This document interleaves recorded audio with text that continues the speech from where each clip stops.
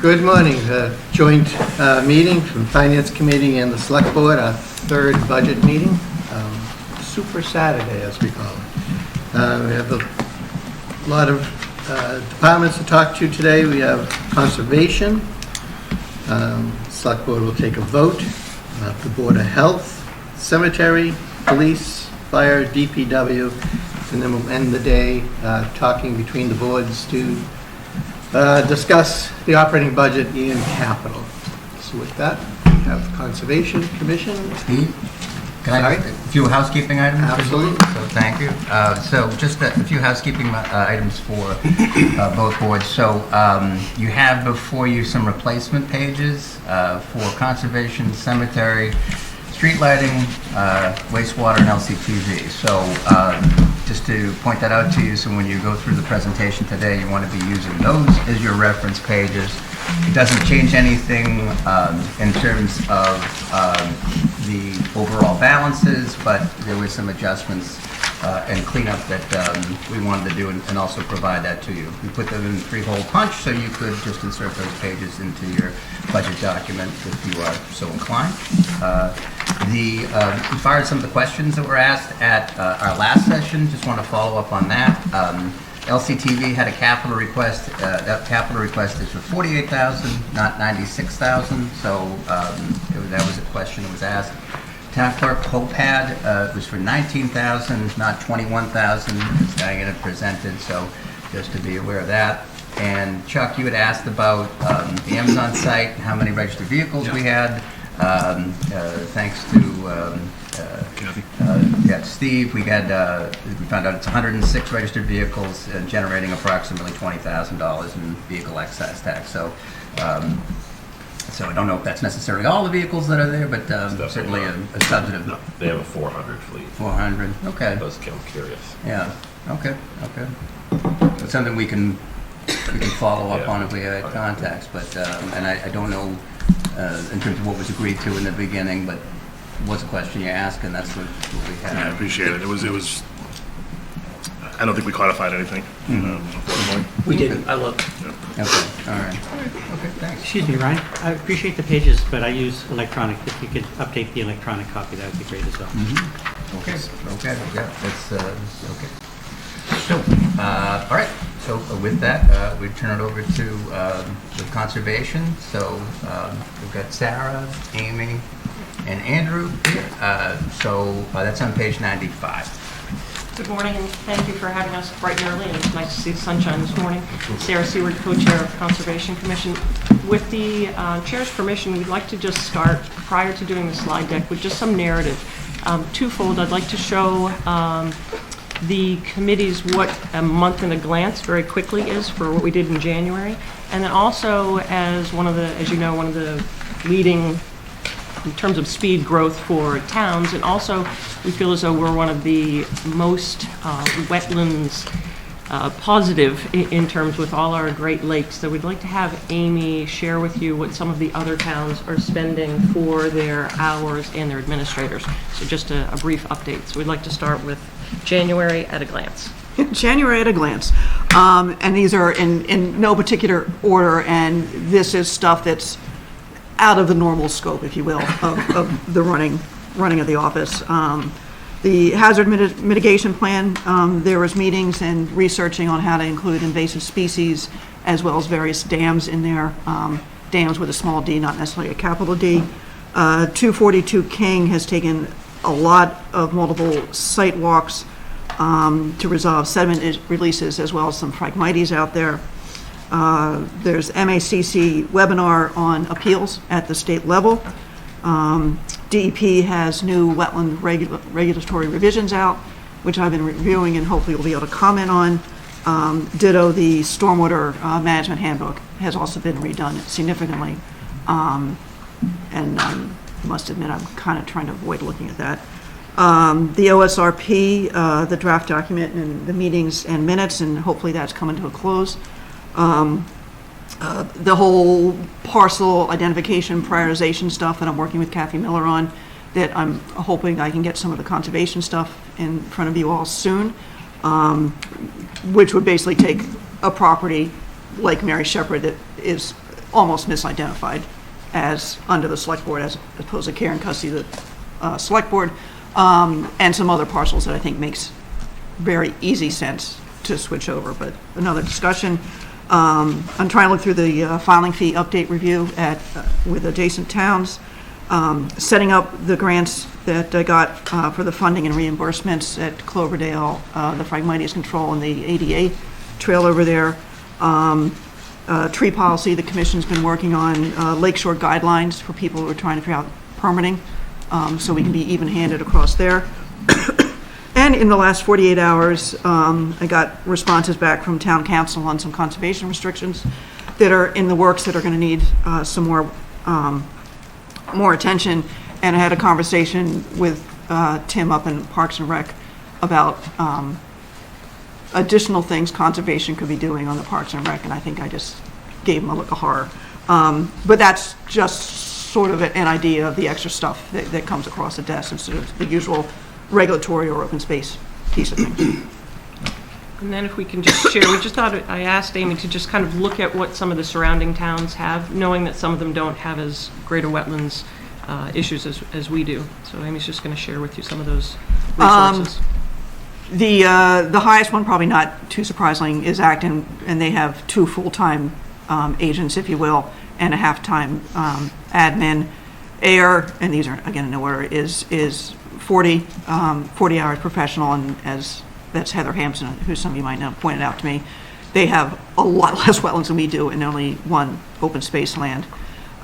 Westford is 62 and a half hours with 2 professionals, 1 admin. Stowe is 69.5, and they contract out their minutes in addition to that, and they have summer help. And Harvard is at 40 hours plus maybe 4 hours a week of admin. And I haven't gotten through to Boxborough, Chelmsford, or Maynard yet, but that just gives you a quick idea. And we're happy to submit this as well.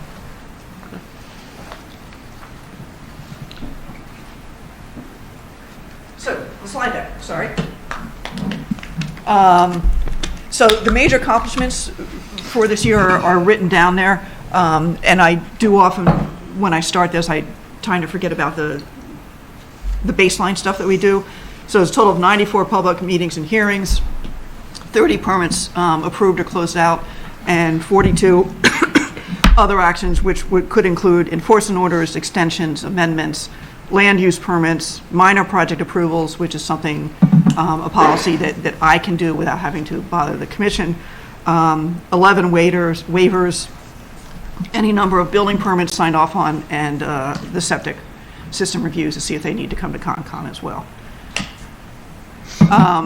Conservation land access improvements, there's about 1,000 feet of boardwalk constructed in, excuse me, the town forest, Hartwell and Newtown. Those were funded primarily by CPC, Light and Water Community Grant donations, and then the rest out of our established budget.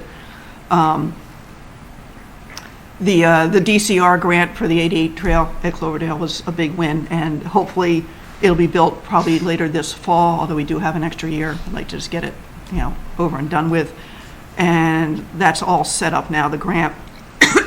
Invasive plant species management and education, that includes the grants that literally pretty much just fell into place for controlling the Phragmites, of very severe invasive species over at Cloverdale.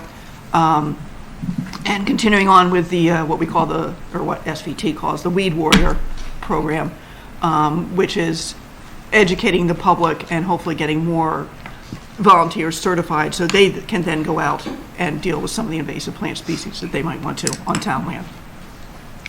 And over 150 site walks and inspections throughout the course of the year. Excuse me, before we leave this slide, how did the DCR grant come about?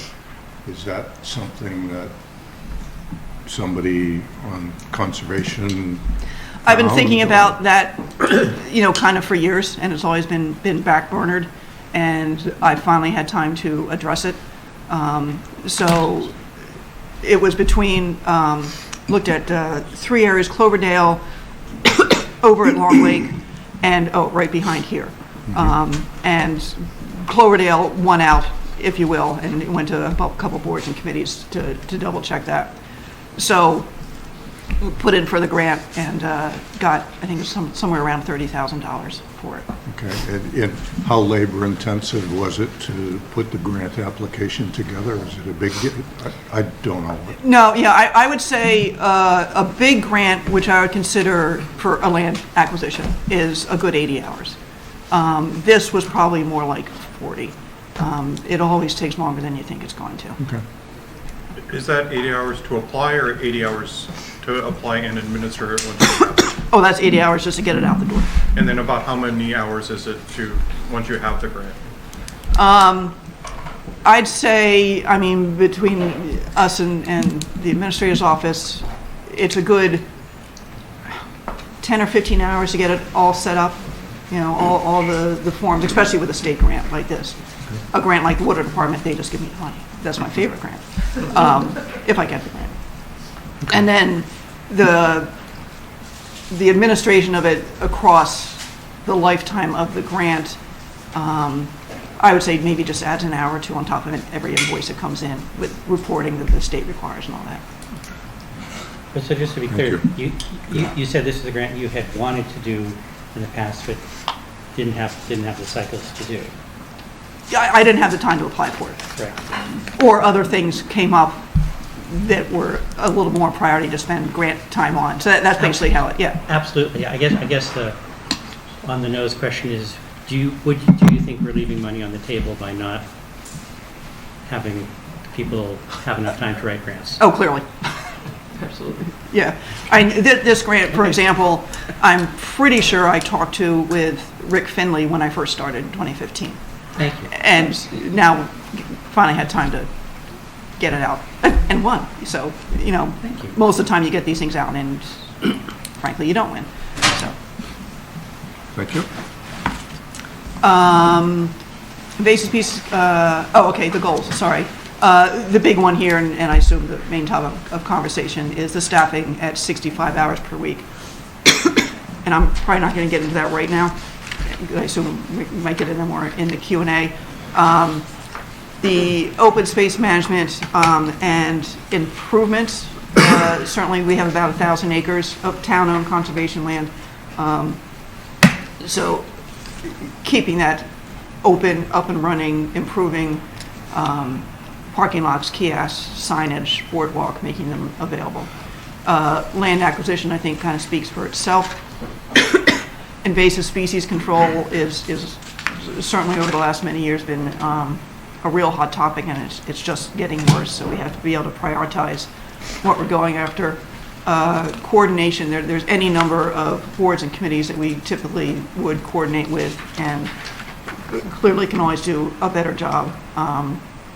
Because I did, well, let me say. And the conservation restriction standards, I'd like to make sure those get embedded, especially that if the town's taking on a new conservation restriction, that at the very least the owner puts in bounds. So 10 years down the road, everybody knows where that thing is. And also that they either do what's called a baseline documentation report or provide funding for a baseline documentation report. Because we've been doing them in the past. Since you said land acquisition speaks for itself, I have to ask a question. Is the land acquisition also include things like setting up a rubric or measurement, so when, you know, properties come up, we can actually say this one's worth it, this one's more important to acquire than that one? That's been a topic for a while, and I don't think we necessarily want to rank properties, but the rubric I think is important. Yeah, absolutely, and we are, and we have in the past been looking at creating a finalized version of a draft that we've had in circulation for the last couple of years. To have something set in stone, I think would be, well, maybe not in stone, but in some kind of rigid material, would A little flexible. a little please. flexible, a little bendy, would be good, because if a property did come up, we could say it checks, you know, 80% of the boxes that we'd like, and this is why we should buy it, as opposed to just saying, hey, this is up, let's buy this. Why do we want to buy it? Well, it's very subjective, so to have that in writing in an actual rubric system would be very helpful, and something that we certainly would like to have in place. And I think I distributed to the select board, the SBT is hosting a workshop on exactly that. In Stowe, is it, on the 28th? It's in Stowe, yeah. Yeah. which I thought I'd intend to get that started. And before we move on, as we're talking about conservation restrictions, I think as we look at hours for the year, it takes Amy and help over 40 hours annually just to try and stay abreast of the conservation restrictions. It's perpetuating more and more work each year, so, especially with encroachments. Yeah, So that- once they're set up, they need basically annual review, and as with any property owner, if someone starts encroaching on it, you want to find about it earlier rather than later, and especially when we had one where it was close to legal action, but then we were able to work it out, so.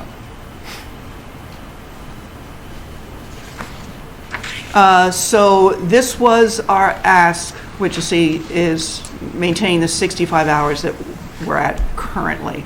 And one thing I'll say about the numbers in here is there's a little bit of float in here. At the very least, I would like to get a check on what I was entering in my spreadsheet for multipliers on some of this stuff. So these numbers might change as they go. For instance, if I use the number of actual week or actual hours versus the 0.62 FTE or whatever it is, you get a slightly different number. So I just want to make sure we're apples and oranges here.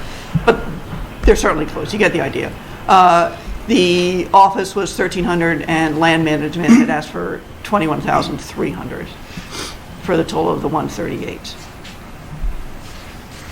And then this is the TA's revised. Did you revise this slide, or is it? So we'll come, this is okay, partial, right, but yeah. then we have another, so you can, I mean, I can speak to this. So in reviewing the budget, we talked about trying to plan for some succession planning. There's a retirement coming up, so we're trying to take that into consideration. So in the FY24 current budget, we have currently the assistant is budgeted at 19 hours, and the conservation agent's budgeted at 25 hours for a total of 44 hours. So it's our understanding that conservation agent will be leaving within fiscal year 25. So we needed to make plans for that, as well as the fact that, as was explained to us too, there's a lot of sort of additional work that needs to be done. So we've temporarily added the hours to the assistant conservation agent. I think some of those hours are being paid for by LELWD, as well as we've got some supplemental money in the land use budget that we've been, again, having that person essentially been working over the last couple months, I think, has been? Since December 1st about. December 1st, yeah, as full-time. So what this budget presumes is that individual will continue, the assistant conservation agent will continue to work on a full-time basis, and will continue in that manner until such point that the conservation agent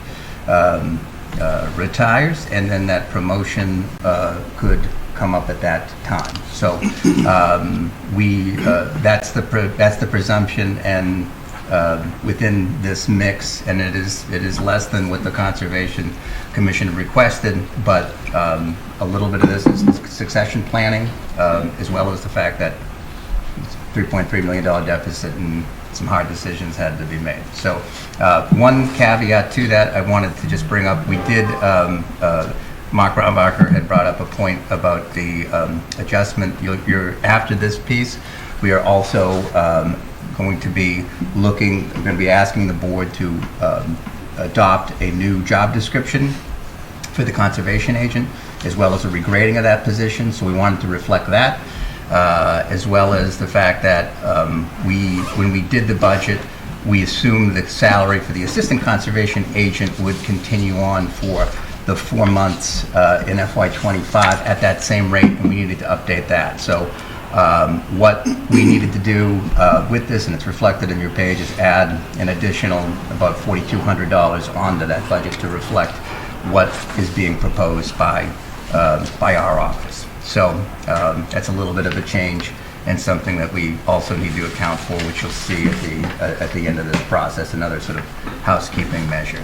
So really, you know, the difference between the two, at least in terms of where we are with the FY24 budget, is when you combine the hours of the conservation agent and the assistant conservation agent, it's about 44 hours worth of time, and where we would be at the end of FY25 in this process would be a full-time conservation agent at 40 hours. So, and you know, to be able to do that, we also wanted to have the assistant conservation agent working full-time to be able to learn the job. I'm not making any presumptions about who's hired or how that process works, but you know, that's essentially what that plan, at least, you know, what's in the budget at this time.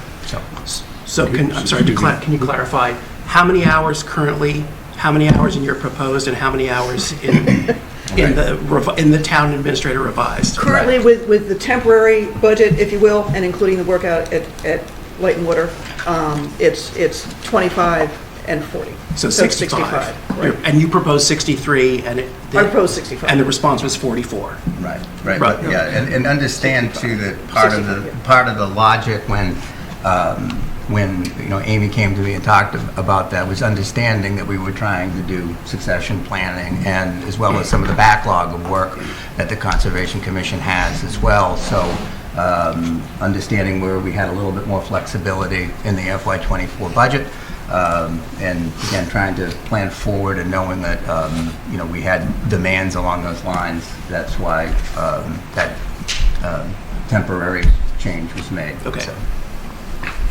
One more thing. So in this updated wage column, the conservation agent is how many hours? I'm sorry.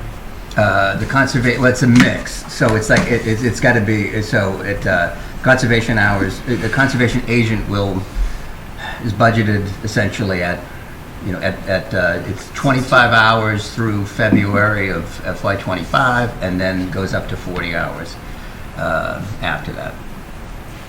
And the assistant is? The assistant would be 40 hours through February 2025, and then come off the books at that point.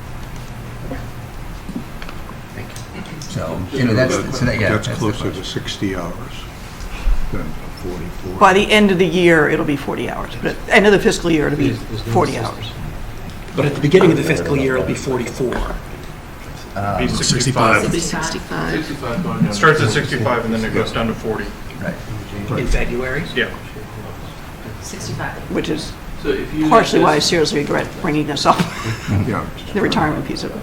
If it stayed at 65, then that budget number would be closer to like 130, 140. I think so. If they looked at the, It'd be basically what we asked, yeah. right, it would be closer to the ask, right. So, just so I'm clear, so in February, we would be, you would be gone. Yep, And your replacement would be there full-time. yes. But we would be losing a half of a full-time equivalent, as well as replacing, I don't want to cast any aspersions here, someone who has a ton of experience with Littleton specifically and conservation in general, with someone who started 2 years ago. Yes. Okay. So that makes me a little... Or hiring somebody Or with a lot hiring more someone else, and right? losing But the assistant. we haven't had great luck at hiring recently. It's been tough at market. So I'm curious, you know, what will the town, what of those things that you listed will go away if you go down to one FTE? The list is long. The list is long. So basically, the Conservation Department has sort of two roles. One is regulatory on the wetlands and the permitting side of things, and the other one is on the open space piece of it. When I started here at 25, I was doing pretty much nothing on open space because there was just no time. As I got going, I was able to do more. I think probably the most important role is the agent is supporting the commission in reviewing projects and making recommendations of how the projects are regulated and can get through permitting, both in terms of hopefully trying to avoid a denial and get to that point, or if a denial or on another track an enforcement order is required, providing the support and backup to make sure that those documents are set. You're incredibly lucky with the depth experience on the Conservation Commission, but I think as you all sitting here know, they don't necessarily have time to delve into all the details on a project that's in front of them. And it would also mean that a lot of what we do, especially with the assistant now, being able to do more of it, is providing, the single family home owners with more advice and more time. Tim, God bless him, has spent hours with some of the single family home applicants to help them fill out the forms and understand what they need. Which, frankly, in the past, I've gotten as far as I can and then had said, you're gonna have to hire somebody. Push it off on them. All of the Wetlands, the wetlands designations. approval delineations, I got a call from somebody yesterday, was trying to figure out if their property was buildable or not.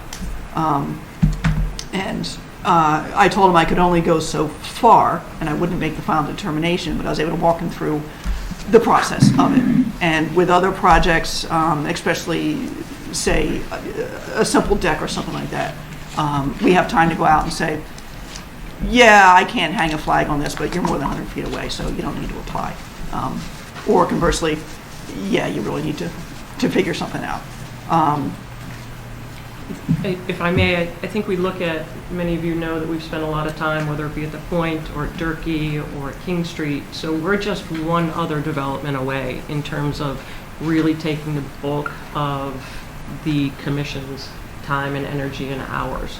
So getting back to the original question, the homeowner will now have to be faced with having to get more professional experience. They'll have to hire more engineers, and I think ultimately there's going to be less time that the commission will be able to spend helping the people that have their applications, whether they be long or short, especially with all the people that have water frontage here as well.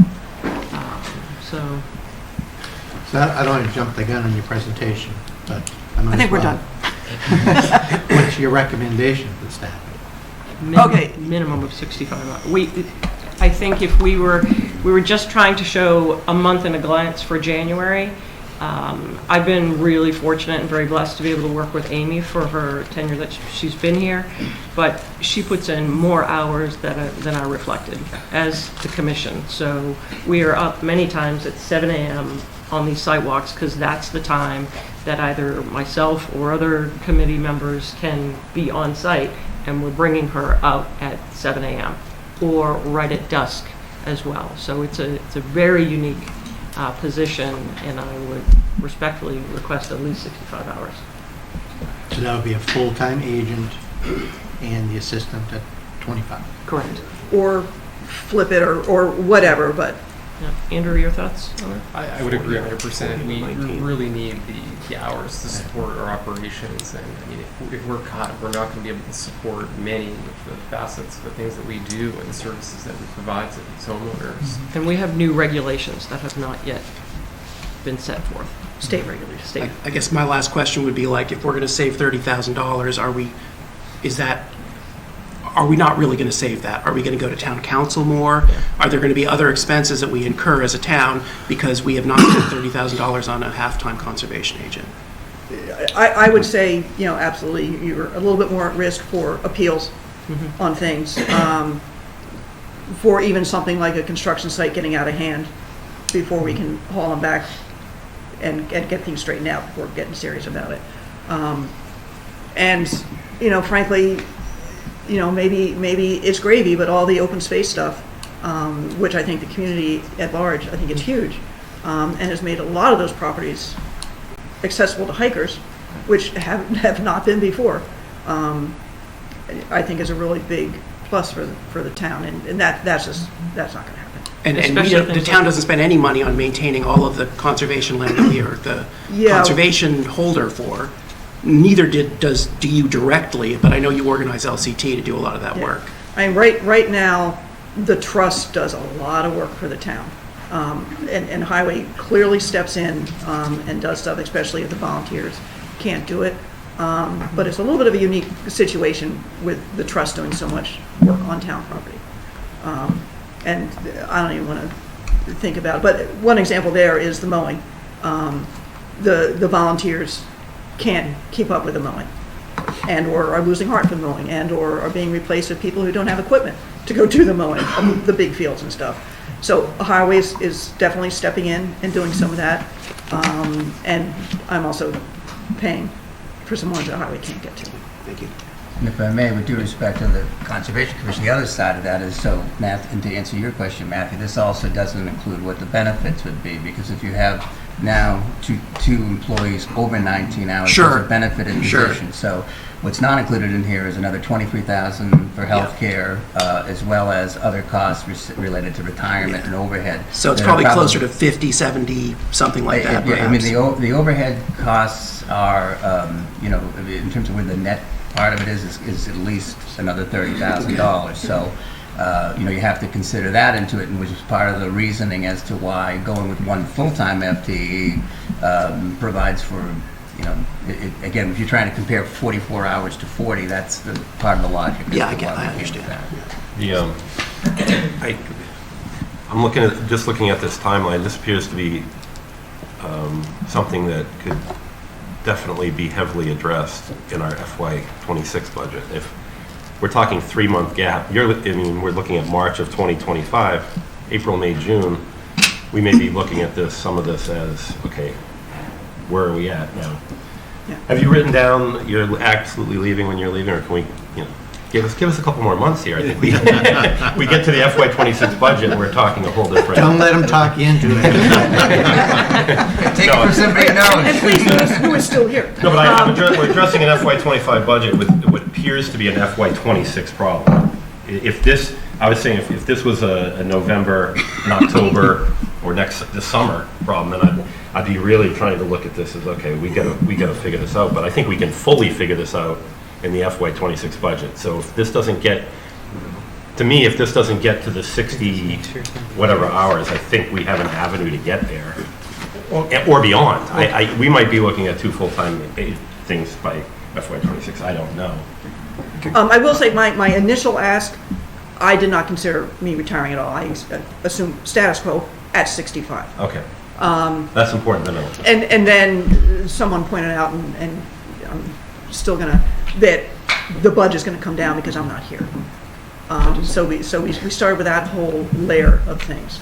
And so that was almost a separate can of worms. Yeah. Is, the transition piece of it. Yeah. So how long it might take to hire somebody? Do you need overlap? Are you or are you not promoting within? It's a whole. So if you didn't announce that you were going to be retiring now, we wouldn't actually even probably be considering this reduced budget, because Yes. Yeah, let's not punish you for actually succession planning. So I'll add this, regardless of what we do as far as number of hours that sit in that office, we should be budgeting some amount of money for professional services, because we're losing institutional knowledge that we just, Yeah. whether it's Tim or some other player to be named later, there's going to need to be some dollars available for the professional services, because it's the nature of the beast. It's reality. Institutional knowledge is walking out the door, and we can't train Tim up. I'm sure he's a superstar, but we can't train Tim up to be, years of experience and know the town and where the bodies are buried. So But to conversely, speak. that is a benefit, is he does now know the town, he knows the filing system, he knows Yeah. where things are, so, but that's a discussion for another day, I think. Yeah, and I think, as Matthew pointed out, that we are having a hard time hiring people, and so what we've been trying to take as an overall strategy to town is to promote from within, too, and trying to take that strategy, and I think we found success with that. I think I'm looking across the table at an example of that in Robin, and so that's partially what that reasoning is, and taking people who know the town and are invested in wanting to stay here. And that was also part of the reason and rationale as to why the December 1st and making that investment in the individual who's there now to demonstrate a commitment to that individual as well. And again, succession planning, at least is how we're trying to think of it. Joanne, I guess my question is just to you on this one. So the sheet you just handed out this morning for conservation has a total of $118,859. Right. and is a part-time agent, and Amy leaving halfway through the year. And they're proposing $119,000, which is only $1,000 increase. But I believe what Ryan has assumes the grade change. Actually, that's not much. It does. It's It does include. $400. It's Yeah, not the much. grade change as Yes. well, right. Well, that should be reflected in this news proposal too, right? Right. but so That's this why I'm is- saying that these numbers are, This is their slide, so we have to tweak it with the change, the prospective change for the conservation agent to be upgraded. So that's what that slide is, right? No, this is prior to that, so I think this is, as I understand, the Conservation Commission's recommendation to stay at the 65 hours, as well as adding the hours for the assistant agent, pretty much is what they're. so to nail down these numbers, I think somehow we need, what are the ground rules? You know, how many hours are we looking at in the department? Yeah. That's a big one. It's The really land what it was. management, It's a couple you of know, thousand with the grading. Right, exactly. That I was think- back. I thought there was a slide that was 138. Yeah, what that they was, were at. the original was That 130. was the original That was the ask original proposal. without the grade Right. change. So we're basically talking about a And no difference of about 20,000, but then we'd also have to put in, if we went with this presentation, we'd also have to find another at least 24,000 on the healthcare side of things, because it would be another over 19-hour position. And what does But reducing the, I'm sorry, go ahead. but Tim right now is working 40, Mm-hmm. so he should be benefit eligible. You should be, right, but again, it's you know, it would also be for essentially right now, it's for a half year, and we're essentially kind of absorbing it within the fact that we have other vacancies right at this point. So the budget's got to presume that everybody's here at that time. But the new one would have Amy be half year and benefit eligible and then stop. The new one would have Amy, Yeah. yes, right, and then we would add, yes, so it's just, right. And I think a lot of that detail is I see almost you. noise. Yeah. If we're looking, but what the big one obviously is looking at, are we looking at 65 hours, 40 hours, something in between? And I'm sorry, what is reducing the land management by 60%? Like going from 21,000 to 8,000, what impact does that have? That was, when I first did the budget, I hadn't heard about any grants. And, I don't know, 2 or 3 weeks ago, I got funding from the Water Department. Okay. The CPC, which obviously still needs a vote, had put in for a grant, which we didn't get, but that's why Okay. it's come down. And for another time, there's also a question of the Oak Hill Stabilization Fund, and how that can be used. So to Gary's point earlier, if there was a way to phase this in a little this fiscal year, and then maybe short staff for a couple of months after Amy leaves and talk about it again in the next budget cycle. Is that a possibility for the commission? So, I mean, start discussions about it probably in December. Well, yeah, Right, during yeah. the whole budget cycle, Yeah. which starts in Yeah. September, October. I think getting back to we're only one big development away where you're going to need more than 65 hours. And so in a perfect world, you might have a gap for 3 months, it might be a little calm, but that's also the height of the building season. But you'll be looking at possibly, I mean, from everything you're telling us in trends, you're looking at 2 full-time individuals at conservation. That's where I'm trying to get my arms around that, getting to, because I think that's what's And to a needed. degree, that That's could where depend we're on going the to end people, up. too. And I think the assumption that we can write it out and then next year we'll be in a better position to add staff. All indications are that next year is going to be at least as hard, if not much harder than this year. So I think the notion that next year would say, yes, yay, verily, let's add another position. Yeah, maybe. I wouldn't count on it. It's taken us, Amy, all the time that Amy's been here, just to bring our conservation restrictions up to speed, and we're still not 100% there. And so we're just trying to keep the town out of litigation as well. So, And who would be the progenitor of that litigation? Would it be the state saying that we're not upholding the regs, or would it be the parties involved with the land itself? It could go either way. Either the state could say, we're not doing what we're supposed to be doing, Right. and honestly to God, I think the state is the least likely to do that because they got other things to do. Of course. It would be between the CR holder and the property owner. So the town and the property owner.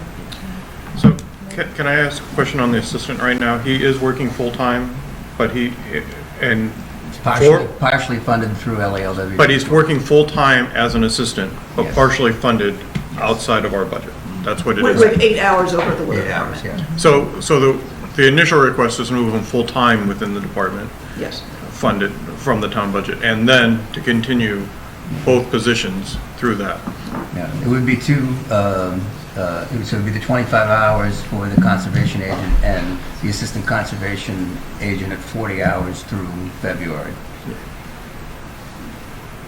I have one more question about benefits. I hear you talking about benefit eligible. If someone comes on and their spouse or their domestic partner has health insurance, do we still budget this $24,000 and keep it aside in the event that that person's partner loses their health insurance and now they Yeah. want to come on our rolls? Yeah, so we always, something we're always looking at. Yeah. So when we make the hire, we have to make that assumption. So we're always sort of adjusting it based on what the real world changes are. But when we budget the position, we also budget the benefits associated with it as well. So, and then, we will come on and potentially, tweak it thereafter once we see what the actual figures are.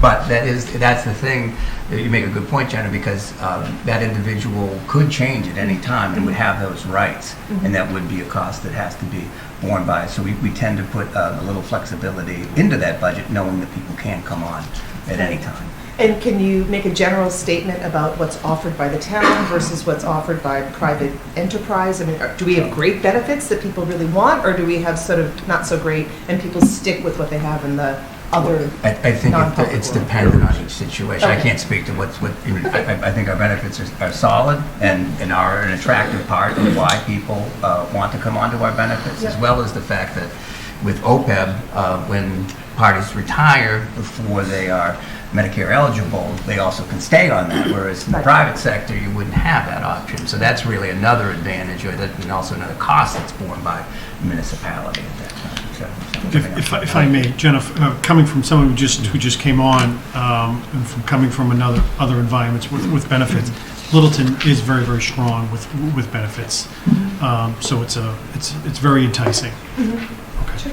But on the assumption then that we're budgeting for everyone taking the insurance and some percentage. No, I didn't say that. I said we recalibrate once the individual comes on, and then then we're constantly sort of chasing that each time for each fiscal year we're looking at. There are things that happen during the year also. Yeah. So you could have somebody who gets Comes married off. and all of a Comes sudden off. they move from a single plan Right. to a family plan.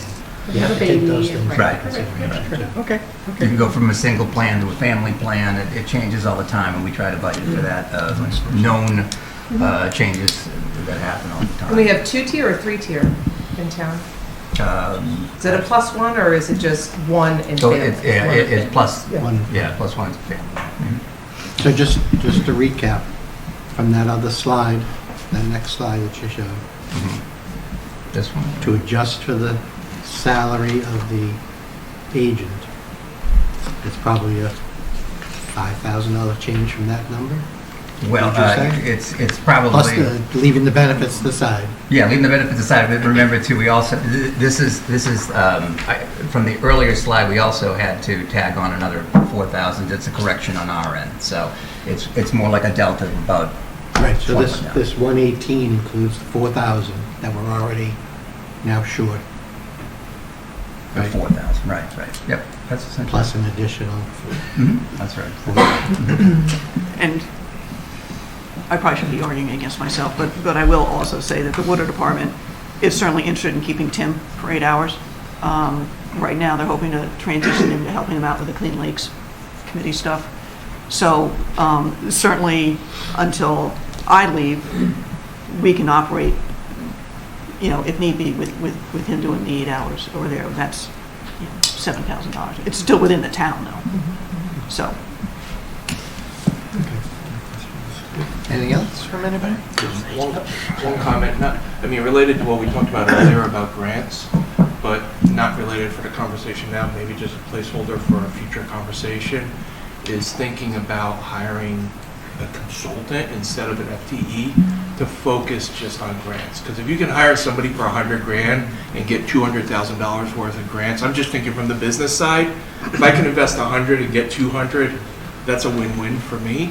So I think just putting it in the notes so then we can look at it in the future, because it's not just this department. We hear every department, they don't have enough time to work on grants. So maybe let's think about that. Yeah, We had a lot of conversations about that at the last meeting. Okay. I'm hoping to But get your point's across I was in the line. Vegas during the last meeting, so. So how much did you bring us? Balance the budget. Zero, I came back with a negative number. Can't help us out. I was hoping before I left it to get across the line for having gotten $1 million in grants while I was here, not including CPC, because that's kind of a separate issue. So And where are you at? Thank you. that's an average $100,000. Hey, for a little apartment, I'll take it. And how close are you? I'm at like 900 something. Thank you. Thank you. Can't leave till it's done. When you win, it's fun. When you don't, Your new goal is 2 million. Let's go. Classic Chuck. So instead of retiring, you want to become a grant writer? no. You want to think about it. I need at least 3 to 4 months after writing a grant to even think about doing another one. There you go. All right, anything else for conservation? Thank you. Thank you. Thank you for your time. Thank you.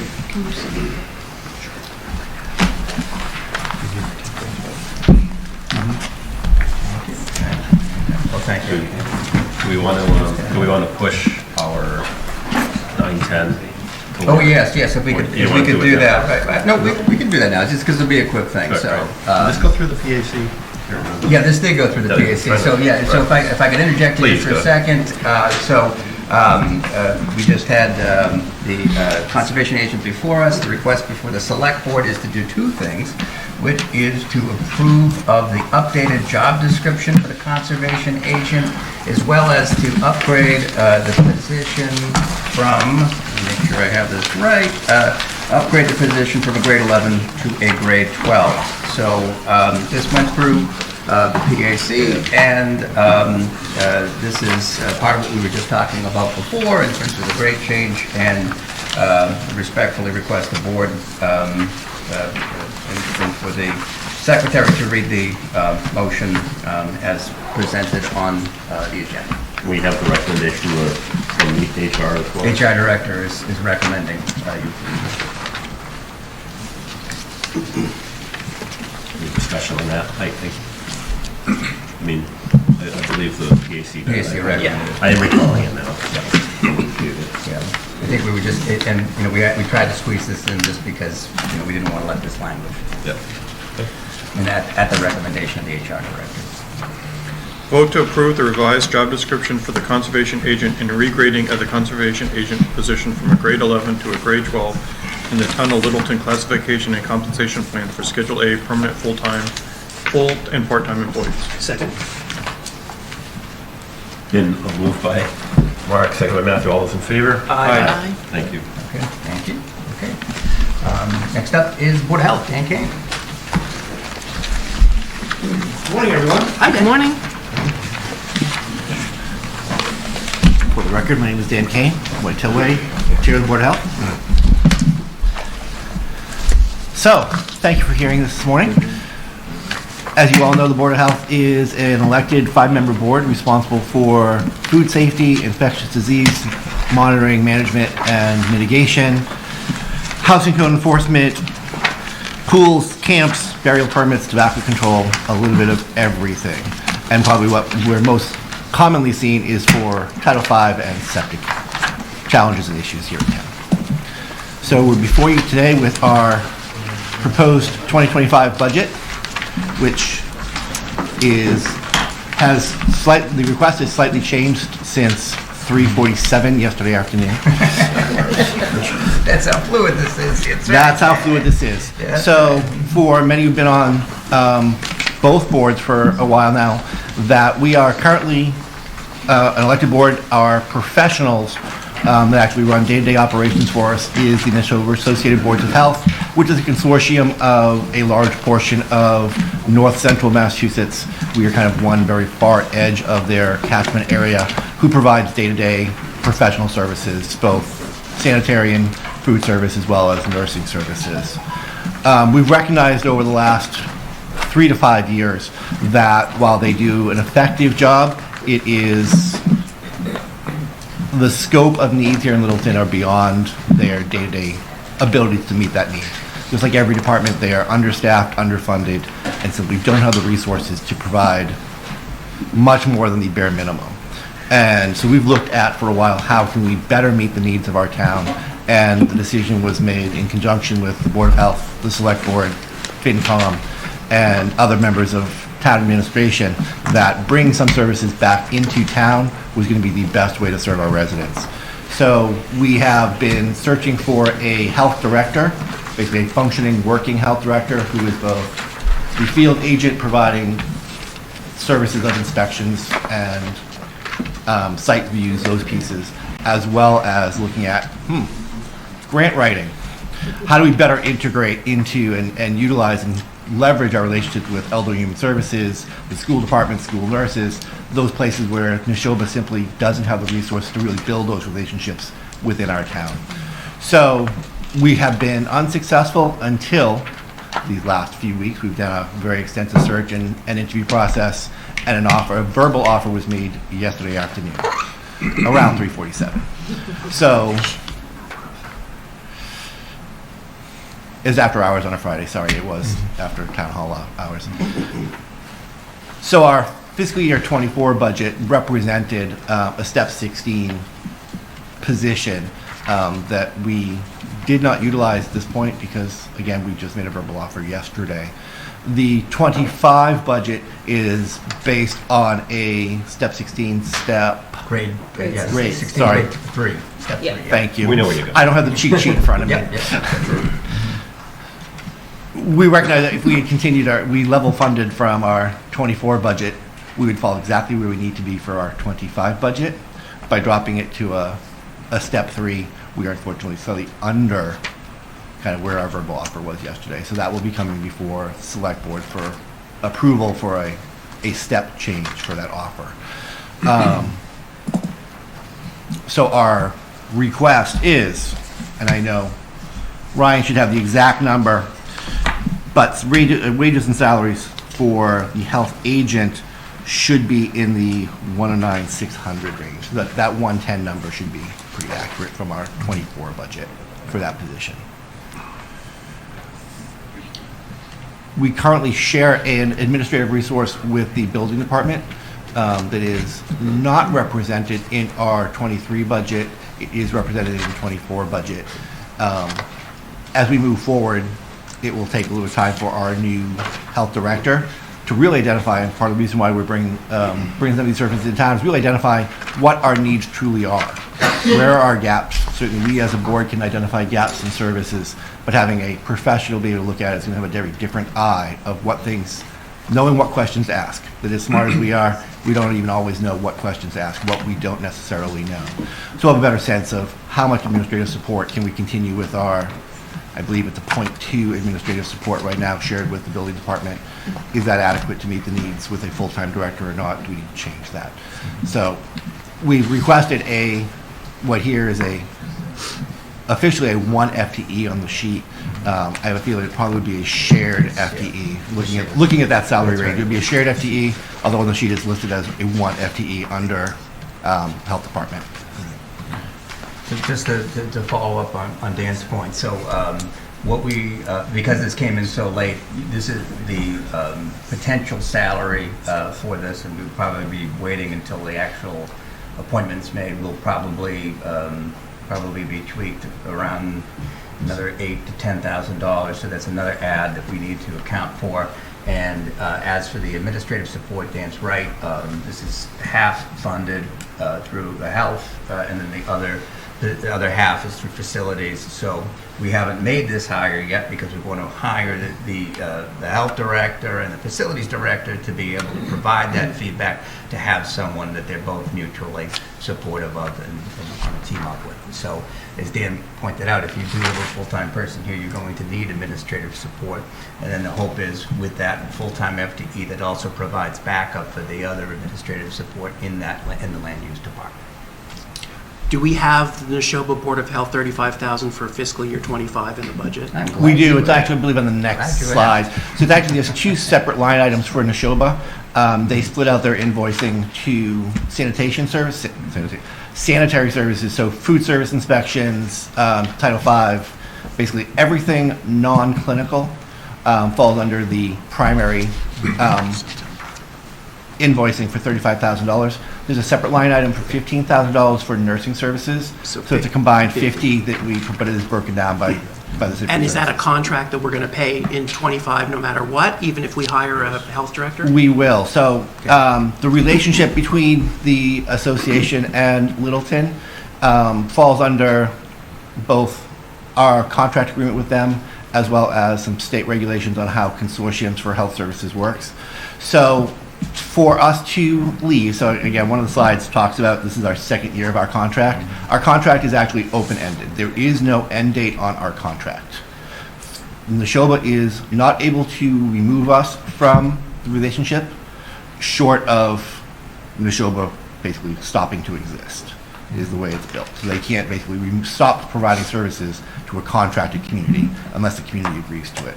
From our side, as we've been through this before in our first round attempting this process, that for us to leave our contract requires a vote of the Board of Health to choose to, we believe it is in the best interest to sever this relationship. It would then take going on the town warrant, going to town meeting deciding that we agree with the Board of Health, we're going to terminate this contract. As part of our contract, Neshoba needs at least 1 year before it can end. Again, they are funded through their consortium members, so for us to pull out relatively short notice would create a funding gap for them as well, and therefore potentially impact multiple members of their community, not just us. So we are looking at minimum 18 months to 2 years from the decision of we would like to sever our relationship.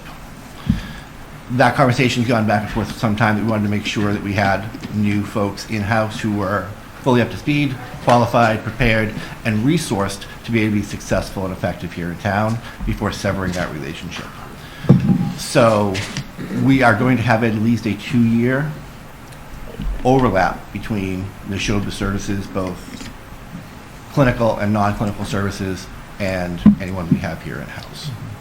Looking at our budget currently, we do not have a nursing service piece into our budget for 25, which is a requirement for a health department to provide nursing services to their residents. So that would be, as we move forward, someplace where we're going to, as that transition happens, we're going to be going up a little bit as we start bringing resources in, as we prepare to stop paying out and end that relationship there. So there will be some financial cost having this overlap. The upside, of course, is we have an overlap and we have some opportunities to make a full transition without turning it off today and coming up 100% tomorrow and not necessarily being ready to go with that. Dan, would a full severance of the relationship even ever be necessary? I mean, the efficiency of using the nurse services, for instance, if that can be contracted, I know some of the towns utilize that service and that's a la carte. So from what we understand, that they actually do not provide nursing separately while it's invoiced separately. Okay. They have a, you are or you aren't. So one from column A, one from column B is not really an option from their board. At our last conversation, when we actually were negotiating this current relationship. So I agree, I would think that for some length of time, that would be a great option. Yeah. Unfortunately, again, we can certainly re-explore that with them, but when we last discussed it, it was you're a member or you're not. Is that the same case of someone that's putting the temperature thermometer in a suit at a restaurant and someone that's doing a Title V inspection? Do they break those services up potentially? They don't? No, you are a member or you are not. Okay. So we provide our package or we don't. That there is, again, kind of lost in some of these numbers. Currently, we are paying our assessment to have them simply provide services. All of the associated fees that go along with the services also go to Neshoba. So we pay them to provide the service, and then me as a resident who needs a Title V, I need a site visit, I need a plan review, and I write my check, the fee for service also goes to Neshoba. So during our transition, and we've talked to them, it's really not written in because this is a bit odd for their model of having someone who provides some things in-house or is looking to and some not. As we provide services in-house, those fees will go to the people providing the service. So as we have a new director, as every Title V plan that goes across their desk, that fee for service would be coming into the town rather than to Neshoba. So that the assessment wouldn't necessarily change. However, revenue from fee for service would vary depending on, again, who's doing the actual labor. And if I may, Dan, this budget doesn't assume anything in terms of additional revenue we're taking in, because we don't really know what the phasing of that was when we put this together. We also didn't know whether or not we would be hiring anybody, and frankly, the way this day and time goes, until such point that someone's here in the seat, I'm not going to anticipate anything. So in terms of the revenue, I think it's something we need to figure out, but we didn't want to make any presumption in the FY25 budget. As it relates to Neshoba, I would just remind everybody, when we were entering the FY24 process and we had some questions about whether or not we'd be hiring this position, I attended a meeting for Neshoba, and as Dan points out, they need predictability for what they're doing. So the request or the demand from them was to say, you can stay in Littleton, but it's a minimum 2-year requirement. And FY24 is year 1, FY25, which we're budgeting for here, is year 2. So, and then we potentially could leave, but I think as Dan points out, we also need to give them due notice so that they can plan accordingly. They've been, I think, a good partner, but at the same time, we have to be respectful of what they need to do administratively as well. So I know, I'm sorry, go ahead. If I can just go back to when you were talking about Neshoba and what Ryan just said. So I would imagine with that salary they were hiring, this person is pretty seasoned. They know what they're doing.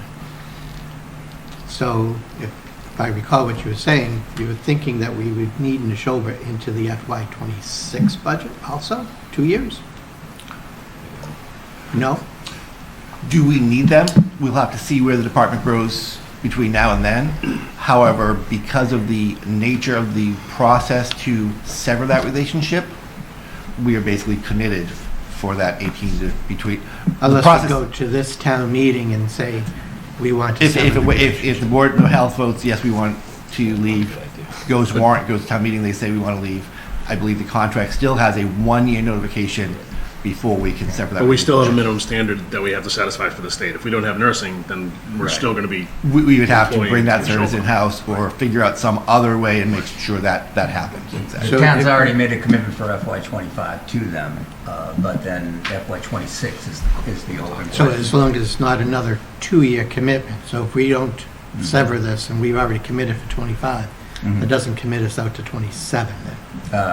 Or 26. Yeah, oh, no, 27, No, yes, 27, yes, 2 right, years. right. It would be separate for us to have to then re-up again. And then I think my understanding of how Neshoba would want it would be another 2-year commitment. 26, after 27 would be that. good. Or we would could go be to in fall this town meeting. With a full-time agent committed to Neshoba till FY27? If we would have to go back to them. Right now, we should be able to extract ourselves from it in after FY25 and FY26. But we'd have to give them notice in We would have to give them, well, we have to give them notice before the fiscal year. Next time. Do we have to give them a notice on a fiscal year boundary, or we just have to give them a year's notice? It's not the. It's essentially by the fiscal year would be. But Dan was saying, the town meeting has to vote it. Yeah, but we could vote it at fall town meeting and pay them half a year. Or, They don't prorate. no, they don't do half typically. years. Yeah, they want to have, yeah. So we're not paying them, we're giving them one invoice for 35 grand on July 1st, and we're doing that every year, or not?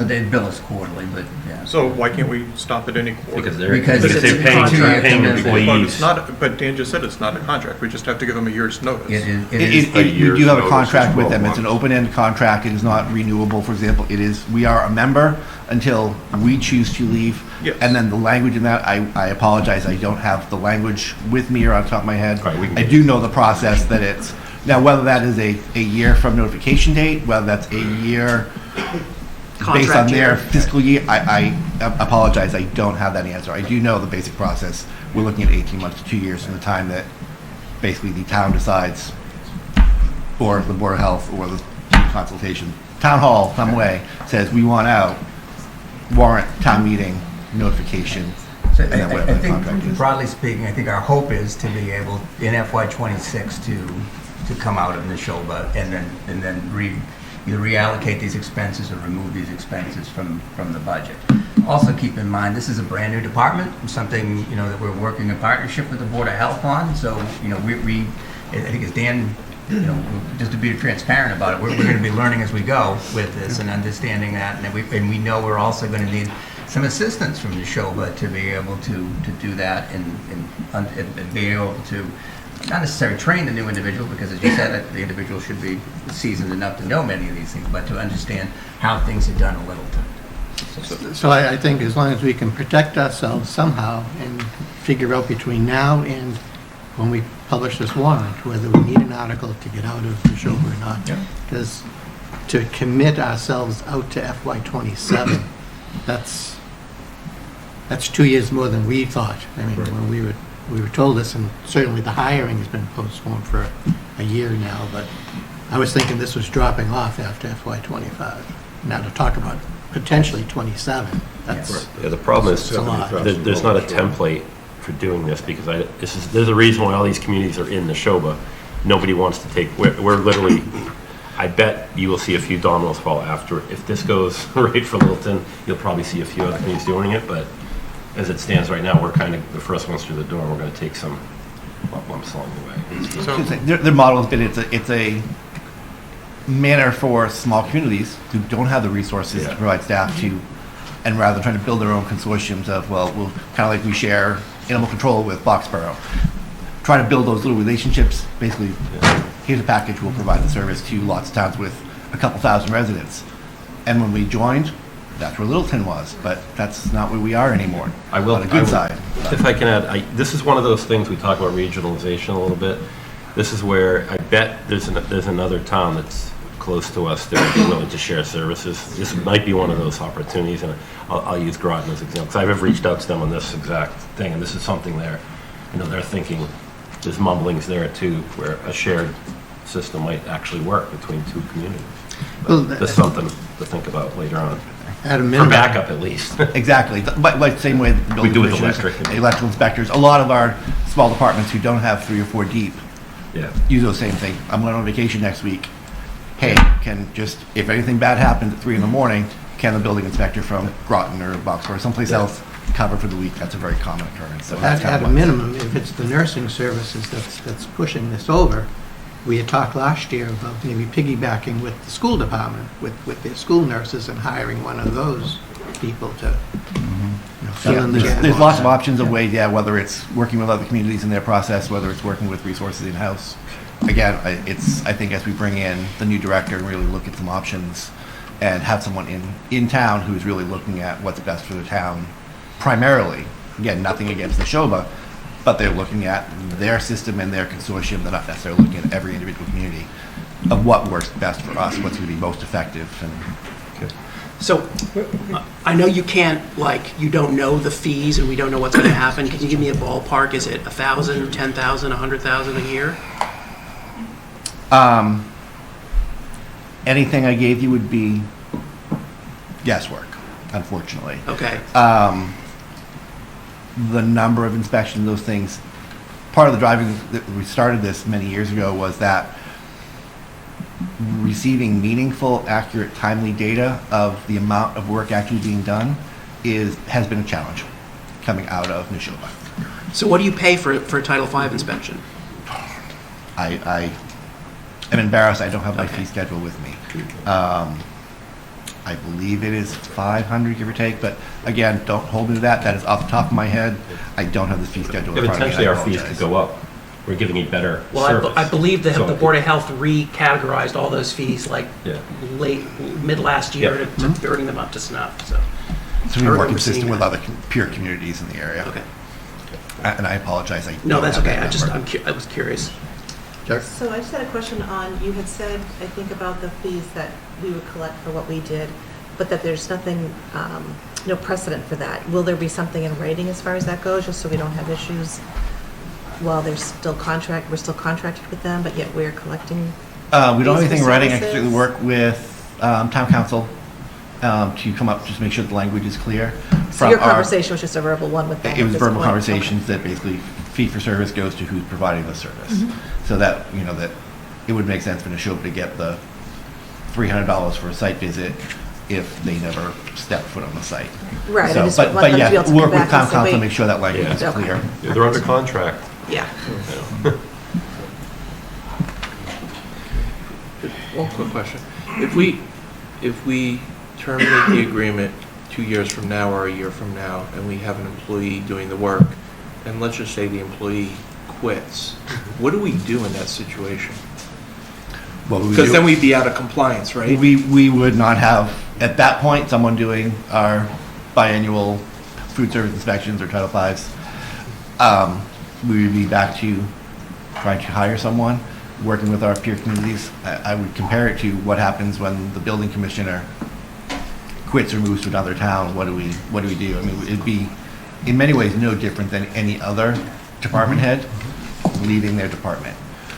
We certainly see at some point down the road, as again we're growing, we have lots of new development in town. We're growing. We're going to have a higher need for service. Conservation, truthfully, has already made my discussion point here of they're looking at, we need 2 full-time agents to do conservation. We currently have less than 1 day a week of health agent service from Neshoba. So, I mean, that's really what it comes down to. When we've talked to them, we've looked at their numbers, it is less than a day a week of service from Neshoba. So, and conservation, again, I'm a scout, conservation, I'm all on board. Those boardwalks, a bunch of my scouts built them. But they need 2 full-time agents to be effective in doing their job. And we have less than 0.2 FTEs currently. So, agreed, we would have a problem, we would have a challenge. But it really would be no different than any other department head with a regulatory responsibility, whether that's building, whether that's electrical, whether that's plumbing. How do we manage that? I'm not saying it's gonna be easy. I'm not saying that at all, because it's a challenge. Neshoba would probably not be an option. They've been pretty clear that you are or you aren't. Having left and they let us back in, I think if we chose to go back, it would be a hard sell, understandable for them. So it would be no different than the other department head of fill the position and work with our peer communities to look for assistance and support.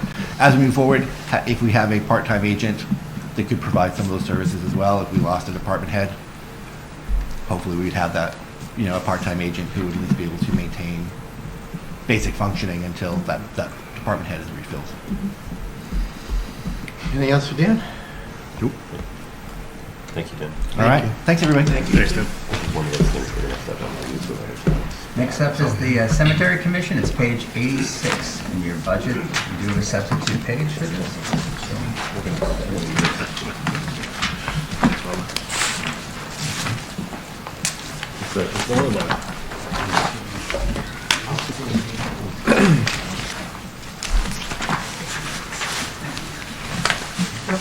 Good morning again, everybody. He's back. I'm back.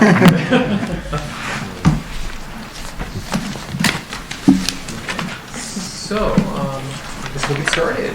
This morning we have a full crew with us, Cemetery Commission and Department. Me is TC, the Superintendent, Ivan, one of the Commissioners, Carolyn, one of the Commissioners, and Ian, our Assistant Superintendent. So I believe that you're all familiar with our mission. We do provide cemetery services at West Lawn and maintenance of the old burying ground in town.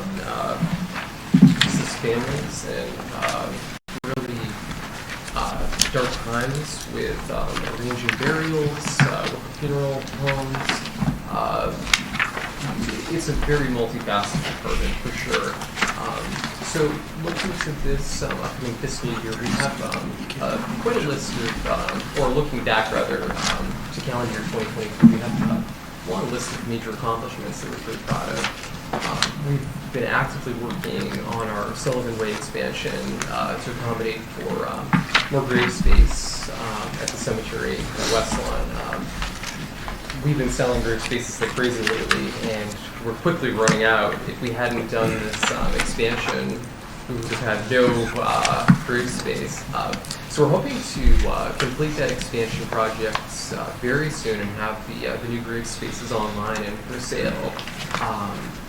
And that's actually one of our goals in the next couple of slides. But we're very proud of that.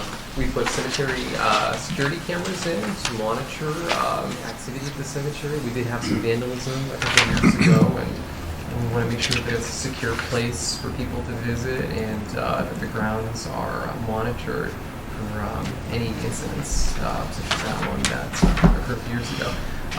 Gravestone conservation and preservation is another huge accomplishment that our department has been implementing for the last 7 years at West Lawn and the old burying ground.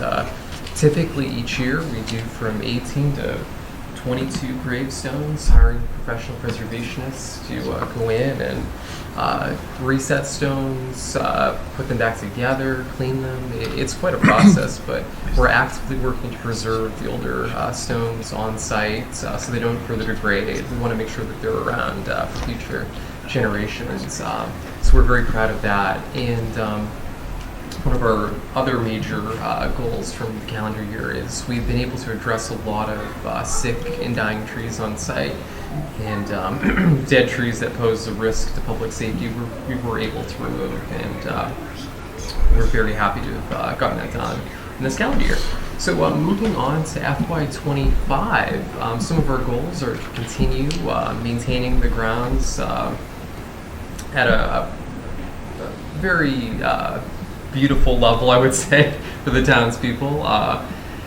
We're looking to update our fees and services to allow for additional services on weekend days, and a lot of our fees for cemetery grave lots and let's say opening fees haven't been looked at in a long time. So we want to compare what we currently have to other towns and see how those additional revenues will help us, because we have greater needs of services, especially in the last couple of years, and the amount of money that we're taking in could potentially help us fund those demands.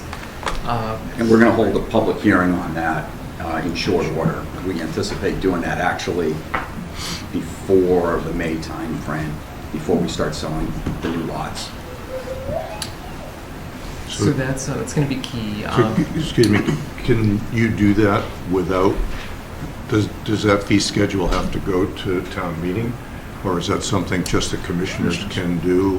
Because if it has to go to town meeting, we've got to get March it on the 15th, warrant. I just don't know what. By March 15th. I'm not 100%. We think we can do it, Okay, a public hearing. Just to watch it, that's all. Yeah, confirm that, but we think we can. Okay. Certainly. So, furthering down the list, building improvements. Our cemetery administration building is actually from 1993 and hasn't had very many improvements or upgrades since that time. Currently, we're facing a lot of challenges with it in terms of water damage, lighting. It's an old building and it's really starting to show its age after 31 years. So we're looking to do an assessment of the building, see what it needs, and see how we can improve things. So that's a major goal of ours, and to also provide additional tree health services and pruning and removal when necessary. That's another major goal of ours for FY25. So is there something in the capital side for the building improvements or not? There is. Okay, we'll see that separately. Okay, thank you. So in terms of capital budget requests, we are looking to get into that building assessment to really move this forward. We have been asking for the last couple of fiscal years to get this done, and meanwhile, we've got water in our building, mold. It's a pretty serious problem, and it's only getting worse the longer that we put it off. So we would really love to have that completed this time around. We were looking to replace our cemetery department truck. That is from 2012, and it's really heavily utilized. The mileage is low, but it's used every day and heavily. It doesn't go far, but it gets used. And then we're looking to do another phase of gravestone preservation work at West Lawn or the old burying ground, depending on where we'd like to target this year. But we would be going to CPC for that and hopefully getting funding through that avenue. Andrew, if you don't mind, I'll just take these two. So in terms of the capital requests, we had originally slated, it was a $30,000 request from the Cemetery Commission for building assessment for that, I guess, what headquarters we're going to call it? It's called the administration building. I don't know what the other title would be. It's a rec room for the residents. Yeah, that's fine. So we originally had proposed that would come out of the perpetual care fund, but both Robin and I looked at that in terms of the legal use for it. The first thing is perpetual care is that you can only use the interest out of that item, as well as the fact that perpetual care is relatively narrow in terms of its potential uses. It's care of the grounds in essence. So if you came out and wanted to buy a lawnmower or an aerator, those would be things you could do, a chainsaw, things of that nature. But probably the building, it's a little bit hard to stretch that out. So we would, we're still supportive of this, but we need to find a different funding source for this. And also, is CPC available at all can be used for something like that? It's already been well, it's not really researched. historic. 1991, I think is it? So 93. Okay. No, I know. Yeah. So recreational. So we do. Yeah. Believe me, we would if we could. Right. We are proposing that CPC be used for the gravestone restoration. So there at least is that. So. And then our recommendation in talking with TC about the condition of the vehicle, I think we can at least bump that out another year and kind of get away with that. So in terms of where we are potentially looking at the building assessment, potentially charging that to free cash, the truck we just discussed, deferring that to FY26. The gravestone restoration would be charged to CPA. And I think you had also talked about potentially looking at a mini excavator in a few years. So maybe you want to talk a little bit about that, TC. We just had a new section developed and laid out, and the landscape architect company that we used did a really, really good job of getting us every conceivable grave space out of that 50,000 square feet. The catch with that is once a year or so of using that section goes by, enough headstones are going to appear that our existing backhoe, there's going to be certain graves where we simply can't fit it. So that what people do when they get into tight sections like that, they revert to the mini excavator because you can fit in a lot better. Okay. And that's, again, not an FY25 or 26, but FY27 is a prospective item that would be under capital.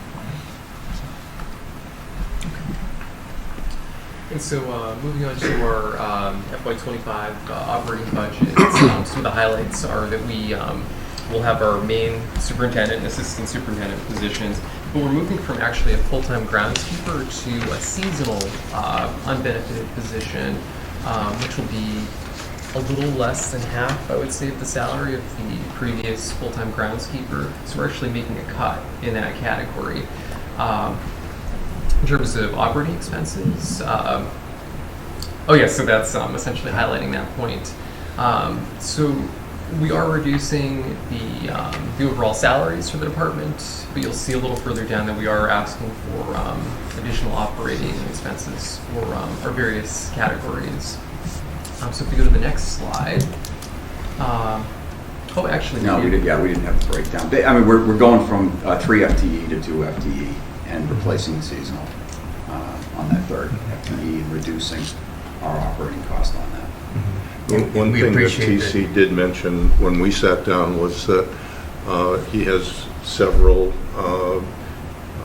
people that are utilizing the tax work-off Senior program. work, yeah. That He's program got has a been couple great of for really us. good We'd like to helpers keep there going with now. that. And just wanted to, give a shout out to the EHS for that so that we can, So we're hoping to post soon for the seasonal help, and if anybody knows somebody who might be interested to college kid or Young person whatnot. home from college for And the summer. what's the season start and end? Well, that's still to be determined, but we're imagining like a May to September kind of Yeah. thing. Is this reduction in FTE a result of retirement, or is it a decision that someone made? Or No, it was retirement. Okay. Yeah. I would note too, we have a standing sort of policy when a position becomes vacant to reconsider and look at the continued need for that. Do we think about reconfiguration, a whole series of choices. So my thanks to the Cemetery Commission for when we sat down with TC and talked about his budget, how they thought about this in terms of how to do things more efficiently. And that's where we kind of came up with the idea of the seasonal employee would be a better meeting your needs. With the senior citizen program and a seasonal employee, we really believe we can dial it in. It'll work. Great. So, just a question for you, Ryan, before you move off that slide. So this shows they're asking for a reduction, their budget's going down 39.5. In the book, it was up 5. The substitute page. So the 30, okay, so the new page. Yeah, okay. the new page covers that. But right. the new page says it's down 34. Right. So, the net's 34. Fair enough. I think it's a question of where we start. okay, so from what we're presented, we're net 39.5. I think that the 39 is from their original ask, not to Right, last the year. original. That's correct. Okay. Thanks. I'm just trying to keep track of our numbers so we can. Yeah, I got a running list. I'm Yeah, putting it I on think the we need to list. look at that number. Our expense number was higher. The savings is the 34, but the prior was the 53, so it's the difference between those two. Yeah. Thank you. I think we need to look at those numbers again.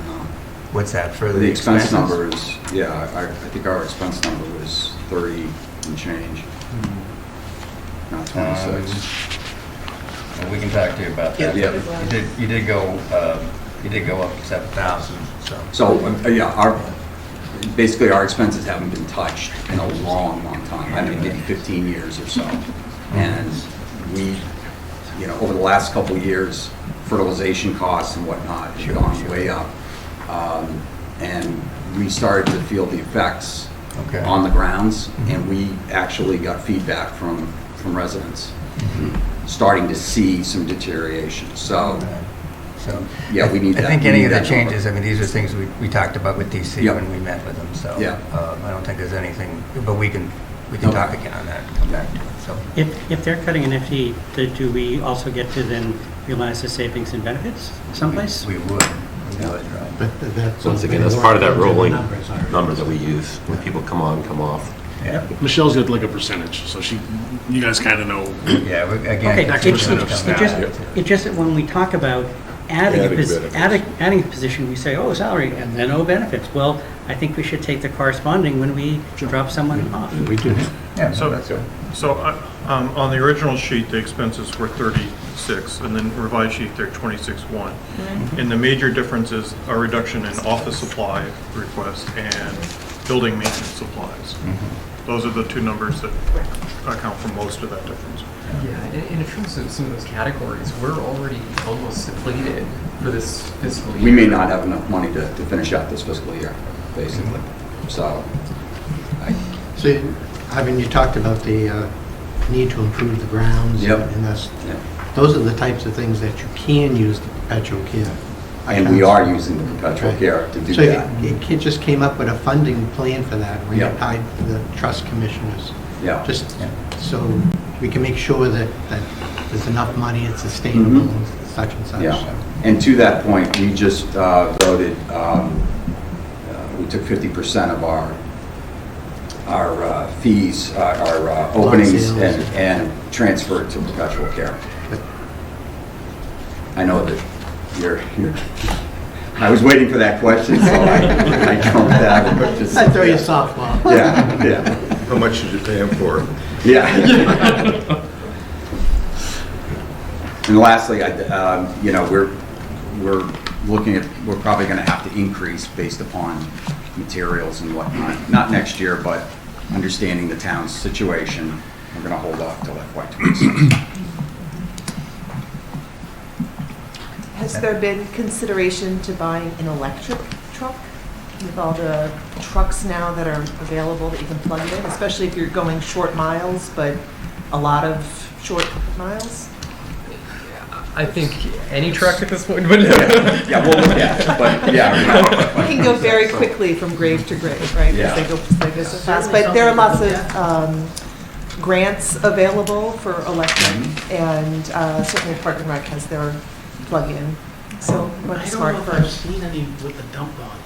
Oh, But that doesn't well, mean they who don't knows have- what will be available in a couple of years.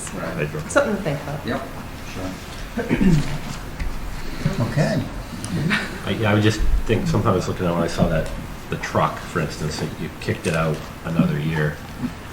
I should be looking back at all the finance years we go through, and we keep seeing the same truck get kicked another year, or an ambulance, or you say the vehicle. Somehow we've got to get a hold of, okay, well, this becomes a priority item because they've been on this list, you know. Sure. Have reached back a little And that's bit. part of the budget conversation Yeah. we have every time, where we really say, listen, you know, we've got multiple demands, and, you know, so we're having a conversation with TC, you know, to his credit, and said, I think we can squeeze another year out of it, and, you know, and when you get that extra year out of this, you know, there's value to that. No, there is. Just like we try There is, to, but you know, some squeeze things departments out, so it's no, again, multiple things, and so we need to get as much as we can out of our equipment if we can, so, and then, I mean, I think Steve's gonna be coming up, he's got a few things on there, it's been delayed for a couple of years, and they're coming up now, Yeah. so, you know, it's not to say that what's being proposed is inappropriate, it's just to say, Yeah, it's just something I was thinking about perhaps when we're doing the budget, when we're doing our whole list, that we have a little thing next to it in parentheses. When was that original ask in parentheses? FY22 or FY21, and then we Years kind of on the know. list, right? My goodness. That's- Well, yeah, but you also need to know, you know, what the year of the vehicle you're replacing, 'cause- Sure, that comes up in conversation, just in general. Anyway, thank you. Thanks, everybody. Thanks for your time. Coming back again, Andrew, for anything? this is it for me today. I promise. okay, next up is the police department and dispatch. We've got Deputy Chief Patterson joining us today. Well, deputies come up there, just make a quick comment about vehicles and pushing things out and all that kind of stuff. I mean, the number on that truck last year was, I think, like 70 or 72, so we have to take that into consideration as well. Like, what's the... 72,000? Now it's 80, so... Yeah. We play that game, a little bit too. You know, Yep. we're chasing whatever the price is. Not to mention lead times. Good point, yeah. Hey, Deb. Morning. Hey. Forgive me, I found out Monday I was doing this, so we're gonna work through. It's better than Friday. Do you have an update on the chief for us, just real quickly? The last thing we talked about was Monday. He went to the doctors and they requested he stay out another couple of weeks for observation and stuff like that. Talked to him yesterday, he's feeling pretty good, so Okay. we'll see what happens in a couple of weeks. Okay, so our major accomplishments for this past year, one of the biggest ones was we brought back the lieutenant's position to the department. That has been 14 years at least, I think, that we haven't had a lieutenant. Back when Deputy Chief King moved from lieutenant to deputy chief, they did away with it. We kept the position on the books, but just never filled it. At this time, with 22 officers and the way the town's growing, it's been a need for it. We had an interview board with 5 members, 4 chiefs and a member of the select board, and Lieutenant Doug Landry was appointed. He been with us for quite some time now. He has a master's degree and just finished a command officer development course. It's a 10-week course put on by the Southern Police Institute. So he's a great selection. And he's going to be in charge of, direct in charge of patrol operations during the day, and he's working some off hours that will cover time then when the chief and I aren't around. So that's going to work out pretty good. He's also overseeing the rollout of our new body-worn cameras that will be coming out this spring. We received a grant to cover the whole cost of $150,000 to roll out the program. Every officer will have one. So that should be coming this spring. He's working with Sergeant Tosi and Officer Abu to roll that out. So then we're looking at the next one is we completed a complete upgrade to our communications. All the radios and portable radios now are on a digital network. The transmissions are crystal clear, very easy to hear, and there is definitely an upgrade in the range, so it's taking care of a lot of the dead spots that our portables had around town. It's really working out very nice now. That also included some new consoles and everything for the dispatch center. Then we just completed our security camera system upgrade. The system was 12 years old. The recorders for all the cells and everything else were constantly breaking down and not recording, which is a problem for discovery for court. We have to provide all those recordings to the court, and when one's missing, it tends to be a problem. So the new system Neshoba Securities did is they won the bid. They did an excellent job. Seems to be working great. It's a lot easier. It's web-based and great. Saves a lot of time for our officers to get the information to the courts. So that's working out very well. There's a couple things that aren't on there, if you don't mind me bringing up. We have continued with our health and wellness program for our officers and instituted an hour during the work period that they can work out. This is in lieu of their meal break to sit down and actually eat. They can still eat, but they're going to be eating out on the road if they choose to do the workout. So that's really helped with morale, and they're enjoying that. A lot of the officers are taking part of that, and it seems to be working out very well. That's on site? Yes, we have a full gym in the station, so they come in. They can only do it there. They can't go to their own gym and stuff like that. They come in, they have a half an hour to work out, and they get the 10-20 minutes to get ready and get back on the road. If something does come in, they have the radio in there. They're aware of what's going on, and they know they have to leave. So it's working out very good. We haven't had any issues with it. We also, all our officers are trained in mental health first aid. The complete department is, which is a very good program. And then all our sergeants are trained in critical incident for mental health and stressful calls. So they've gone to a week's training in dealing with critical incidents and mental health calls. We also, the last thing that we're really proud of, all our command staff has completed the FBI leader courses, 3 supervisory executive level courses, which creates the FBI leader trilogy. And the whole department right now is going to receive an award for having the command staff trained by the FBI. So we'll be getting that award in the 1st of May. So that's really good to have that. So. But those are everything that we had in the past year that has been major accomplishments. So coming up, our goals for the next year, we're looking to increase our staffing from 22 to 24 officers, which you'll see in later slides. We are looking to add a 10-hour part-time maintenance position to have an actual maintenance person working in the department. Most of our, all of our officers are mainly out on the road. They can't do the little maintenance things. We have issues sometimes with electrical and lights and stuff like that. The waxing, stripping and waxing of the floors to keep the building up to par. It's 12 years old now, so it's starting to show some signs of that. Little painting projects and stuff. So 10 hours a week would really help with that. We want to upgrade our emergency 911 dispatch system from the PowerPhone software to Priority Dispatch. This system has a much easier platform for our dispatchers to have when they receive a 911 call. It's a complete drop-down system instead of the one right now. You have to open up different screens and change this. This system walks them through everything just by entering the information that you're getting from the call, and it pops up from that screen, and it's immediate. It's a much better system than what we're running right now. And then we're just going to evaluate and increase our civilian traffic regulator program. Right now, we have 5 civilian traffic regulators.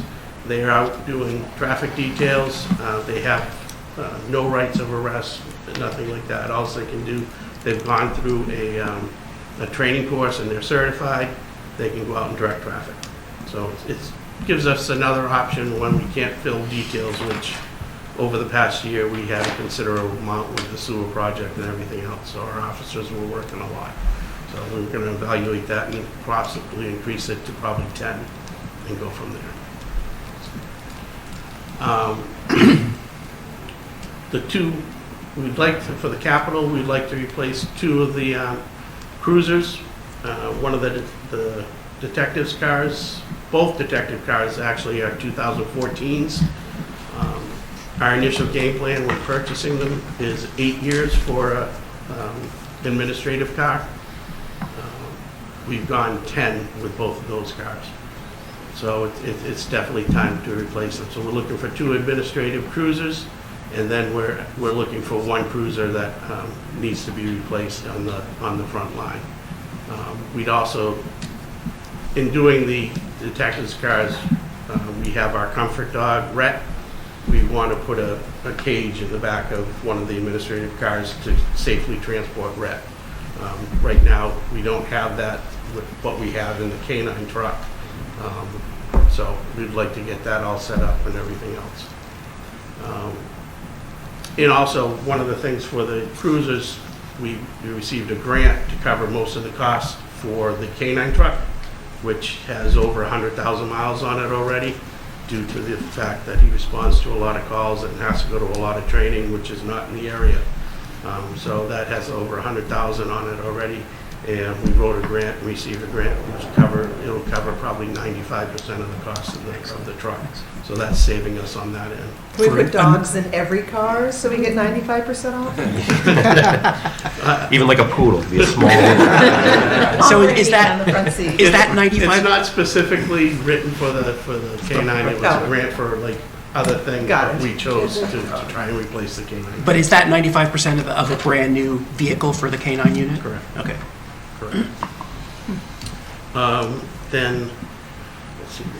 So now the dispatch upgrades. Again, I said we want to go with priority dispatch for all our emergency medical communications. Again, I explained it. It's just a much better program. It's one of the most important things our communications officers do. So we want to make it so their job's easier and more efficient. So the cost for that, we're looking at the cruisers, we're going to be $200,000, and the priority dispatch is $50,000 up front, and we are possibly going to be able to get a grant to cover or replace most of that, some of that. There's grants out there from State 911 that can be utilized for your emergency dispatch protocols and stuff. So we can't guarantee we're going to get the grant, but there's a good chance that we'll be able to cover some of the costs of that. And who's going to write that? Right now we have myself and Officer Vu that is assisting in writing grants. He's been excellent, and so far we've gotten everything we've asked for. So. Great. And as I understand, Jeff, it's a reimbursement grant, so we still have to, but we still have to get put the 50,000 in. Yes, we still have to get the 50,000 to implement the program and get that up and running. So. Okay. What's the criteria for when a cruiser needs? What's the criteria for when a cruiser needs to be replaced? Is it mileage? Is it years? What do we get when we get rid of the cruiser? You know, for the administrative cruisers, the mileage isn't as high. They're not constantly running every day like the others. That's why we go 8. For the marked cruisers, we usually go 4 years because they're roughly doing 20 to 25,000 miles a year. The administrative cruisers, it basically becomes when they're starting to be less reliable for us. You're starting to feel the wear and stuff like that. So. Sure. But so we buy a cruiser for 200, we use it for 4 years, then do we recoup anything when on sale or? Depending on if we do a trade, like with the K9 truck, we are trading in the K9 truck to hopefully cover the rest of the costs that the grant won't. The marked cruisers, we're lucky if we get $5,000 on a trade. Lucky if we get $5,000. So it depends. We have in the past, and I think we've had discussions about taking the detective car and giving it to another department within town, which would be able to utilize it less than we're driving it, which could probably make it last longer. We've done that in the past with the building department and with cruisers, and they're still utilizing them. Yeah, I mean, because you think a vehicle that was, well built from the start and has 80,000 miles on it. Granted, 80,000 police miles. Roughly, Understand? yeah. I mean, hell, I might buy that for more than 5,000. They're going to take all the marks off. Well, you have to be able to drive around with the lights on. Right. And to follow up on what Jeff said, I think partially, at least one of these we're looking at and putting it in our town hall fleet so that we've got Board of Health Director and facilities manager to be able to utilize that is what we're also looking at. Yeah, that's definitely we've discussed, I know I've talked to the chief, even LCTV we saw in their budget. They're using their own vehicles a lot to go back and forth to their things and put equipment in, and it's just a natural. So Seems like these we could get a vehicles bumper would be value good than for 5,000. something like that. Yeah. That they're not getting used constantly in everyday miles, but. So sorry, just to recap, if I could. So we had the 2 detectives, the administrative vehicles were scheduled for 8-year replacement, but they're at 10 years now. Correct. And the frontline cruiser is scheduled for 4 years, and where is it in terms of age? This one, I believe, is coming up on the 4 years, or Okay. is just over the 4 years, and looking at roughly 80,000 miles over it now. So it's right in the range of the time that we get rid of them. Okay. And how many vehicles are there in the fleet altogether? We have 8 marked units. We have the chief's, mine, 10, and 3 detective cars, 13, and then we have 3, which we call soft cars. They're used for the special services divisions for undercover operations and surveillance and things like that. Okay, so about 16 altogether. Roughly. Okay. Are the administrative vehicles, are you going to replace them with hybrids? We will look at what's available. It's possible. Okay. And then we've been replacing the cruisers with hybrids. As they come out. And I know like a lot of the cost is all the fit out. Like what happens when you retire one? Do you take all of the gear out of it Whatever before you sell it? can be transferred into with the unmarked cars, it's a lot easier. Ford has a habit of changing the cars just enough that things don't fit in them anymore. So we end up getting a total upfit when we do the cars. Do we have to buy Ford? We don't know, well, for the marked cars, we try and buy all because they have to be police rated and everything else. So right now Ford has probably the better product out there when it comes down to that. A lot of departments have gone and bought Chevy Tahoes. We don't want to buy something that big. We feel the Explorer is an excellent vehicle for the cruisers. Right. Just to play devil's advocate, because we are in this budget situation, if we were to say, what would be the impact on the department if we said replace the cruisers every 5 years instead of 4. I'm just curious what that, I'm not suggesting, I just want to understand. If I could, just to because I have a similar question. Okay. I think a lot of the wear and tear on your vehicles is related to, in the past, related to your idling time. Does the hybrid car change that timeline at all because you're not running the engine idling as much? We don't even have a 4-year-old hybrid yet, right? Yeah, So we don't have that information yet. I mean, as far as the hybrids have been pretty good. When they first came out, there was a lot of problems with them. We haven't experienced that, luckily. We've had minor problems that have been able to be rectified quickly. So we're still new in it as far as determining if we can keep them longer. Okay. We just don't have one that old yet. Okay, sorry, so. Yeah, and great question, because I thought that as well. But I'm just wondering, after 4 years, do you see increased problems with the cars? I'm just trying to understand. Yeah, we have the suspension, the steering, everything gets a lot looser.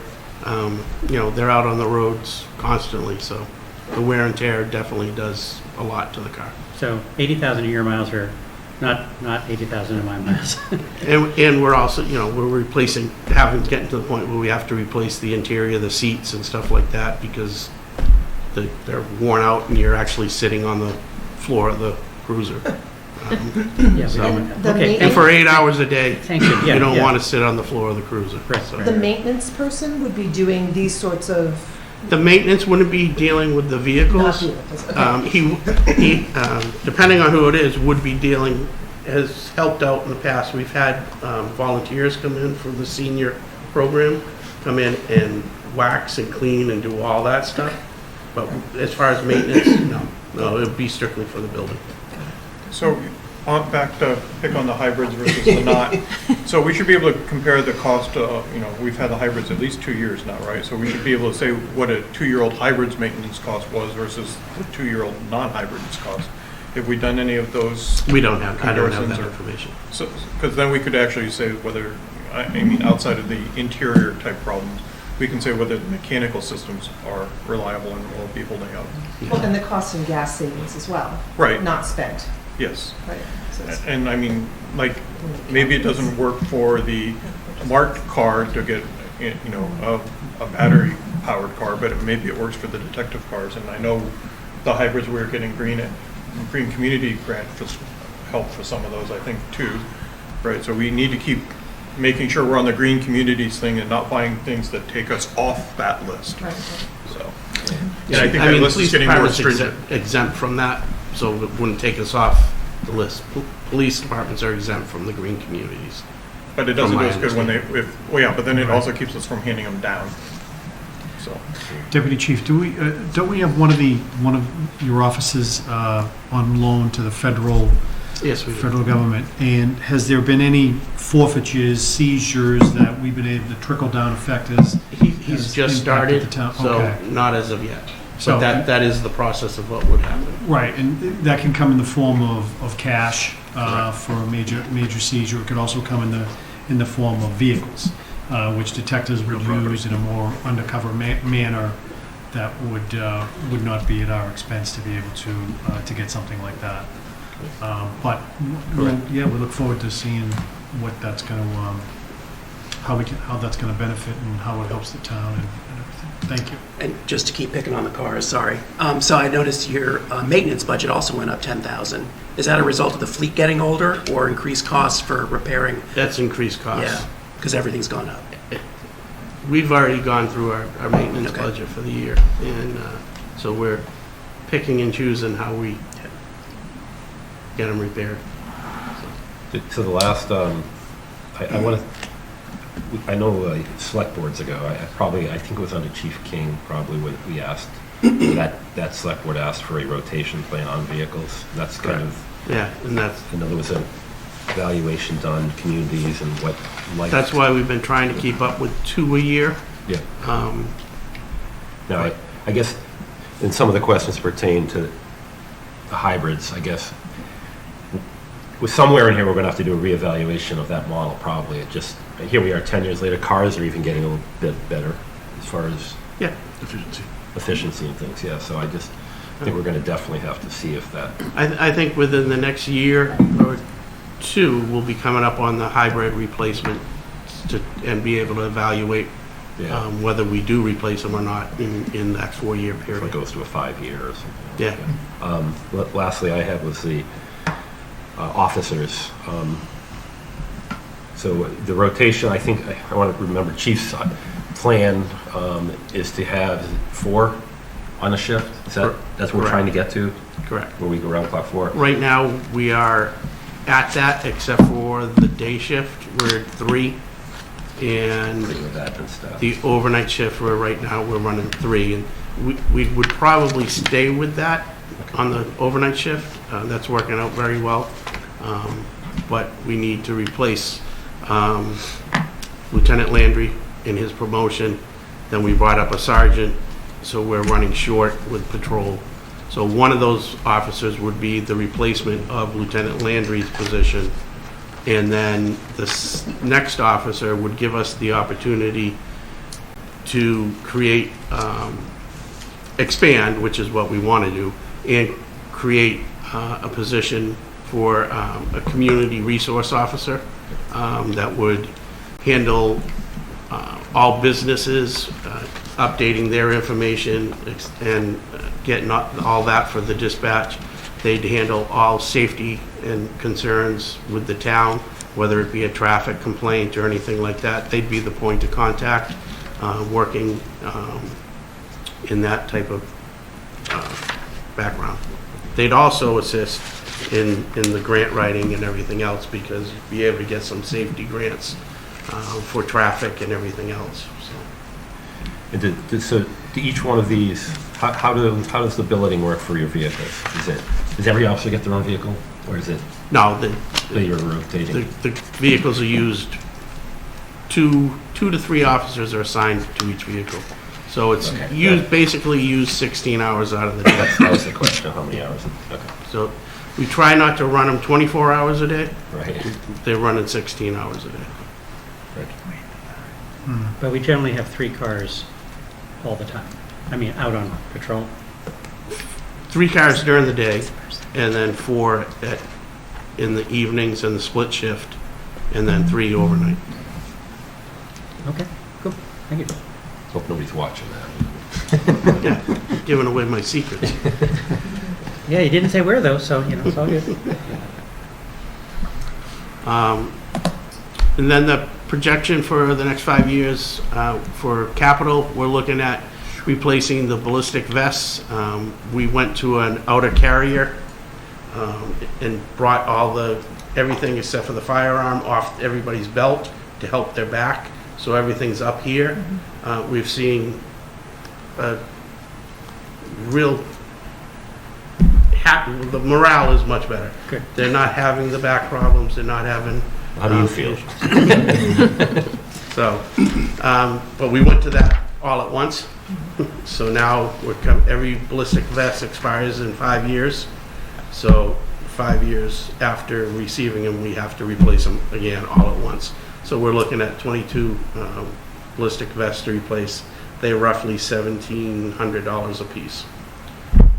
Then we're going to be looking at seal coating the police station parking lot again. There's a lot of wear and tear on the parking lot after 12 years. There's a lot of cracks.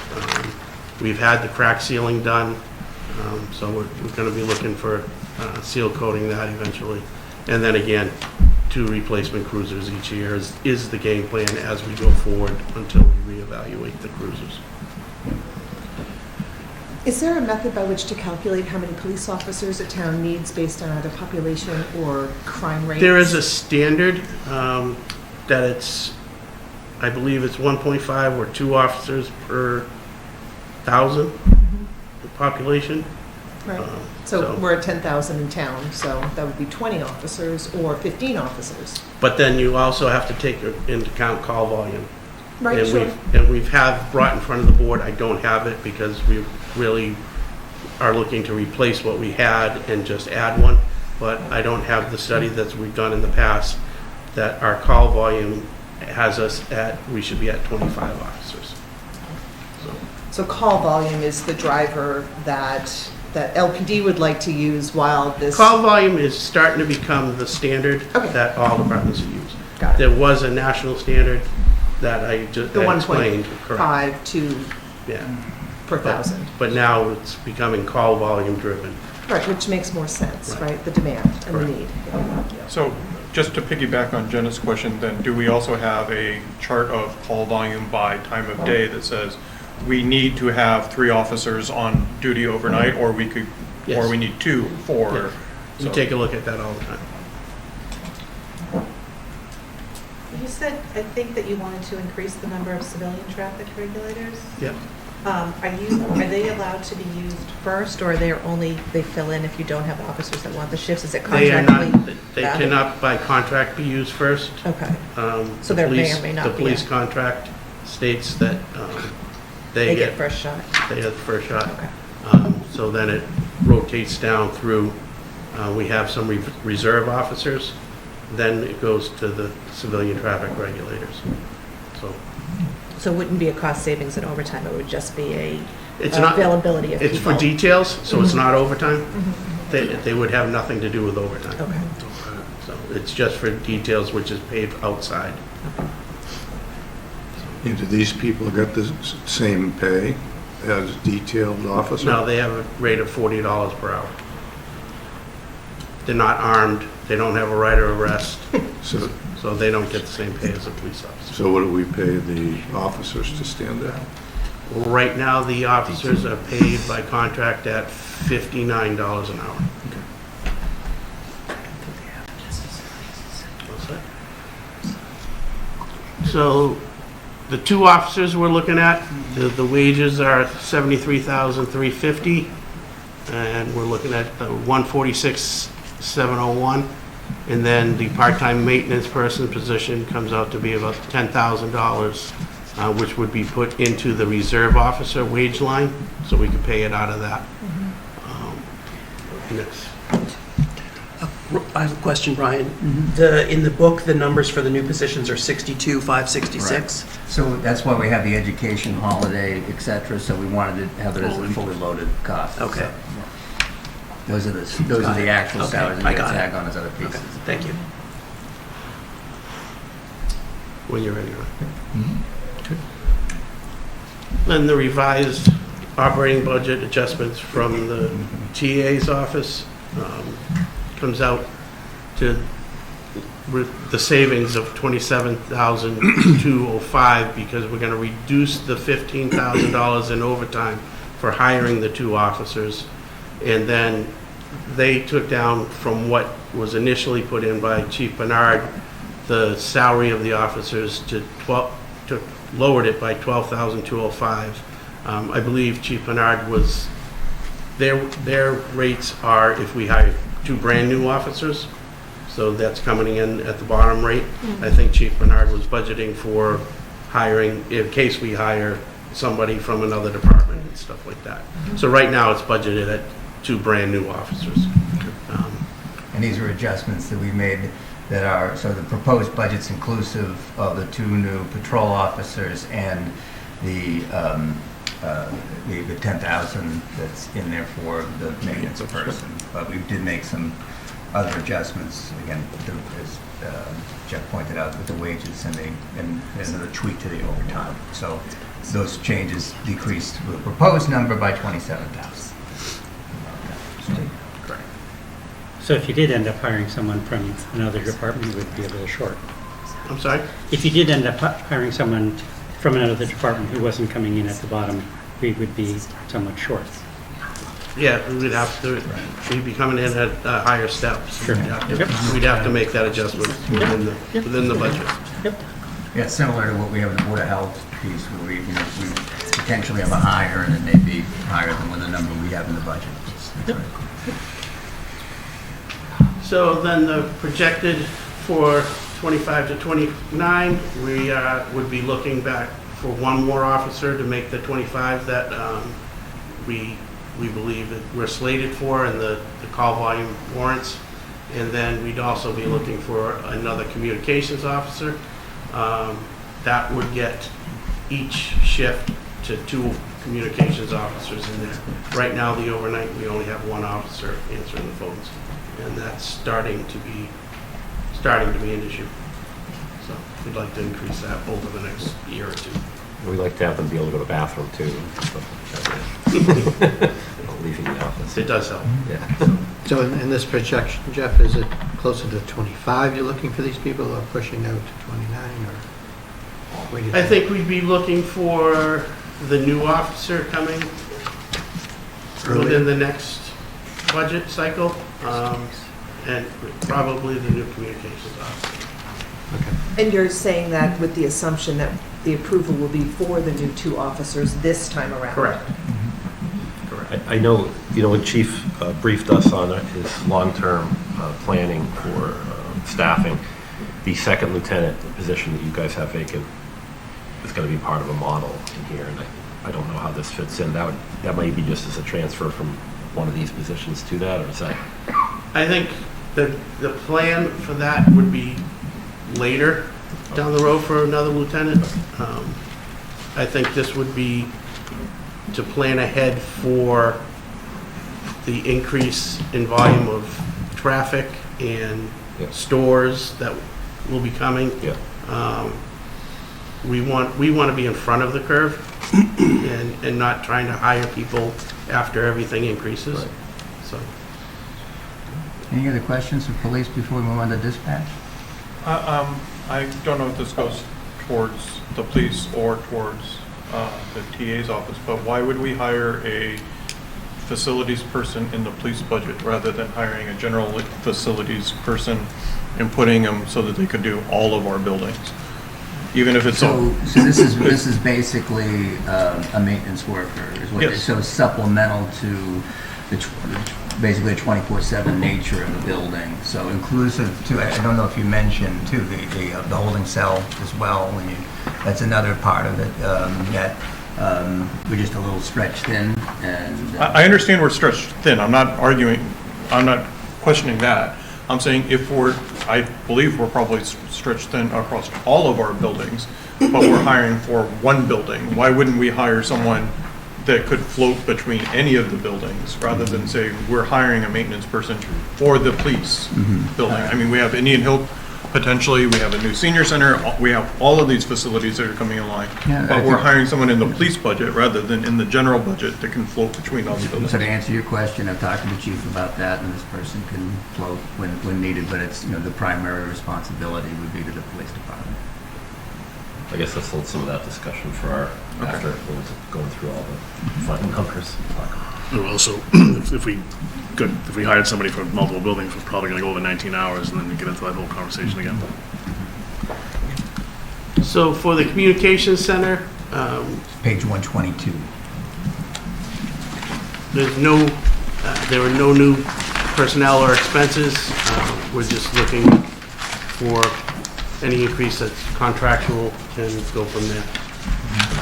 We're not looking for anything for this coming year at all. Other than, of course, on the capital side with the upgrade to the dispatch Correct. system. Sorry. That That fell under the It fell police under, right. department. And potential, we're negotiating a contract with all the local unions, so Yeah. I think that's baked in to some degree, but. Any increase from there would have to be handled afterwards. One more question. How many more officers can the building support?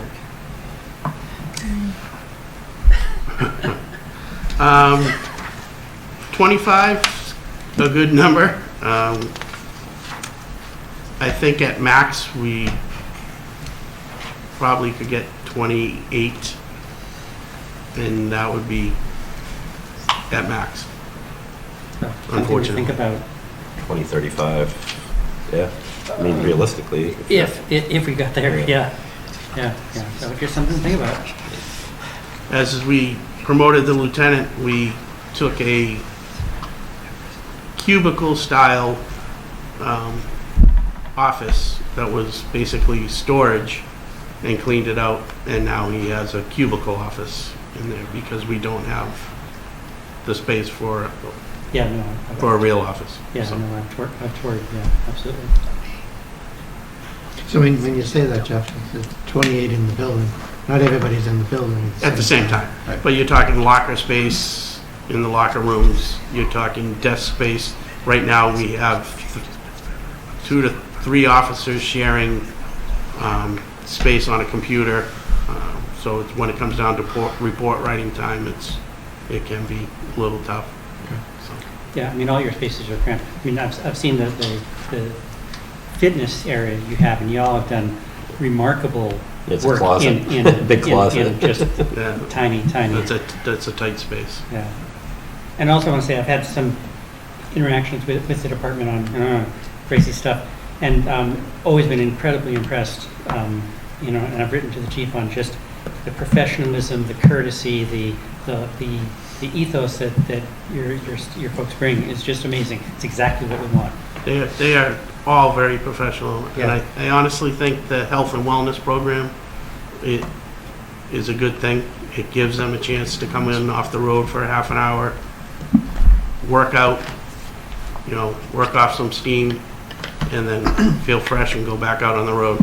Yeah. So, yeah. I really appreciate the mental health training. I was going to say the same thing. That's really, I think that's clearly that's becoming one of our hot- concentrations. hot topic item. Detective Sergeant Fernandez and Officer Abu are part of a peer team that works with NEMLEC, and any officers that have a difficult call or are just having issues, they can contact them, and they'll go out and they'll meet with them, talk to them, find services if needed, put them connected.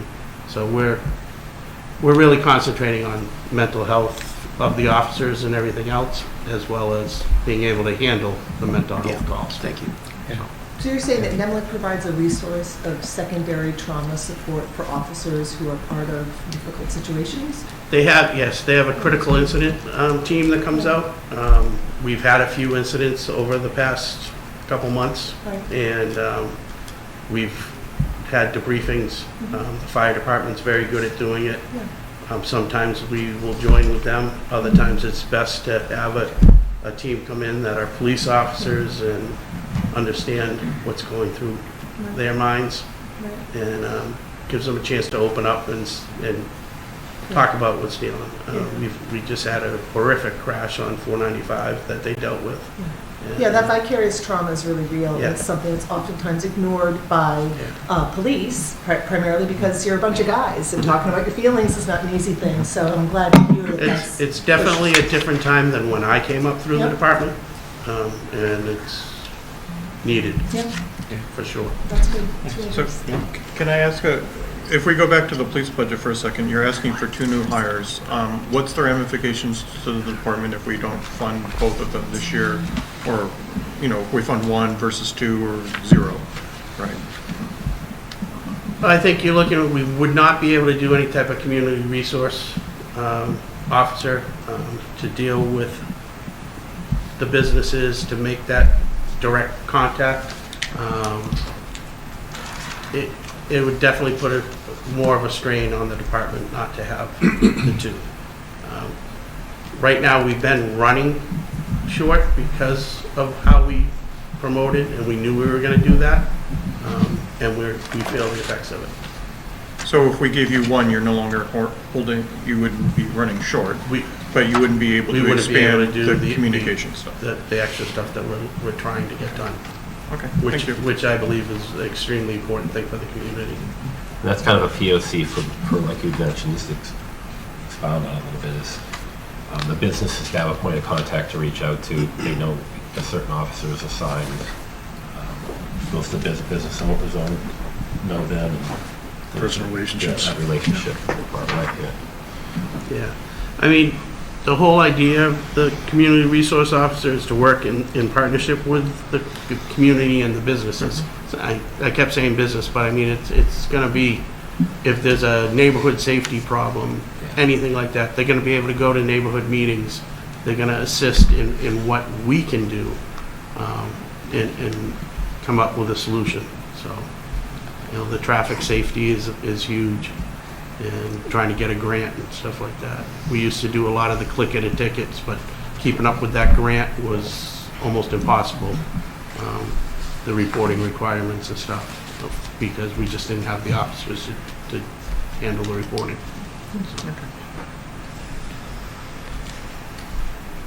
And that's everything. Any more questions? Excellent. Thank you very much for your time. Thanks for stepping in. Appreciate it. Yeah, thank you. Good weekend. Okay, next up is fire. This is page 117.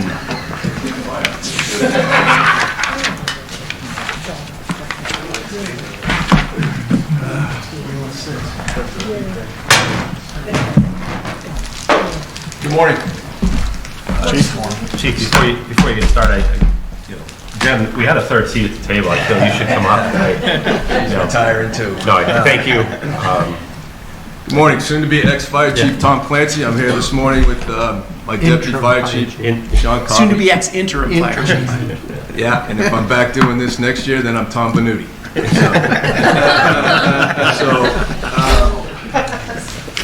I would just like to say, seeing this is my last budget presentation, we can just skip all the bells and whistles, just approve it, and you're back on schedule. That's one option we have here. But it's a pleasure to be here this morning to talk about next fiscal year with the fire department. Some of the highlights we've had in 23, where we got the fire department staffed with 4 new firefighter medic employees. Right now, filling jobs is a little, shall we say, challenging. We need specialized people for this job, and so doesn't all the other fire departments around us that are looking for paramedics. And so the fact that we're able to attract people to the department is a plus. And along with that, we added a fire prevention position, which yours truly has been doing since 2018, in addition to my other responsibilities. So that was something that was truly needed, as that is a full-time job, reviewing plans, doing inspections.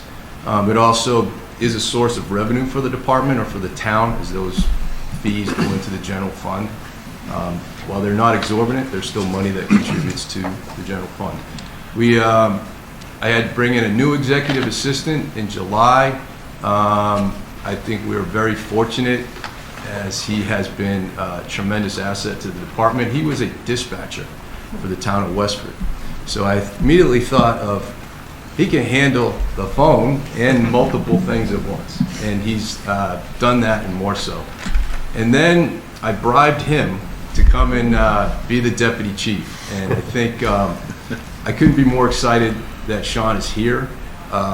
He brings, like myself, someone who has started here, worked his way up from a call firefighter to a full-time firefighter to a lieutenant for 5 years, and now the deputy chief.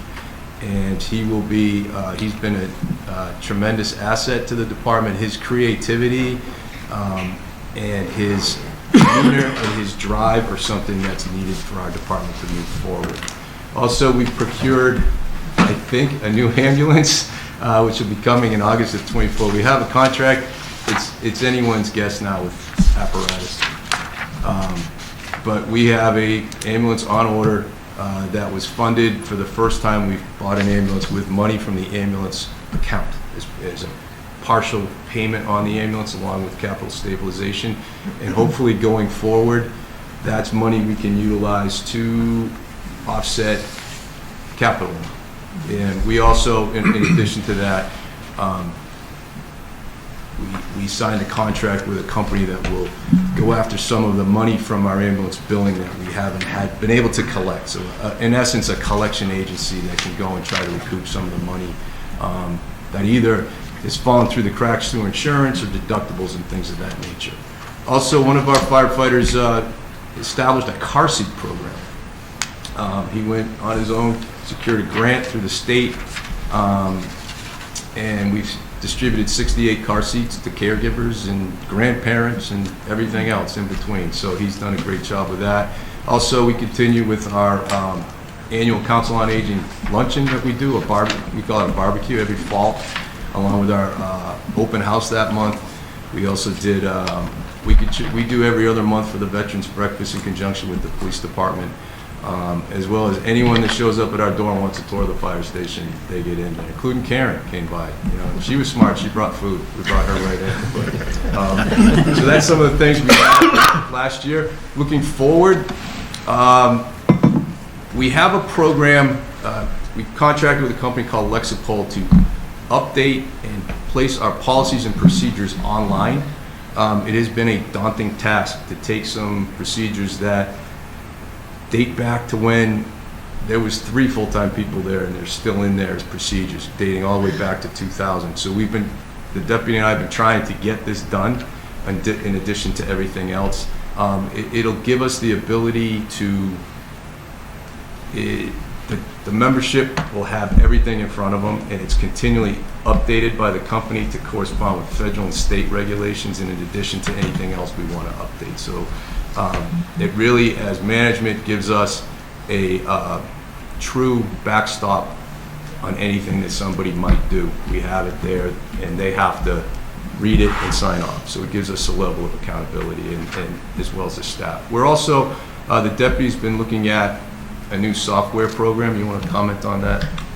Yeah, it's in the initial phase. I met a couple times a company called First Due, and it would basically overhaul all the individual subscriptions we have for responses, for our electronic communication, our permits, our dispatch software, and our PCR software, and it would be an all-in-one suite, and it puts it all together. And it's really designed and built by techs that come from the fire department, so it meets our needs a lot better than what we currently use, and it also streamlines a lot of stuff that, response-wise, it'll be on everyone's phone, and we have tablets in the truck, so it'll be directly on that rather than the antiquated system we have now that might take a couple times to load, and reporting is a lot harder. So it'll streamline a lot of stuff and solve a lot of issues as far as timely manner getting done. Excellent. So in addition, obviously, the town's gonna be looking to hire a new chief, and with that, as we get into our budget update, we'll be talking about increasing staffing, but that coincides with succession planning, which I presented to the board in September about going out 3 years. And, you know, again, like everyone who's been before you, all 3 of these meetings, the town's gonna grow. We don't know what the growth looks like, but it all takes people, especially in the fire service. It takes people to run a fire service, a fire department. So there's succession planning that starts with our request for FY25. And also, we want to look at restructuring the department to ensure that we have the places in place to grow the department, whether it's promotional. Like, for instance, the lieutenant, Sean was a lieutenant, and now he's the deputy, so that leaves a vacancy as a lieutenant position. And we haven't done a lieutenant's process since 2017, when we knew we were implementing the paramedic program and we were expanding from 2 to a shift to 4 to a shift. We promoted 4 lieutenants, and none of those lieutenants have left the department. So there's been no progression upward for any of the staff. Now with Sean coming on board as the deputy, the issue has become the Lexipol, the policies and procedures. That is part of an assessment center and a testing for a lieutenant to understand what are the policies and procedures of the department. And if they're not up to date, you can't really pull the process. So it's the department is growing. We're not a call department anymore. We're not even a combination department. We are a career full-time fire department. So you have to have these in place. The problem is, we haven't, you know, again, 2023 was a year where I was by myself for the majority of the year. So implementing all this stuff, we got some great things done last year, but Sean came on board at Thanksgiving. So as much as I like to think I can juggle pretty well, I can't do everything. So these are all things that need to continue going forward, and hopefully the next chief realizes that, will have to, as anyone you hire, will have to face these challenges as well. And also, we're trying, this coming next fiscal year, we want to really increase our outreach to the community. Deb, why don't you talk about that a little bit? Just looking to upgrade the programs, get our SAFE program in the schools teaching back up and running. We went through a short staffing period for the last couple of years and kind of fell by the wayside, and we want to re-engage with that. We usually partner with the school department. Council on Aging, we're still doing a pretty good job partnering with them. We just want to re-engage new programs. We have a smoke detector program that's been phenomenal and very successful, getting detectors out to the seniors in town at no cost, and we just want to re-engage that and reassess what else we can do. Yeah, and it is, so again, getting someone to become the safe coordinator, that's a member of the department, and there's training involved with that. And when you're not staffed correctly, people are working a lot of hours, they don't want to take on something additionally. And the SAFE program in the schools is totally funded, so that individual that wants to say, okay, I'll go get the training and do the teaching, they get paid. It doesn't, I get a grant from the state, and his or hers overtime is covered. It's not a outlay, but when they're working so much, and that's been the case over the last 3 years where we're constantly behind in staffing, that everybody's getting ordered in for overtime, they don't want to take those on. So the hope is, with additional staffing, we can get people and get these programs going, because they're important that the men and women of the department are out in front of the public, not just when somebody needs you kind of thing. So those are some goals we're looking at for the next fiscal year. So we're going to talk about some capital. The deputy's going to touch on that. Yep, I'll go through our capital request this year. First up was replacing our service truck, which also plows and maintains our facility, and it goes on calls in the winter. And if we have to get in, some of the driveways in town are pretty long. If we have to try and get our ambulance up there, it doesn't work. So we utilize that big time in the winter, but it also tows all of our emergency response trailers, whether it's a fuel spill, whether we're bringing the UTV to another community or a different location in town. That's the only truck that we do it with. It's a 2010. You can put your whole arm through the bed of the truck. Most of the electronics are falling by the wayside inside. It's just time for an update. The underneath is very rusty. It's just New England conditions. We can't run it anymore. So we're looking to replace that, and with that comes a plow. And then we're also requesting a refurbishment on engine 1, which it's a 2012. And we had outlined a plan to refurb the trucks to get an extended length. But again, we're seeing costs go up, so we're trying to do that to re-engage it. The paint's in pretty good condition, but really it's internally, electronically replacing all the halogen lights, getting LEDs on the trucks, and updating the pumps and making sure everything internally is functioning to get another extended period of time out of engine 1. And then on top of that, we were looking to get a command vehicle. As we fill out the department, they're going to need a vehicle. And when doing so, we were headed towards the hybrid model to engage that green communities, but upon looking on that, we'll see it on the next slide. We actually retracted that because the Green Community Act was only going to get us a $5,000 kickback. So being at the deficit we were at, we engaged retracting that out of the request this year and just sticking with the service truck and the engine 1 refurbishment. So that's what that retraction would be on the upwards of $73,000.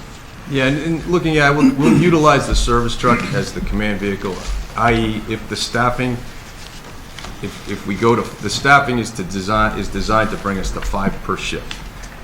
So instead of running the fire engine to medicals, they go, the shift commander either tells someone to go in the service truck or he or she goes in the service truck, and we're running a service truck instead of a fire truck. And there's 2 people back at the fire station. So that was, when we looked at how we could help with the budget deficit, it made sense at this time to consolidate and make that truck 2. And also, if I could, go ahead, I'm sorry. Just a question before I forget it. Engine 1, assuming we do that refurb, how long is it out of service? Approximately a year, I would think it would be. And it's just, talking with the deputy talked with, we did this with engine 4. It was a 2007. Yep. And in 2019, 18 or 19, the money was appropriated to refurbish it.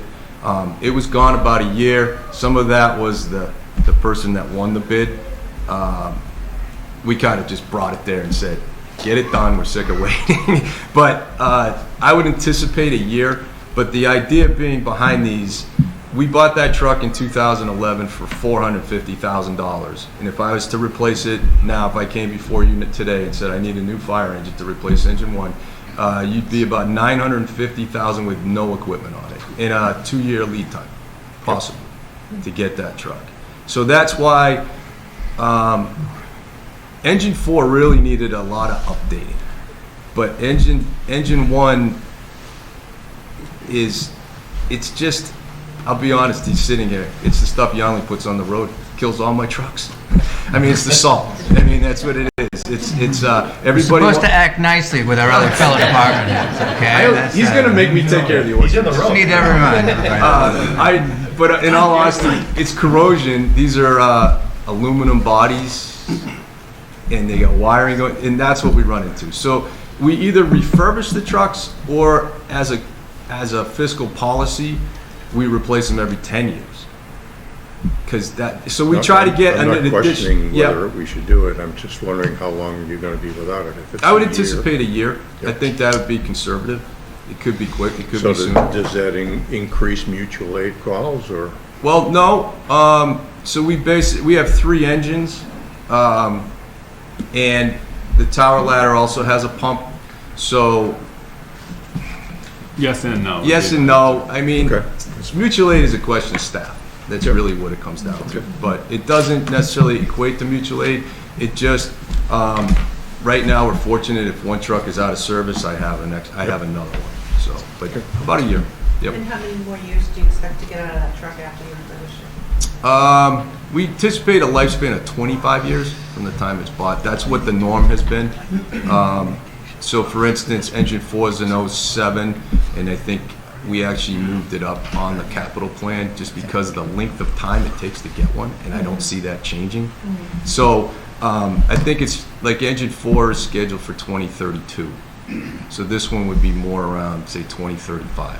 And Lord only knows what a fire truck will cost or look like at that point. But it will be something that, we try to do our best to estimate on how long these, what they're going to cost in the future. But ultimately, this refurbishment should extend its useful life, at least 10 to 15 years, depending on usage and everything else that goes wrong. So 175 to push off $1 million or more cost for 10 years. Yeah, we got some preliminary bids back at $275, and I did not think the truck warranted that kind of repair.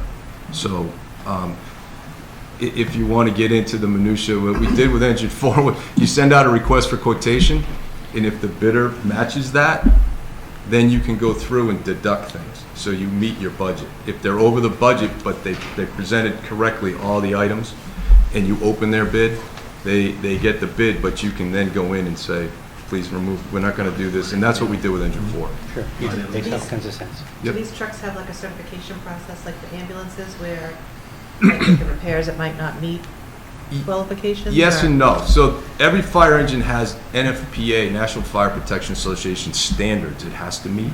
That's on the manufacturer. The ambulances get inspected yearly by the state. The fire trucks do not. So they have to be NFPA compliant, but there's no, and pass state inspection, every June. So that's the standard, and whoever, that's the work that would get done. So some of the work we would have done on this refurbishment would be in compliance with that if the standard has changed since 2012. They've got to be able to throw water. I mean, if you go down, if you go to a couple of the parades, maybe, I was up in Keene, I watched some of those trucks come through, I'm like, the standard must be pretty low. As long as they can throw water, they can still be on the street. There's some old metal vehicles that were going by. That's a different kind of trucks. These trucks shouldn't be throwing water while it's moving. That's a bad thing. No, it shouldn't do that. So for the service truck, have we considered the Lightning, or is it not? No, it's not heavy duty enough, and this has to plow. This has to sit somewhere for a long period of time. So. Some of the trailers that would pull it, you wouldn't get anywhere with it.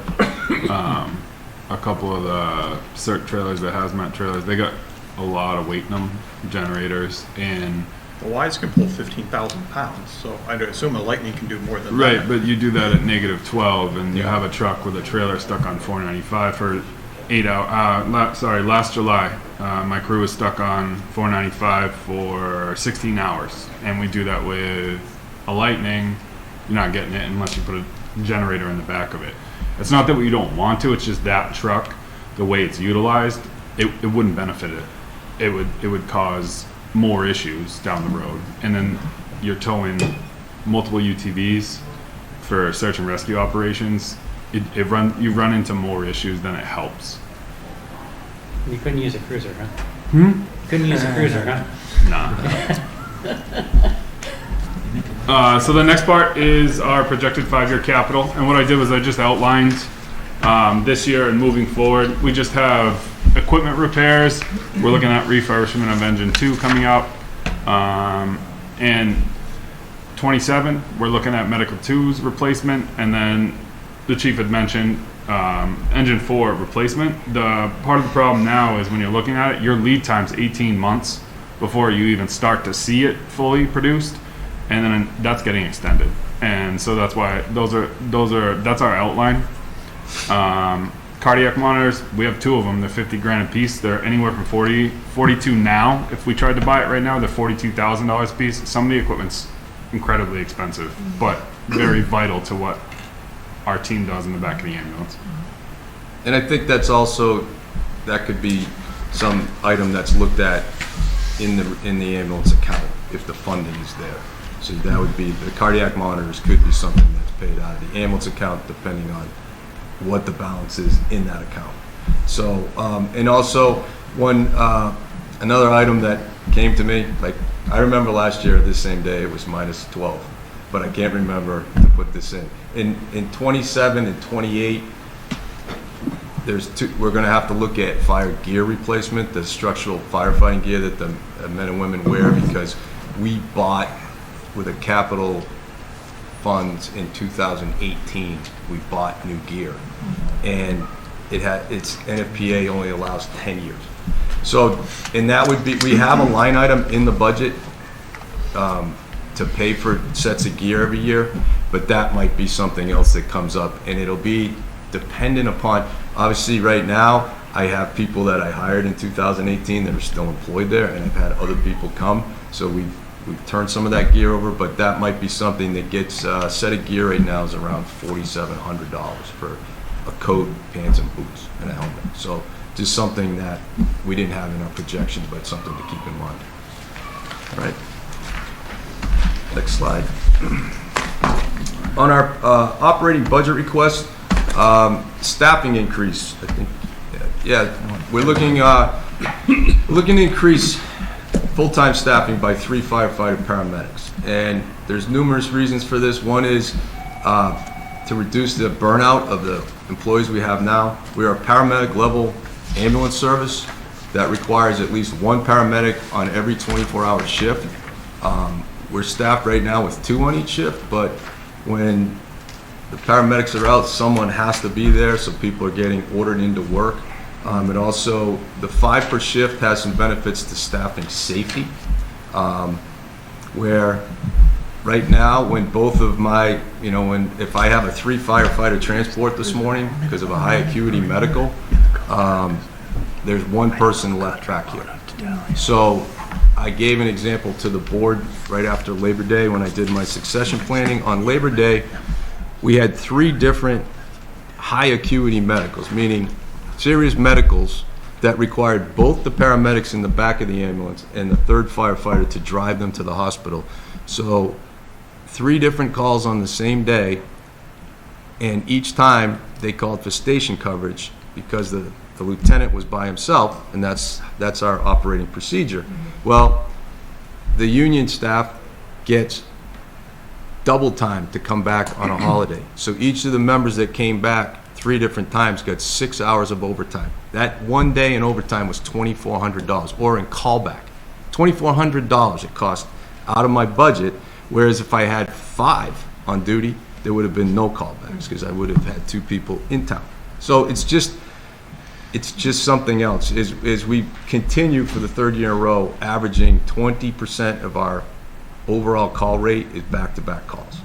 And 58% of those last year were back-to-back medicals, which means that there is the possibility most times my entire staff is gone out of town at the hospital, and I rely on people to come back. Sometimes that's good. During the day, there's some people that come back. After 9 o'clock at night, you're probably not getting anyone back. So we're looking for safety reasons and also to reduce our overtime. Right now, we staff to 4. It's not contractual, but we staff to 4. It's a safety issue. So if someone's out sick today, I have to put the overtime out to fill it. If no one takes it, I have to force someone in at double time. If we have 5 per shift and someone goes out sick, I run to 4. And that's where we're looking at the savings to help offset the cost of full-time staffing.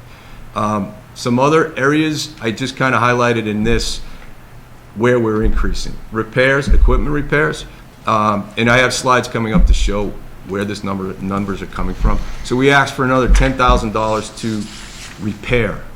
In 2021 or 2, it was determined that the capital appropriation for repair that we had been getting for numerous years, you can't have a capital item that can't be depreciated. So we used to get $25,000 a year for capital repair, and if we didn't use it, it rolled to the next year, in addition to a maintenance line item in our operating budget. The town finance director at the time removed that. And the idea was there would be a stabilization fund for repairs so that if I had some transmission in the engine go and it's going to be $12,000 to fix, I could within 48 hours get a decision on, yes, that will come out of this. So since then, we've had to we've appropriated approximately $27,000 each year. In the last 3 years, I have exceeded that.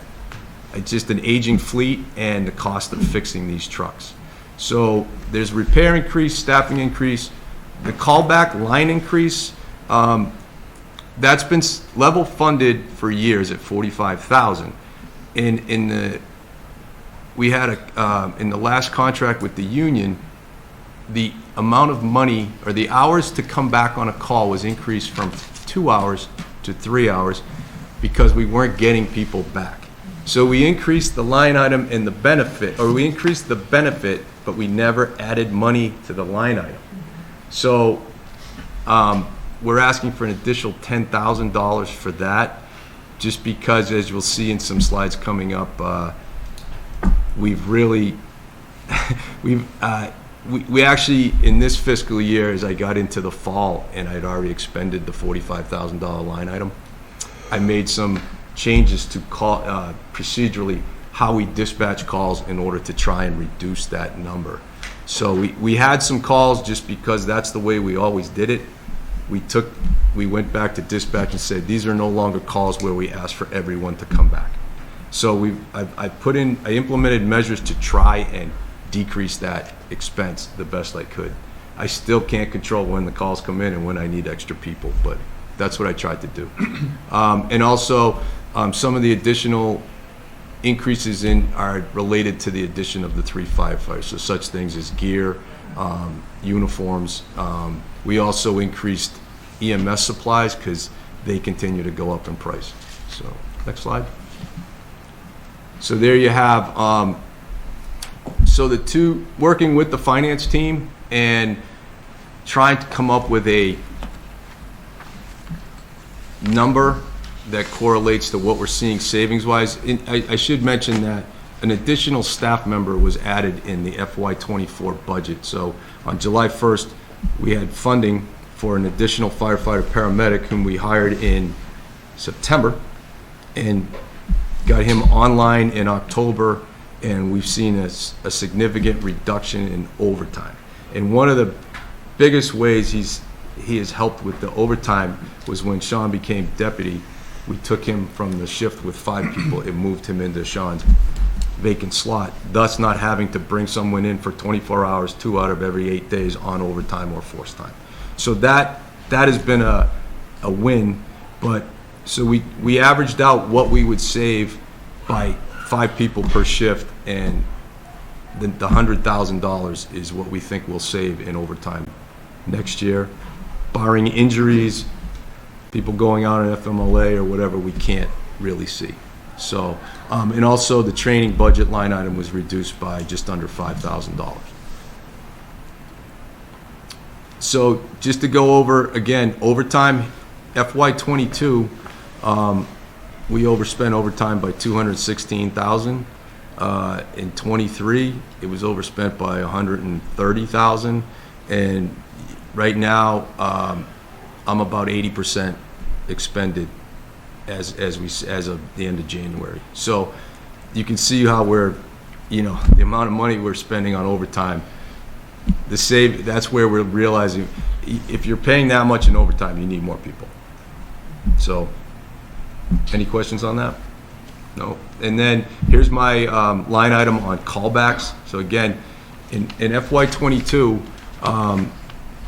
there was some money moved to get us to that actual number.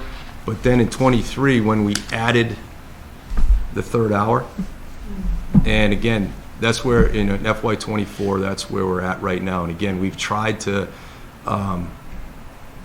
implement things to cut that down, and I think it's helped. We've always funded per diem firefighter shifts, and those are primarily 10-hour shifts on Saturdays and Sundays for the non-union members to come in and work to help augment the shift. And I suspended that in November to save that money to help offset this budget deficit come June. So I'm trying, So, and then on repairs, on the next slide, please. We just every year we're going over our budget. I think that current is what the last bill was for this year. So I anticipate. I think we're. It's just an ongoing trend, which is why I think it needs to be increased. And I use $10,000. We have a new ambulance coming, but I'm still running a 2013 ambulance as my backup ambulance, and we spent a lot of money on that. I also am finding it's harder to find mechanics that work on these trucks. We're pretty fortunate. We found a young man that has his own business, and he's our check engine light guru when he comes in. But he's about $400 every time he walks through the door before he fixes anything. And my old go-to guy in Boxborough just hit 71, and but he's still cranking. So keeping the trucks, they don't break down a lot, but when they do, it's not inexpensive to repair them. So I just wanted to show that. And then on our 5-year need, Sean, you want to talk about that? Yep. This year we're looking to really look at our recruitment, retention, and personnel being our most important need. The 3 additional staff, bringing each shift up to 5, filling out the command staff, and having succession plan for leaders. We've just seen unbelievable amounts of multiple calls for service this year. This past year alone, we were breaking records basically every month. In September, we hit the most calls we've ever done in a 24-hour shift. It was 39 calls. Chief was on vacation, which was great. Well, cancel that. I want to say upwards of 31 of those calls were back-to-backs over a 4-hour period. And it just, at that time, I don't have a staff. Those incidents are becoming more and more often, and that was a simple wind, rain, snow.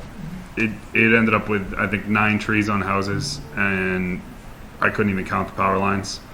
5 medicals at once, and that's becoming a regular thing for us. And the back-to-back medicals, it's almost guaranteed one of the ambulances goes to one of our usuals, and then we have another call right after that. And right now it makes it so if myself or the chief aren't in town or it's daytime, there is no one there. So the lieutenant and the last firefighter that are currently staffed leave town with the second ambulance, and there's no one there. And we're looking to address that now, and that's really the biggest push, to get those 3 additional guys on the department to help with that staffing. 26, the software I was talking about, upgrade, kind of bring us more capable of utilizing the technology to make us more efficient. We're looking to get a training program overhauled, established, updated. And then in 26, we're also looking at captains to start to control the amount of staff, but also to relieve some of the extra duties the chief was talking about he's been doing for 3 years. All the administrative stuff, and having your fulfilled command staff, you start to pass that down, you get a lot better, more efficient, and you get more buy-in from the team. And that's what we're looking to do moving forward. Again, we keep talking about the growth. We don't know when it's going to happen, but in 27, we want to do a strategic plan, update and overhaul, additional training. I need more people to help keep track of the amount of stuff we do, and rolling out the policies this year is going to help, and looking to upgrade that as we go along. Want to get into internal reporting, communications in 28. Adding an additional firefighter in 28. Implementation of the annual inventory assessment, and basically that software I was talking about has us the ability for me to track every single piece of equipment we have and keep logs on when it's good for, and it gives you warnings automatically, just like inspections or anything like that, but more critical, all the medical equipment we run, and trying to keep track of all of it. It's thousands and thousands of pieces.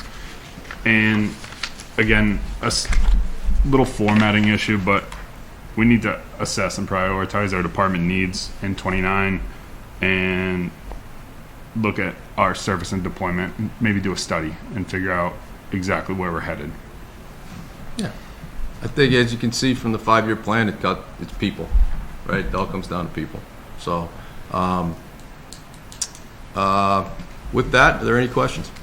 I just like to comment that it's not just, I think your Caldwell and Viscount is and has been affected not just by the growing population in town, but as we continue to have more extreme weather events. Yes. I mean, I remember that day where I was trying to get home and it was like trees are down all over the place. I didn't know, I got home, basically via New Hampshire, and that's only going to increase. And another side to this is whatever's going on in healthcare, I can guarantee you my people are going to be stuck at the hospital longer.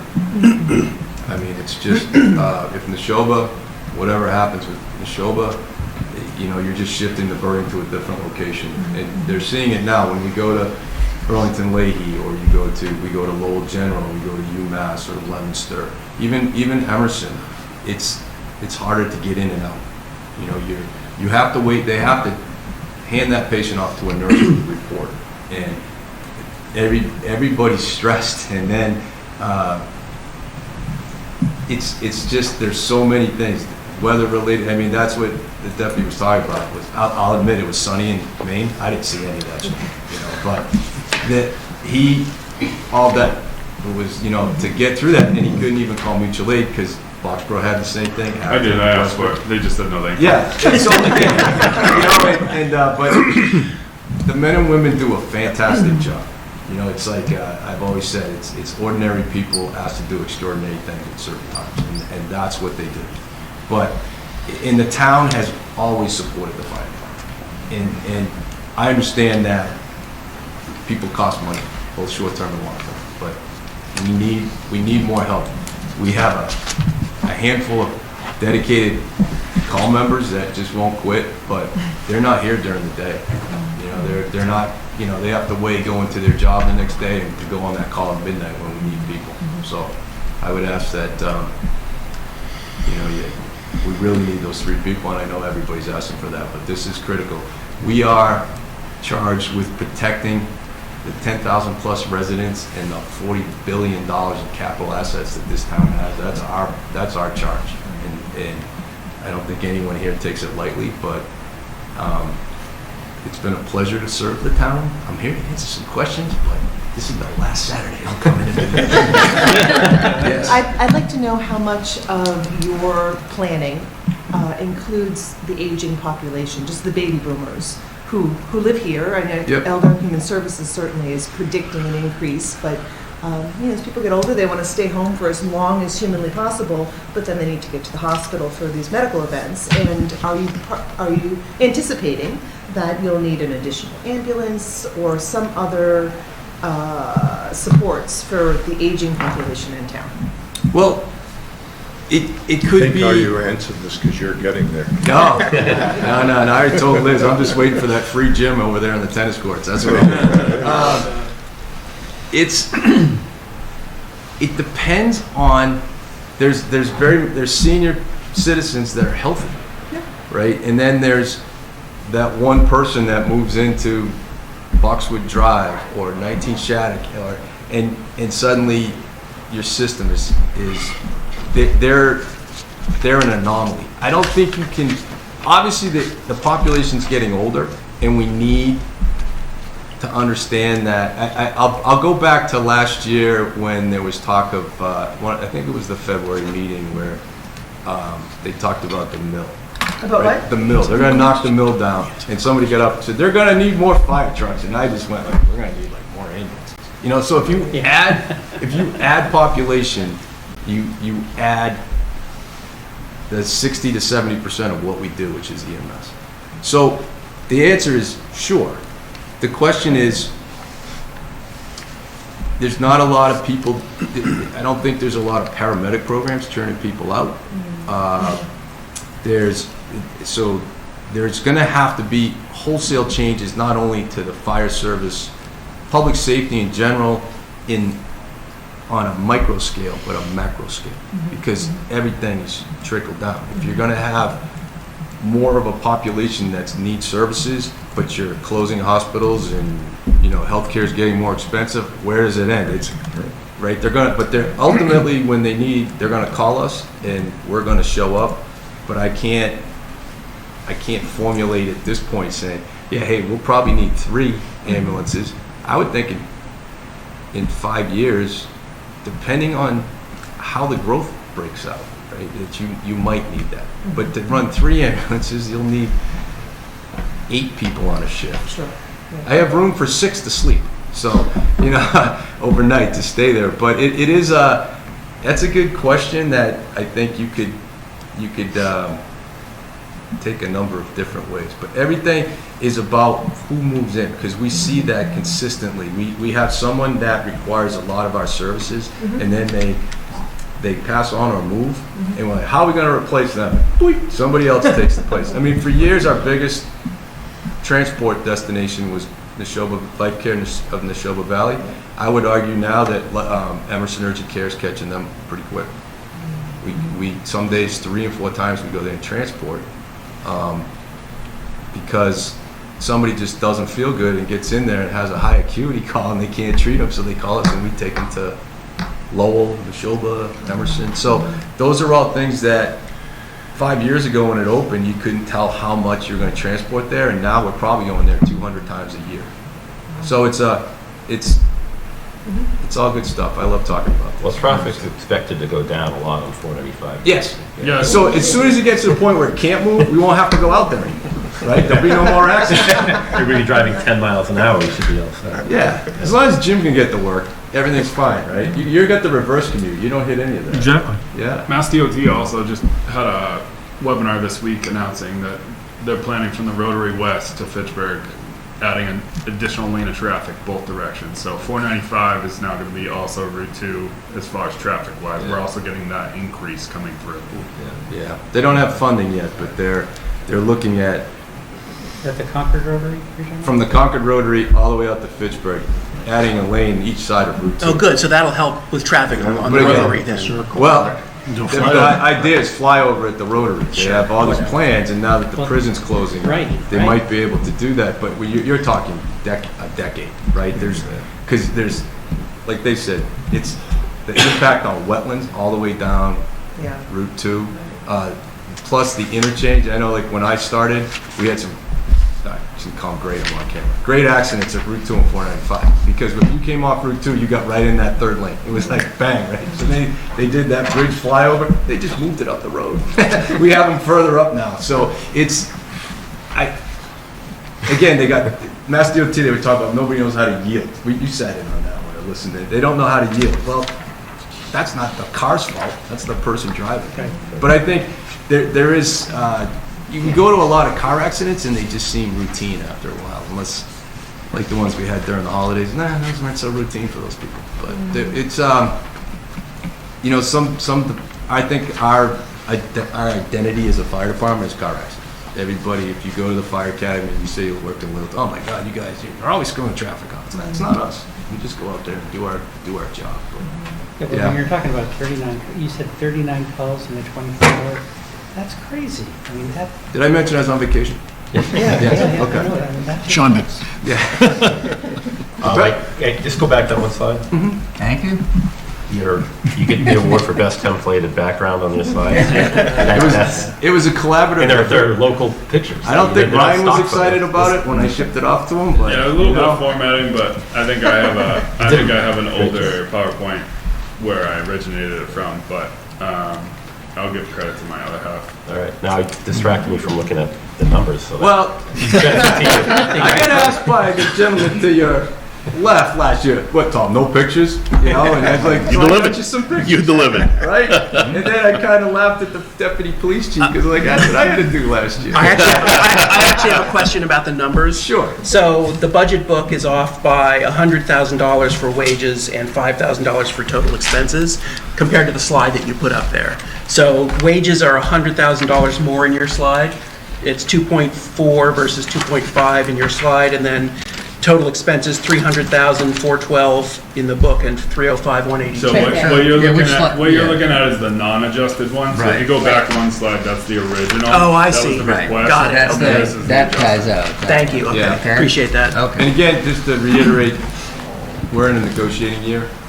So Yeah, sure. When the contract's done, and I'd also like to just, on the Deputy Police Chief's presentation, we did see that presentation for the updated EMD dispatch, and that is something that the one we currently use could have some liability ramifications for the town because of how cumbersome it is, especially when you're getting into your high critical medical calls. So that's an excellent program. They did present it to us, and I would encourage the board to consider moving forward with that, because I think it does make the dispatcher's job, which we don't do anything until somebody calls, and they take that call. And some of the calls we like to, on our more serious calls, we get the tapes so we can listen to not only how the call came in, but how we did on scene, like for instance our fire on Christmas Eve. And that is a very stressful situation when someone calls and finds a loved one unresponsive. And so anything we can do to make their job simpler, like pull down instead of, hang on, I got to open this. You know, they're not only on the phone with someone who's totally stressed out, but they have to coach them through, hey, can you do CPR? Can you do this? So I would just say that that benefits public safety, not just one department. So that's a pretty important thing. So Don't go anywhere just yet. Ryan, can you make sure that we all receive a copy of the fire and the police presentation, so we have that 5-year plan in front of us for next year too? We can say, oh, he did say that. plausible deniability. Yeah. I know So- Kirby. I can have Kirby just blot me right out right now. Just go back. You mentioned the reworking of the policies before you can do the lieutenant search. How long of a process is that? So, the policies have to go out and be reviewed by the union or by the membership, and then come back. And there's nine chapters, and each chapter has multiple sub. I would hope 1,600. Yeah, it's about 1,600 policies and procedures that have to be. So they get deployed, and if I dumped all 1,600 on all the guys right now, they wouldn't like me very much. So the way they get deployed is every few days or every week they'll get like 10 of them, and they all have to go in and sign off on them, and we work a rotating schedule, so it doesn't always happen in one day. And then I'll have to chase a couple. The PD did it almost 5-6 years ago, I believe. And what it does is it not only gives them the rules of the road, it also protects us from issues that occur being out in the public, having the policies and making us liable. It's really more for our protection. It's not just like us to micromanage and getting with the times. Most of the policies were written in probably the early 2000s, and they need to be overhauled just for safety and protection. A lot of stuff being changed over in that, and we're also diving deeper into the policies than we ever have. And that's the holdup on that is just the approvals and then working with the vendor before they get rolled out. And they are a couple weeks away from being rolled out, and we're going to work with the staff to get them up to par on it. But it's also funding to run a lieutenant's process isn't cheap. So we're looking at that too. So it's going to be a while before we backfill the deputy's old position and and potentially backfill the... Well, so I can backfill, I can backfill his position with a new firefighter paramedic. I have a senior person on the shift who's the officer in charge, and there's language in the contract that he gets compensated extra for doing that. And so right now, I still haven't been able to backfill him. Right. And then, but we might be able to also look at if we can get 3 or 4 of the core policies and guidelines approved, we can run a process using those as opposed to the whole thing. The idea would be the whole thing, but we're getting to the point where we really need to have a lieutenant. We have 3, and then we rotate through who's the officer in charge. So we also got another departure coming up that I'm aware of. Yeah. So outside of this one. Yeah. So we have to. We try every week, and it's just been. I think we've had 4 or 5 candidates in. Yeah. Don't quote me on the number, but they don't meet our qualifications. Okay. Yeah, we're trying to fill it, but the lieutenant process, I would hope by this spring that they can run a lieutenant. And just to be clear, that in your budget, you're still staffed for 4 lieutenants and the backfill of the other positions. So yes, your regular staffing now. Yes. Okay. And for instance, the chief's line item for going forward is based on the other one right now. So, yeah. Jerry, do you have something? Yeah, I just, so when if you have 3 on an ambulance that go on a call and you have to call someone into the station, that's voluntary, you call like seniority list we send or a text something page like that? out onto their software, the report, the incident software, and so they see it on their phone, and if they're free to come in, they get 3 hours of time and a half. Okay, and if they don't, then you can forcibly call someone in? Not on callbacks. Not on callbacks. The forcibles are more the 2 shifts. Yeah. 7 to 5 and 5 to 7 a.m. The 24-hour shifts. So nobody's technically on call where they're required to come in if you have a need? No, we don't. Yeah, we just send it out, and if somebody's available, they come. So sometimes you get 1, 2, 4. But we curved that from none, and that was our biggest thing. Okay. A couple years ago, we had 0 people coming back, and we got a couple million square foot facilities in town, and when you're in that with 4 guys, and that's it. We just had it at IBM probably 4 months ago. One of the rooms was full of smoke. The sprinkler system was running. Couldn't tell why.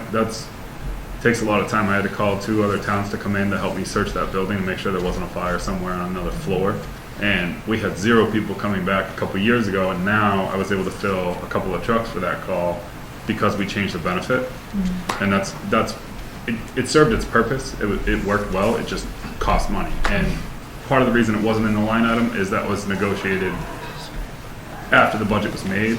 So that adjustment was way after the fact, and we saw it now, and that's why we're asking for the increase there. It couldn't be included in FY24 just because of time of the contract. But yeah, that's how callbacks work, and also I had a slide in my presentation to the board that showed where people live now. And over 50% of my full-time staff lives 30 miles or more from Littleton. So so there's less people you pull from that are available. But Before we let you go, I'll Yes. give you 1 minute. Just, Sure. As you were sitting, I just kept writing down a couple things on. I gotta stop talking. You personally, your perseverance and commitment to the town, looking at, from a call department, full-time, major transition. I mean, you survived. Yeah. I was just jotting things down. I know other people probably have a lot of other things. COVID, unprecedented. You were a major part in Didn't miss a day. navigating through that. Let's just talk about the chief side. The transition, you've had to in and out of being an interim chief and the complex nature of that, and the capacity you had to have to persevere that was amazing. New fire station, you've been through this. How many chiefs? 1, 2, 3, 4 chiefs, 3.5. And 1, 2, 3 interims. Yeah. Ambulatory service contract, we fully switched from. Yep. BLS to ALS. Yeah, which was a major stress. ALS, in itself. Yep. Fire inspector, pretty much your whole. Took it on because the department, we couldn't fund the position, so I did it. Fleet changes, turnover, I mean, that's a career of perseverance and commitment, so thank you. Awesome. Thank you. We'll talk more about it. Thank you, Jen. Thank you. Yeah, it is. Thank you, Jen. Yeah. You know, in 2007, she encouraged me to become a full-time firefighter because I wasn't sure. I was thinking, like, oh my God, what am I going to do? You know, so. Yeah. But I got her on the orchard committee, so I got her back. Touche.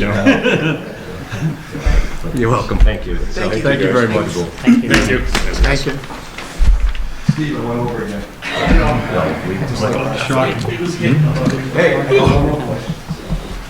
This is Steve Yonley, Public Works, page 128 of your budget.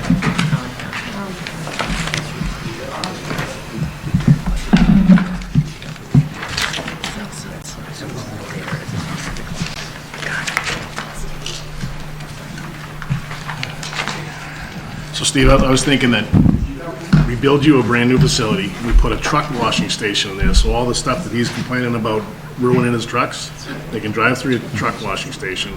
You get a new facility. We'll sell tickets, you come down and watch. They'll pay for it. If he gets a truck washing station, I'll wash the trucks.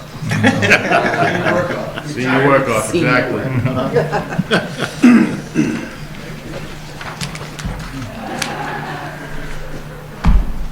Don't worry about him. Don't worry about him. Yeah, go for it. He can catch up later. Yeah. All right, thank you, everyone. So some of the things over the last year that we accomplished, we did the full reconstruction there, full length of Tehadawon Road, and then the portion of Harwood from Tehadawon down to Foster Street. Continue to usher along the Foster Street project. That'll be wrapping up pretty soon. That's the phase 1 of that project from Taylor Street to a little bit past Balsam Lane, I gotta say, after town meeting. But that's scheduled to go for advertisement through DOT end of March. We'll be coming to the board here shortly for the order of taking for the easements and everything, and that's kind of the last step in my process before it gets handed over to DOT. We're well on the way with my end of the Russell Street reconstruction from King Street to the bridge. I got sort of like a 25% design plan, if you want to call it that, and some conceptual estimates. Almost fell out of my chair when I saw some of the estimates. So we had a quick meeting, told them we needed to trim some of the fat off of this, and I got to kind of rethink my options on what I'm going to do there. That's kind of in the process now. I'm still hopeful to do it over the course of this summer, at least some of the major stuff, and then into the fall, but we'll see how that works out. We did some updates up at the transfer station. We paved some stuff, fixed some holes, I'm sure if you've been up there, you saw that we redid the bottle area, got rid of that overhang that I thought was gonna fall on my head 20 years ago. You know, that's the old snack shack from the beach that was put up there during COVID. We kind of repurposed that. It seems to be working out well. Along with some other small things that we did up there. Down the shop, we did some kind of help ourselves office renovation, paint, strip the floor. Last winter when we had some slow periods, came out well. You know, my end of the building, again, we'll talk more about it here in a second. I could talk for days on the facility. But, you know, it was built in the early 80s. Nothing much has happened to that building since. There's been, you know, a portion of the roof that was done because, you know, they got sick of emptying the buckets for the leaks and things like that, I think. But again, we'll get into more of that in a little bit. The pavement preservation program, continuing that. That's your microsurfacing, you know, that type of stuff, crack seal, the Cape Seal type of stuff, extends the life of your roads. Where we did a little bit late in the fall. I'm still under contract now. We'll do some more first off in the spring once weather gets to us. A lot of that has to be certain temperature, air temperature, and pavement temperature for the treatment to go down. We're first on the schedule with Indus. They're the kind of the leader in the Northeast on that. So again, still have contracts with that. And then staying in with stormwater compliance, the MS4 permits, you know, the federal permit, as well as the department is tasked with monitoring the landfill. That's ongoing. And again, in next week, I'll be to the board with some contracts to continue that compliance, to monitoring and the post-closure program. Goals for the upcoming year. Really want to get into signage around town. You know, to be in compliance with the MUTCD. That's the Manual for Uniform Traffic Control Devices, for those that don't know. A lot of the signage in town is out of compliance, to put it politely. We've replaced a lot of stop signage. Current signs, you see the prismatic background, hit it with the headlights of your truck or your car, you know, the sign pops out at you. There's a lot of, we've started a program replacing a lot of street signs. You see them now around town, if anybody's noticed. They got the town seal on them, you know, keeping up with current trends in that. But a lot of the signs, they're out of compliance for size, for reflectivity, things like that. Not just street signs, but your regulatory signs, your stop signs, crosswalk signs, things like that. So we need to have an inventory, you know, work towards that. We have a little GPS unit. If I'm lucky enough to get some summer help, I can inventory everything. There are meters to check the reflectivity of the signs. It's something the town needs to do. So again, want to get up on that and get kind of a program in place to start replacing them. Not so much even when I'm just paving a road. My experience is we work on a road, I replace all the signs.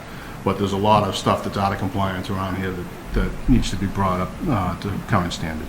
Real quick on that, does that include the state highways or just the town? No, they're responsible for those, just town-owned roadways. Do you have the capability of doing the sign, do we have a sign shop in-house? Or do you send it all to Atlantic or something like that? It's easier. We use Stay Safe products out of Westford. It's easier now to just contract that stuff. Before, when they didn't have to have all this reflectivity standard, you could have a guy with the screen print press almost looking thing, you know, heat it up, melt the letters on there, good enough, right? Now with the prismatic standard, it's just easier to, you know, contract it out. You're all aware, we got the asset management grant. We got a kickoff meeting on that next week. That'll be ongoing probably through the summer. With that, an inventory and assess the entire stormwater system, again, to help in compliance with our state and federal permitting. And then also with that, I'm going to be developing a 10-year capital plan. So I'll be back in front of all of you with a lot of projects that have been need to be done, have been deferred, or should be done type of thing. So that's kind of ongoing, and then also continuing with some of the larger scale roadway improvement projects that have been in the works. That's the Beaverbrook Road intersection, other phases of Foster Street, and then looking into maybe like a Shaker Lane project or some other, intersections that need to be looked at as they come up. What's next? Capital request for this year, I put in for 5 items. Replacement of an infield groomer that has been cut the last couple of years. Deferred. Excuse me. Deferred. Yeah, kick the can down the road. So the groomer that we would replace is a 2001 Smithco. The groomer that I'm proposing is a Toro unit that we actually demoed this past summer. Multi-purpose unit that can do all kinds of different things, all kinds of different attachments, as opposed to your standard kind of, you'll see a picture here coming up, the little 3-wheeler thing you ride around, drag the screen, right? This thing will edge, cut, it does a whole litany of things. Be a great piece. We demoed it for a couple days over the summer, and it was quite impressive. Street sweeper replacement. We have a 2006 Pelican. It's about its life expectancy, about 15 years on a piece like that. They don't live nice lives. The water, dirt, they're beat. This is used, it's beat, it's time. And then, as you heard earlier, police, fire, and other departments, the lead time on these things. I got a plan now with the hope I might have it next summer. So I got to keep mine running through this summer and probably next spring before I'll even see one.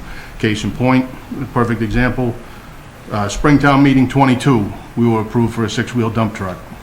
I had a limited window in November of 22 that I could order that vehicle. I ordered it. Here it is, February 24. I still don't have an assigned VIN or a build date on that vehicle. So it's the nature of post-COVID, I guess, right? I have to plan almost 2 years in advance of when I should be replacing the truck so I can get it ordered with the hope that it'll come. At least on the big stuff, or the specialty equipment. Regular pickup truck or a SUV type thing are a little more readily available. But larger scale stuff or equipment, again, specialty stuff, sometimes a little bit more difficult to get. Salt brine system for snow and ice operations. You see it, state roads, other communities in the area. Westford uses it, Chelmsford uses it. Some parking lot, Shaw's, I saw them doing it before one of the storms. A lot of the common things, you see the pencils down the road, you see the lines. What that does is basically keeps the initial burst of snow from bonding to the pavement. Less salt, regular salt, so like we keep the fire trucks a little bit longer, right? It will cut down on the salt. It proves that it's 25% or so roughly that it'll cut in the salt. As we get into the budget stuff, the snow and ice budget's 200,000, and then the deficit, I spend 200 grand on salt. So if I can cut down a little bit there, obviously operating a brine system, I still buy salt. I buy a little bit different salt, and it's basically just salt water. You make good salinity. It's going to be 23% salinity to run it, certain gallons per lane mile, that type of thing. But having our own system, being able to do this, obviously some conditions you can't. If it's 0 degrees, you can't put it down. If it's going to rain before it snows, you can't put it down, so it's going to wash off. So timing is a lot of it.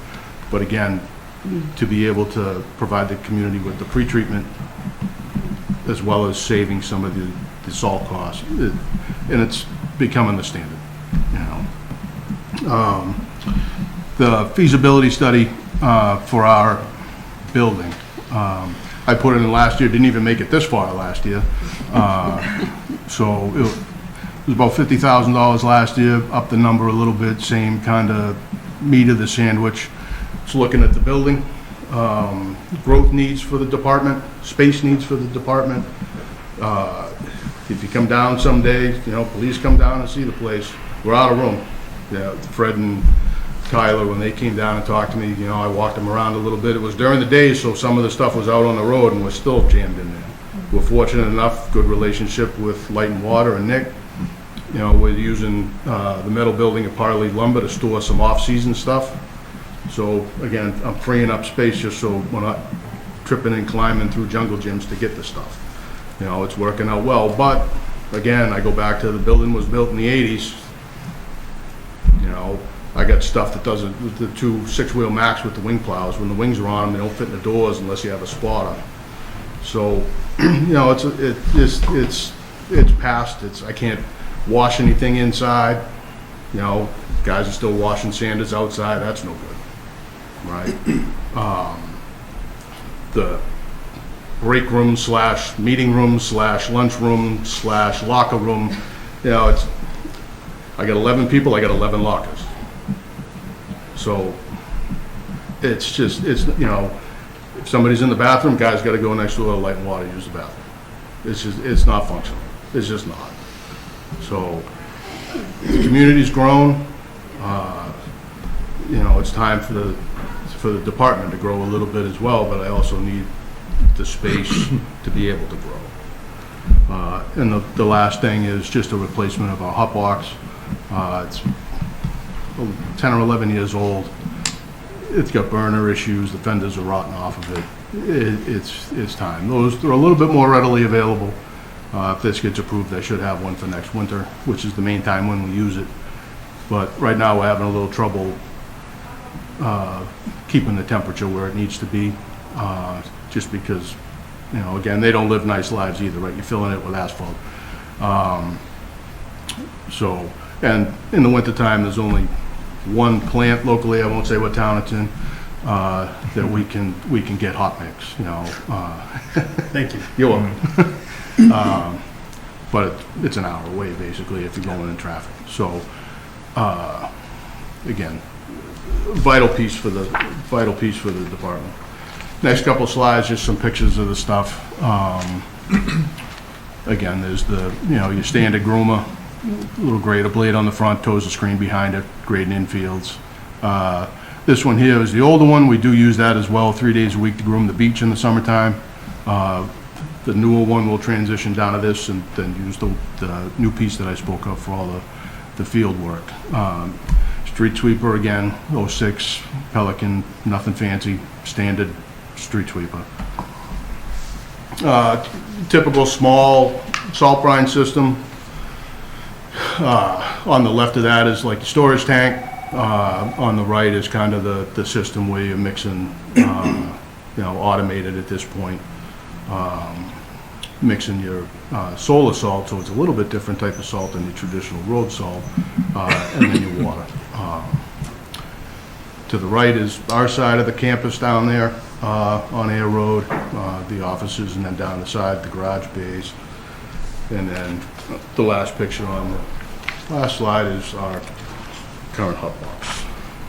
Just to add to something Steve mentioned, I haven't talked to Steve about this, but there may be a potential economy of scale and looking at the facility study for Steve and also at the cemetery. But I think it's important to note that the cemetery is probably looking for renovations, more to tighten up the building envelope in terms of what their needs are. Whereas what Steve's looking at is really the more elemental in terms of the capacity of the existing building to meet their existing and future needs. Yeah, so just to touch on that a little further, the study that I got the proposal for our building, we'll look at a few different options. It'll look at, like a 35,000 foot level look, renovation option where we are.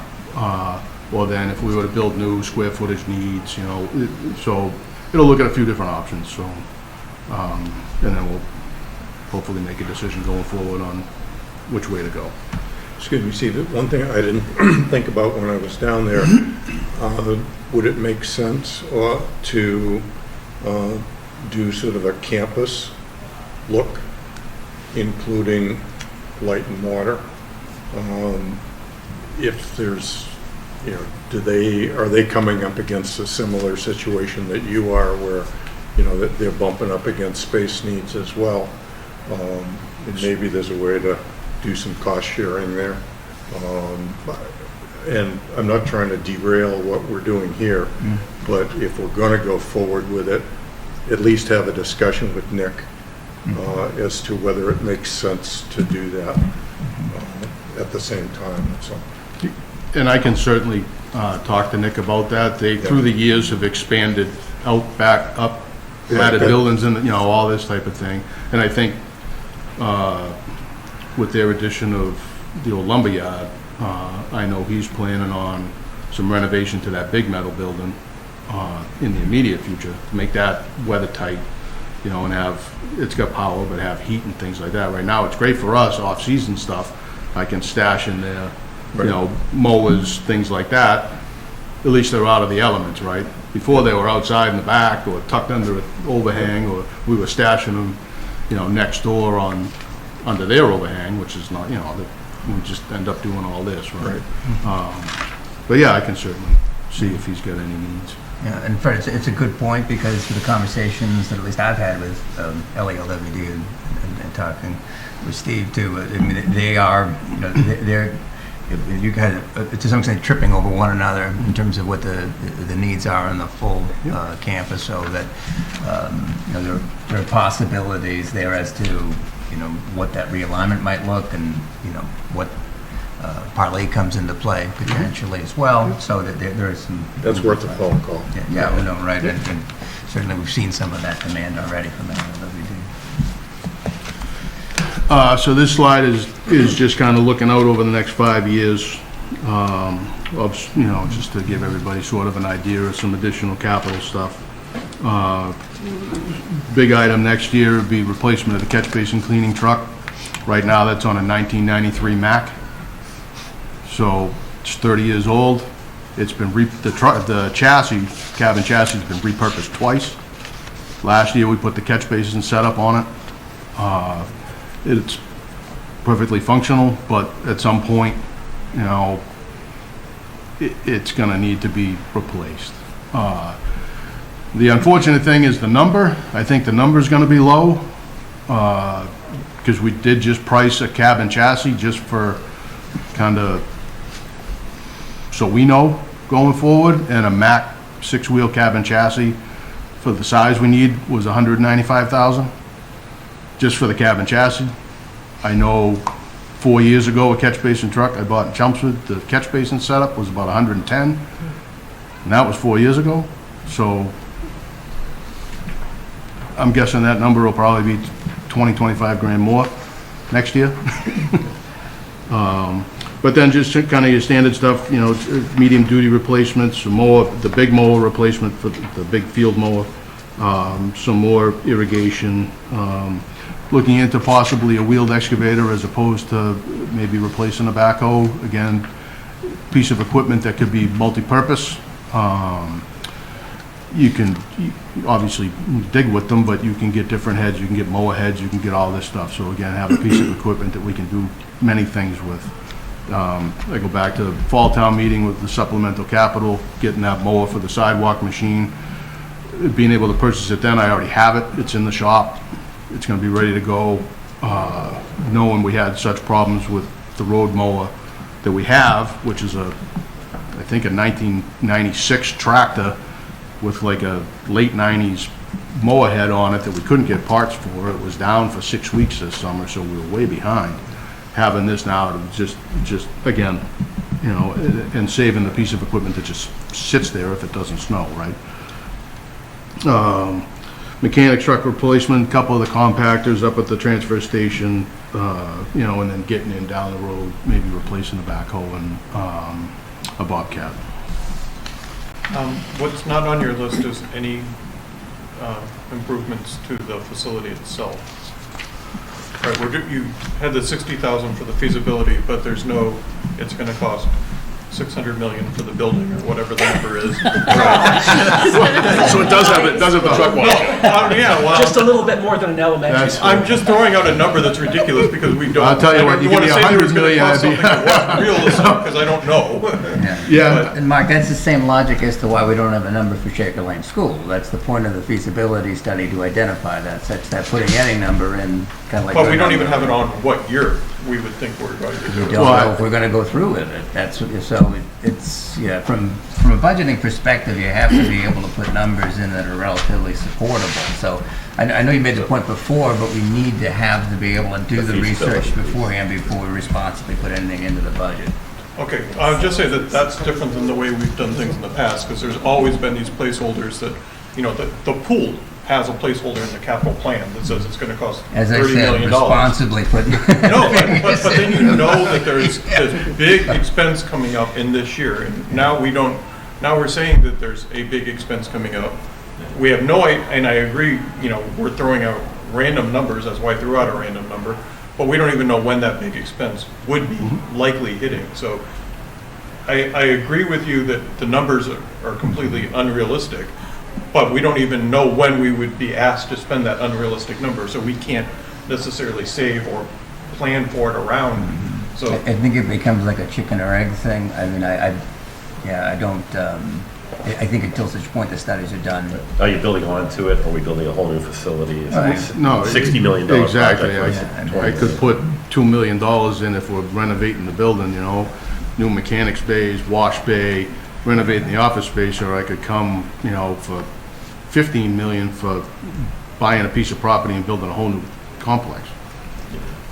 I realize the numbers are, we don't know what, if it's the 2 or the 15 or the 60, but as it is, it's nothing, right? So nothing makes it sound like there is no plan to do something for it, and it's much better to put out something to say, you know, in 2028, we think we're going to spend $600 million on this building, right? Just so that we know that that's when the plan is, right? Even if it was in there with no dollars attached. Right. Just so there's We know we need something. that placeholder. So Absolutely. I mean, I think order of magnitude is the right thing to go for, but it needs to be on the plan. That's fair enough. It should probably be, you know, 2020 would probably be realistic. Yeah, and I guess again, I don't know what the study is going to say. If it's going to tweak it around what's in the building, you know, so I mean, Steve might think that differently, but before we even start that. I'm going with the $600 million. That's right, yeah. Come through the water slide. Right, yeah, right. So, I mean, it's just, you know, it isn't necessarily, we don't know what it's going to, and it's the same thing with Shaker Lane. Are they going to talk about renovation, or are they going to talk about a whole new building? So there's variables, and then there's, you know, there's different levels of variability here, so. I guess, I mean, in your defense, I think as the two committees of the board. Mark that down on your would calendar. would like to see is, we know we need it. That's identified. Let's pick a year. If it's 15 million, if it's 20, it's obviously we're gonna have to go out and finance this. I guess I'm not necessarily. Yeah. You're not going to really say it. You can I'm try. not necessarily convinced of that. I mean, No? with Okay. respect to Steve, I mean, until. Yeah, me personally, I want to get through the study and look at the options. Sure, okay. You know, I don't have any problem, sure, we'll pencil in a year, that's fine. Then Whether it's a question mark reconstruct or an add-on or whatever, I think it's, this is a sooner than later thing for us. You know, we're looking at, Shaker's going to come, it's going to happen. I mean, that's going to drop on us and be an override. But this one, not necessarily. So we just need to see where this fits in. And it's definitely before 2030, this has to happen. I mean, I think 2028 is a realistic. Well, we kind of know a timeline of Shaker. I mean, they presented it at the last meeting for it with us. So we know when, and if you look at the application, it's anywhere between 9 and 80 million, right? Depending on what we do. That's what the application says. It's kind of the same thing. Keep it under 80. At least we know what time on Shaker. Right. We have no idea what this is. Right. Yep. Understood. I can certainly work with Jim and Ryan and figure out where we can kind of slot that in, just so placeholder, I guess we'll call it for now.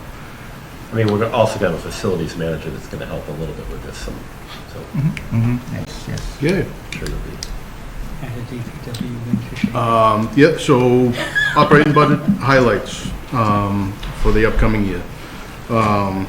Just did some kind of modest increases in some of the line items. Snow and ice is still funded the same as it's been, the 200,000, with then the kind of 450 in reserve. This year did not ask for any additional staff. Last year I had kind of asked for a couple guys. Again, that didn't even make it this far last year. And then, as you heard from some of the other groups this morning, we are going into a negotiation year here right now. So with that, there's some assumptions, a lot of assumptions in the wages based on, everything's based kind of on current contract. So depending on the outcome of that, that number may be changing a little bit. And then, again, just some slight increases in some of the line items that I have anyway. So with that, I can just zip through them real quick. So in the DPW expenses, just a slight increase in advertising. You know, when I go to bid a project, still have to advertise it in the Lowell Sun, or in the newspaper, I guess I'd have to say. So it's the Lowell Sun. So anytime I bid something, you know, I think it's $580 or something to run a bid advertisement in the Lowell Sun. So I bid 3 things, you know, I'm over budget. So just a little bit of an increase there. Vehicle repair and maintenance, you know, again, just keeping up with trends, cost increases in parts and supplies. Technology supplies, $2,500. That's transferring the license fee for the AutoCAD over to my department from IT, which is the reason for that increase.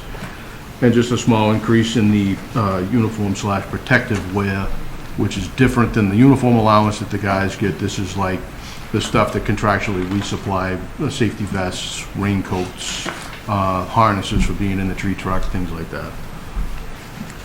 Excuse me, Steve, on that sheet, how confident are you in the wastewater, stormwater number? Is that a... Yeah, that sort of comes from us. That's the sewer number. That comes from basically LALWD. So that's where you know, I think Robin and Steve were at a meeting going over those numbers and confirmed just this week that it's an incremental 400,000. Right. So it's one of the items that's bigger than the bread box. So that's for sure. What is the reason for that large increase? Well, it's primarily the operating budget for sewer as it's gearing up with the new It's system. the debt service. Got it. And the Okay. debt service, Thank you. yeah. Some other increases, just in roadway, the line painting, that's more based on actuals. The line painting we did this year was, well, the last couple of years was a little bit over 30,000. That has been kind of standard budgeted, but they've been paying it out of 4 different accounts. I'm just trying to consolidate it into one spot.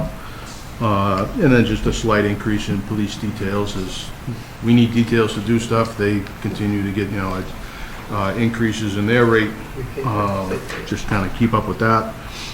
And then just some slight increases based on contractual obligations with the operation up the transfer station for solid waste disposal and the recycling disposal. That contract is up in the fall, so we'll be kind of advertising that contract late in the spring, earlier in the summer. I already talked to the waste management folks. Costs are, you know, progressing like everything else, so confident enough in the budget numbers that we'll be good. Probably bid the same type of thing, a 1-year contract with the ability to extend. That seems to have worked out well, so do something similar. Something the Steve and the police chief had recognized that there are some community, if a detail cannot be filled by Littleton Police, we'll sometimes look at other communities. But Steve and the chief have identified certain communities that will not be called in from here, only because their prices are so much higher inflated, that in order to try and keep that, those detail prices, costs down, they've been very proactive in that. So they double the cost out of town. Correct. Service, yeah. Exactly. Some do, or some towns have different rates for superior officer based on a patrolman, and you don't know. Who you get. You could get the chief of police, you just don't know, so. And my last slide is kind of looking out over the next few years, some things for the department. Obviously, staff, I've talked anytime I have the opportunity in front of anybody, the fact that we're severely understaffed. The example I always give is if it's a Monday or a Tuesday and I got to do a couple of dumpster runs to Fitchburg with solid waste, one of my so there's a guy, one of the transfer station attendants is on vacation for the week. We backfill for safety because, all the hydraulics up there, and then obviously we have the public in and out. So now I'm down 2 guys. It's a spring. I got an extra guy in parks helping field prep, all that stuff. All of a sudden, the highway department's like 3 guys, and one of them is a mechanic. So I don't have enough guys to rebuild the catch basin. So and look at how the town, in the last few years, call it the last 5 years, right? You've added Cooper Farm, you've added Durkee Farm. These are all town roads, so roads I'm responsible for, roads I got to sweep, do maintenance on. I know they're new, but, as opposed, along with, I should say, a handful of other cul-de-sacs, town-owned properties, Indian Hill, keeping the parking lot open, we won't get into the orchard. Please do. Turkey. Yeah, now we just, a couple weeks ago, the town, or a couple months ago or whatever, town took possession of the Durkee Farmhouse. Well, it's winter time, so if it's slow for a day, we had a couple guys go over and secure the place. Time out. The town took possession and turned it over to It's the Affordable Housing Trust. Affordable Housing Trust. The Affordable Housing Trust is a separate and distinct organization, not under the town. So why is Steve doing work on it? Or should the Affordable Housing Trust be paying for Steve's services? Oh, they paid for the materials. Yeah, they did pay for materials, so they did pay for materials, Fred, for that, for some of the buttoning up of the site. Not the labor. One day, 2 guys for a day. Well, they want to be a separate organization without much tie to the town. They're doing good work for the people in the town, but it's yet another service that we're asking Steve's people or whoever else to work on in a time when things are pretty tight. They've got $1 million sitting in their coffers. So I think the way the Affordable Housing Trust structured a lot of these things is we asked if they had, that they asked if there was time on the schedule or if we should hire someone. So that's the way it was working. That's fine, but We should probably create some type of an MOU at least. I agree mean, with that, yeah. and the planning board keeps sending more money their way. And that's money that could come into the town's coffers to have a decision made on it. Now there's no decision being made. It's going directly to the Affordable Housing Trust. Opinion? Which the town has no control over. I will offer no opinion on that. I'll defer. Sorry, Steve. No, that's fine. No, thanks for, many at this big table that wasn't fully aware of that. That's all. No, if we can help, we'll help. Yep. That's kind of always been my motto in my nearly 25 years of municipal work, so. So Steve, on the additional staff, that this is more of a FY26 than an FY29 need for you? Yeah, and, asking for, expect to come sit here next year and ask for 4 people, you know, I think that might be a little much. I guess we'll see. But I mean, I could certainly justify all 4 of them. You know, adding someone else for highway, and you know, there was a Park and Rec did a study a few years ago, before my time, that noted that there should be like 7.5 employees or something to maintain the parks and fields and things like that. And that was the justification to go from 2 to 3. So, you know, I'm operating with 3. So, again, you know, we're looking at some different things. We're kind of quoting out outsourcing fertilization. You know, that'll free up 2 or 3 of my guys, a couple days, you know, then. So, again, I'm just looking at different options right now internally. A junior mechanic, you know, I have 1 mechanic. When we transition to snow and ice, we give them some help, you know, whoever's available that has mechanical knowledge. Same thing in the spring when we're transitioning out of snow and ice operations, bringing in all the stuff, we'll give help. If we added a second mechanic or a junior mechanic, I could take on, you know, we just worked on one of the land use vehicles, try to help them out, right? Again, here I go with helping people out. But, you know, we were able to diagnose some electrical issues, redid the brakes, cost them a couple $100, you know, as opposed to sending it wherever. But we could do that type of thing. Again, some of this all reverts back to the facility. I don't have a lot of space to tie up a lift, you know, because I really only have 1. So, you know, it's all kind of relative, I guess, right? And adding on someone else to work under me would be great.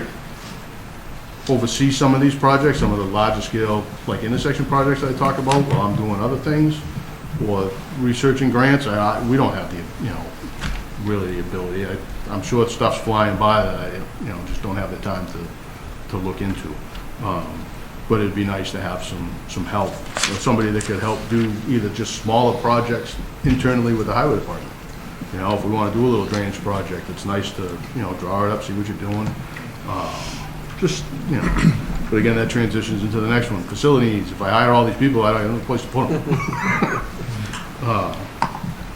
Then, again, just increasing the maintenance lines and stuff as trends continue, costs increase on basic things, even changing the oil in the vehicles, you know, even though we buy in bulk, it's still expensive. And then just, again, looking into some improvements at the transfer station. I might try a few things this summer, consolidating the recycling a little bit more, because the facility it goes to is single stream, but yet we're still glass, plastic, you know, that type of thing. We consolidated the newspapers and the cardboard. You know, if anybody noticed, I don't know who buys the paper anymore, right? Just to try to save on trips. If I can, you know, I might try to consolidate a couple other things. And then looking at kind of the layout. If I can make the layout a little easier for people, you know, that's what we'll try to do. I think that's pretty much it. Happy to answer any questions. I have just one. When Conservation was here earlier, they were talking about how much they're relying on you for mowing of different places. Can you comment on that a bit? Yep, so we mow with the big mower with the flail in the back. We do a few of the properties once or twice a year. Usually we try to time it, we have to mow the cap at the landfill twice a year, so we'll try to time it on that because the machine's set up for it. This year we weren't able to get into the one at Tehadawan and Harwood, even though we tried. I think they more set the new guy up to fail when they sent him in there because he sunk about 10 feet off the street. But yeah, there's a few properties that we definitely will go and mow with the big mowers as opposed to, like she said, Amy said, the stewards do it with the little push mowers and things like that. You know, there's some fields that require the big equipment. Well, Newtown Hill, you do that, correct? Yep. Yeah, and we also, a couple of years ago, I guess, it was right before I came on, the maintenance of the road up to the Oak Hill Tower transitioned from the water department to us. So we maintain that you know, it's kind of, we plow it after the storm, you know, it's not a priority, but we'll run the loader up after the storm. But this year we spent probably almost 3 days regrading it because it was all washed out, right? So there's a few properties that we spend time on. I also think that the grant that Amy was talking about that they got for Cloverdale, there was a matching, yeah, the in-kind services. In-kind services, Yep. and that We're gonna she build. signed you guys up to, so. Also, to be clear, there's a trustee at LCT who owns a tractor and mows with a tractor. It's not people with push mowers. There's like, No, I'm sure. there's, I mean, No, I'm I'm just sure. saying, I don't want people to get the impression that it's Yeah, a yeah. bunch of people out in the woods with lawnmowers. There's Sam Bell mows large swaths of the of town conservation land with his tractor. Yeah, but Mr. O'Neill was out there with his billy goat. And Sure, I mean that too, but you know, that would be an expense the town would have to take on if LCD didn't do it. David, about how much time did the department spend on the orchard last year? Ah, geez. Ballpark. Yeah, it's funny too. I put that together for the Orchard Committee. I don't remember off the top of my head, but we were the summer kids up there, and then my guys were doing it after hours, a couple days a week. I can certainly send you that. Yeah, I saw wanna the say the wrong costs. I thing. didn't see like the time though. I was just curious Yep. how that broke down in terms of, you know, your time and your Yeah, your my staff's guys, it was time. mostly after hours. Okay. Through the summer, again, a day or two a week, with the intent of really just keeping it presentable, you know, so when you drive by, it doesn't look totally abandoned, you know, like grass up like this, and you know. Yeah. We mowed the aisles, the road around the house, you know, kept things at least reasonable. the Yeah, best that we helps could with anyway. invasives as well. Yep, yeah, nope. And then you've been doing some are going to be doing soon some buttoning up on the structures there as well, I understand. Yeah, so we got kind of a list. Yeah, we'll look into that stuff.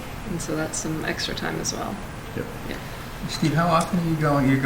How many times are you going down? I know you're checking in on some of the buildings and So walking around. the buildings at the Orchard, I tend to go 3 times a week-ish. Tug the doors, make sure nothing's out of the ordinary. Indian Hills a little more often, but that's right next to the shop. I know George goes in the morning. I tend to go in the afternoon, right after lunch or on the way home type of thing. Sometimes that's just walk around the outside, pull the doors, but sometimes it's in, like the other day, there's a carbon monoxide detector upstairs beeping for a battery, so next time I go, I gotta bring a 9-volt. Yeah, that's, you know, Indian Hill and the Orchard.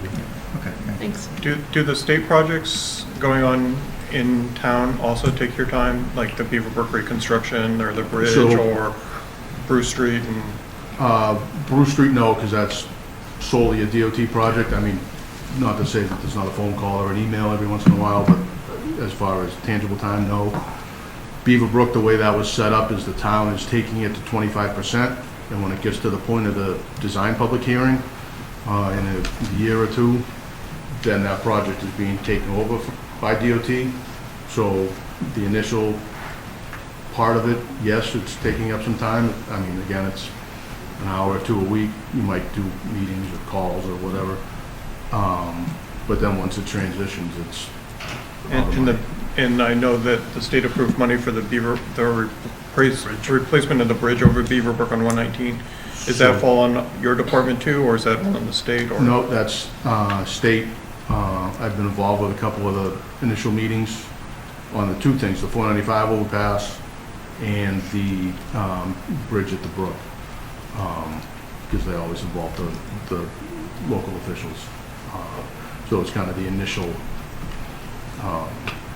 conversation there. That's the $13 million award you got for that project.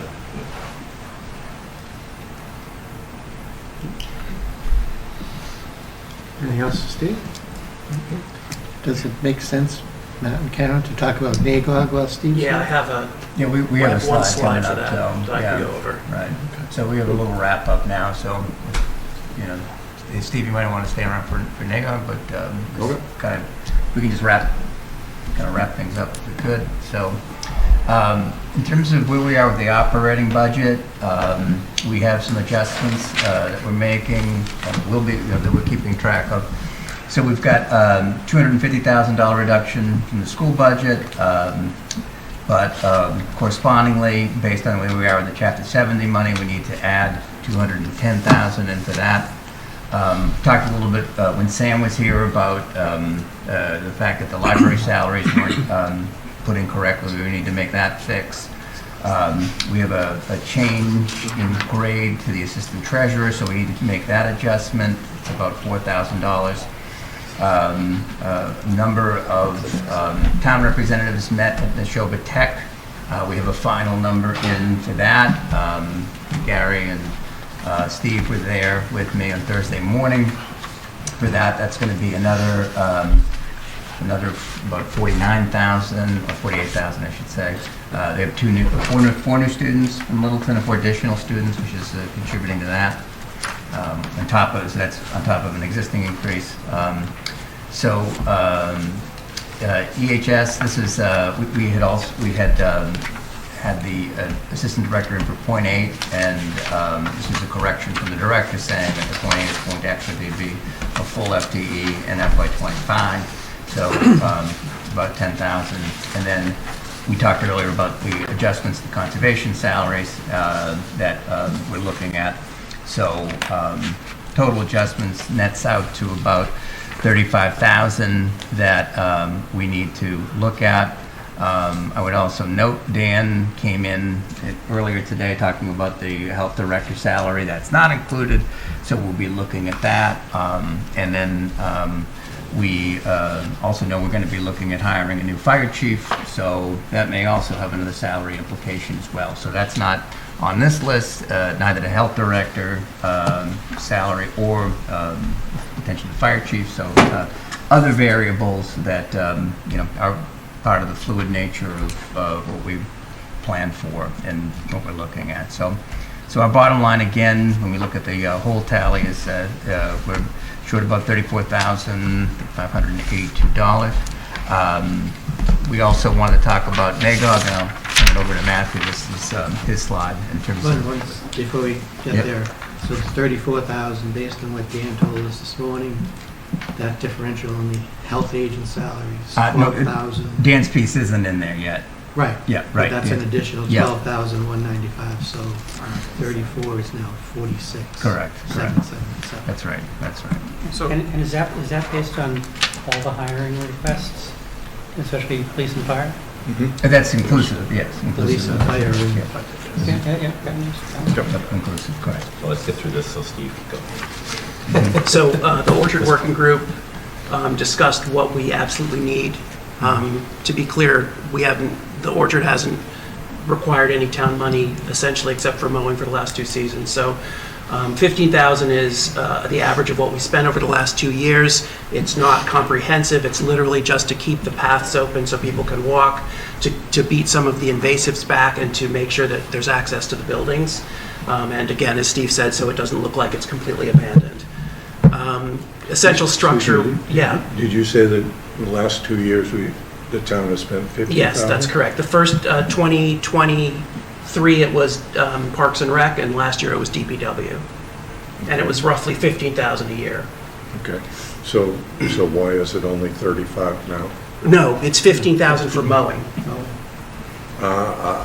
Okay, sorry. Yeah, the 10,000 is things like putting plywood over broken windows. It's things that we think are really important for stopping the deterioration of the property. Nothing fancy, just like literally patching holes. The last 2 RFPs that have gone out have not been successful. We feel that town council should review it but not draft it. And we are currently investigating help with someone else to help us draft it who has more knowledge in the field than we do, and definitely more sort of subject matter expertise than town council. And then the last item that should say also the RFI. We've spent about $1,000 on advertising for the RFI. We've gotten on the order of 35 responses to it, people interested, and a couple hundred downloads of the RFI document. So when you compare it to the RFPs that we've gone out, we got 0 or 1 responses. This has been much more successful. We hope that that will translate into an RFP that people are interested in, but we do think we would like to get the word out for the RFP as well. I think 5,000 is probably a little high, but we'd like to keep that number in so that we can distribute the word about the RFP when we release it later this year. So if I could just clarify real quick. Okay, sorry. The responses is, at this point, email inquiries requesting downloads. Right, sorry, not official responses. Not official replies to the RFI. On the mowing piece, your crew is doing the mowing at Nagog? So where's the expense coming from?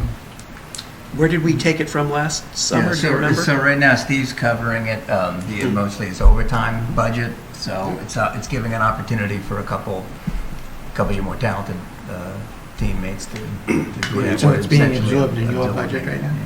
Yeah, it's been absorbed.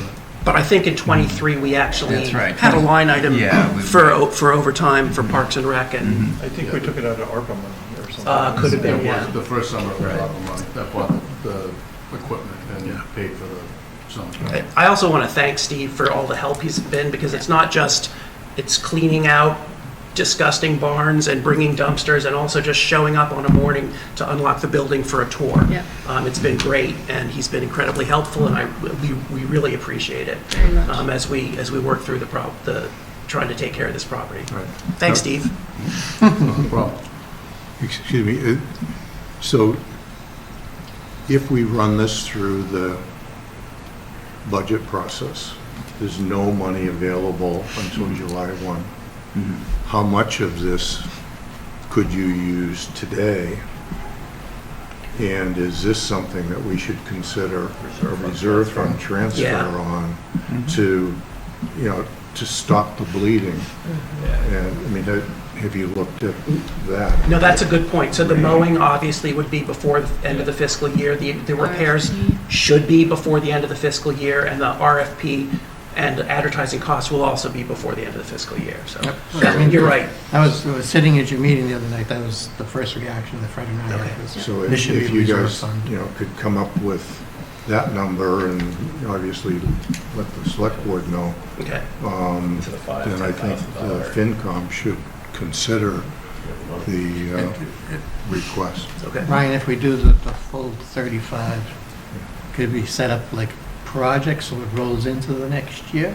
Yes. Or is it- that might be a bit problematic, but what we could also do, depending on, where we are, we call it a town meeting, potentially we could set aside as a separate warrant article. We actually have this a little later too, in terms of another way of funding it would be using something from free cash to, depending on what you take care of here in FY24, you may want to set another chunk of money aside in for next year. FY25, and that you could put as a warrant article, and you could then roll forward. So as an alternate. Just a thought for you. No, that makes sense. Maybe some mix of both. We should do. Yeah, we should split it. Yeah. Reserve fund. Okay. So we can talk about that. Yep. I can work with Ryan to Sure. sort out the actual numbers. Sure. Okay. So ballpark, how much of that, is it like 20 and 15 for next year, or So half and half, just because? I don't know what we could cut for this before the fiscal year ends of that 35. Well, you probably No, don't I have the think- entire mowing. I think Fred was talking about the split, like 20,000 for a reserve fund transfer or something like that. Yeah. For this Yeah, year. just, So half yeah. of the mowing, for example? Whatever, I don't care what the number is. I think but you can just use so we that know. 35 regardless. On the other end, let's just talk about the reserve fund, what we need, and then keep You don't want that. to roll it over. Yeah. You don't want to roll it over until July 1st, right? But I mean, don't be looking to reduce this number to take care of May to July 1st. Yeah. Let's come up with a number for May to July 1st. Even Don't if touch it's- that money. Even if it's 35 that we vote out of the reserve fund, whatever's not spent just rolls to free cash. Yeah. We can redo a And then reserve you fund revisit July it again. 1st, That's all right. and you just get replenished at that point in time. Yeah. But I don't think there's a need for an article. Certainly, well, we can talk about that. I mean, either which way, we'll take care of the need. That way you can at least get going. Right, great. Right. So, if there's nothing else on that. Just other adjustments we Thank you, talked. Steve. Thanks, Thank man. you, Steve. Nice job. You have any questions on that piece, at least? Are you comfortable? No, I know what to do up there. So just to recap some other things we've been talking about, it was the presentation from the Historical Commission about $10,000 for the 250th anniversary of Patriots Day. And then we also talked about, the board talked about a grant writer, so that'll be, we put that in as a grade 13, step 3, roughly $78,000 plus another $23,000 for health insurance. We need to account for that. So some other, if we account for that, both of those items, puts us another $146,000 roughly in terms of what we'd have to take care of on that front. Brian, can I just ask you a question? It goes back to the question I asked earlier. Here we are adding a person and we're explicitly saying, yep, 22,000 extra insurance. But when we take someone off, we say, oh, and benefits are all squishy and rolly and we don't have to take it off. So I feel like we're overstating here. I Kind of have to. I don't think that's 100% true. When the treasurer's office looked at health insurance, they looked at a current bill, so if the position's not filled, it doesn't exist in that calculation. Facilities director doesn't have insurance right now. We have to factor that in after the fact. That, yes, this person could come in, it's a vacant position.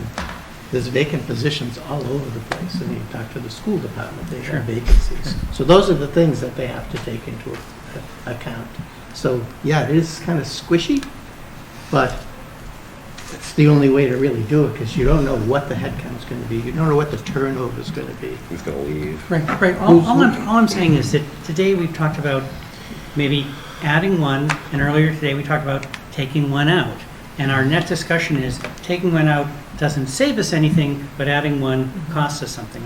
It doesn't seem balanced. What was this being taken out? And There was a Conservation. But the prospect of putting somebody on, we don't know what that's going to be. When somebody leaves, we know whether or not they were on the program. Like, if you look at schools is a good example. Say they have, So it's actual versus prospective. schools has 5 positions, 6, 7, 8, whatever, that are open, No, it's not in there. and they just haven't been filled. Well, it's still part of the formula. No, I think Brian's point is, we talked about taking a full-time conservation agent, a benefited conservation and a benefited assistant, and taking it down to one position, and we talked about the savings of the salary, but we didn't take the benefits out. Potential benefits. But in this case, we added a position and we put the benefits in. right. But if because- you do that and they're not on benefits, then we've taken an allowance that's not there.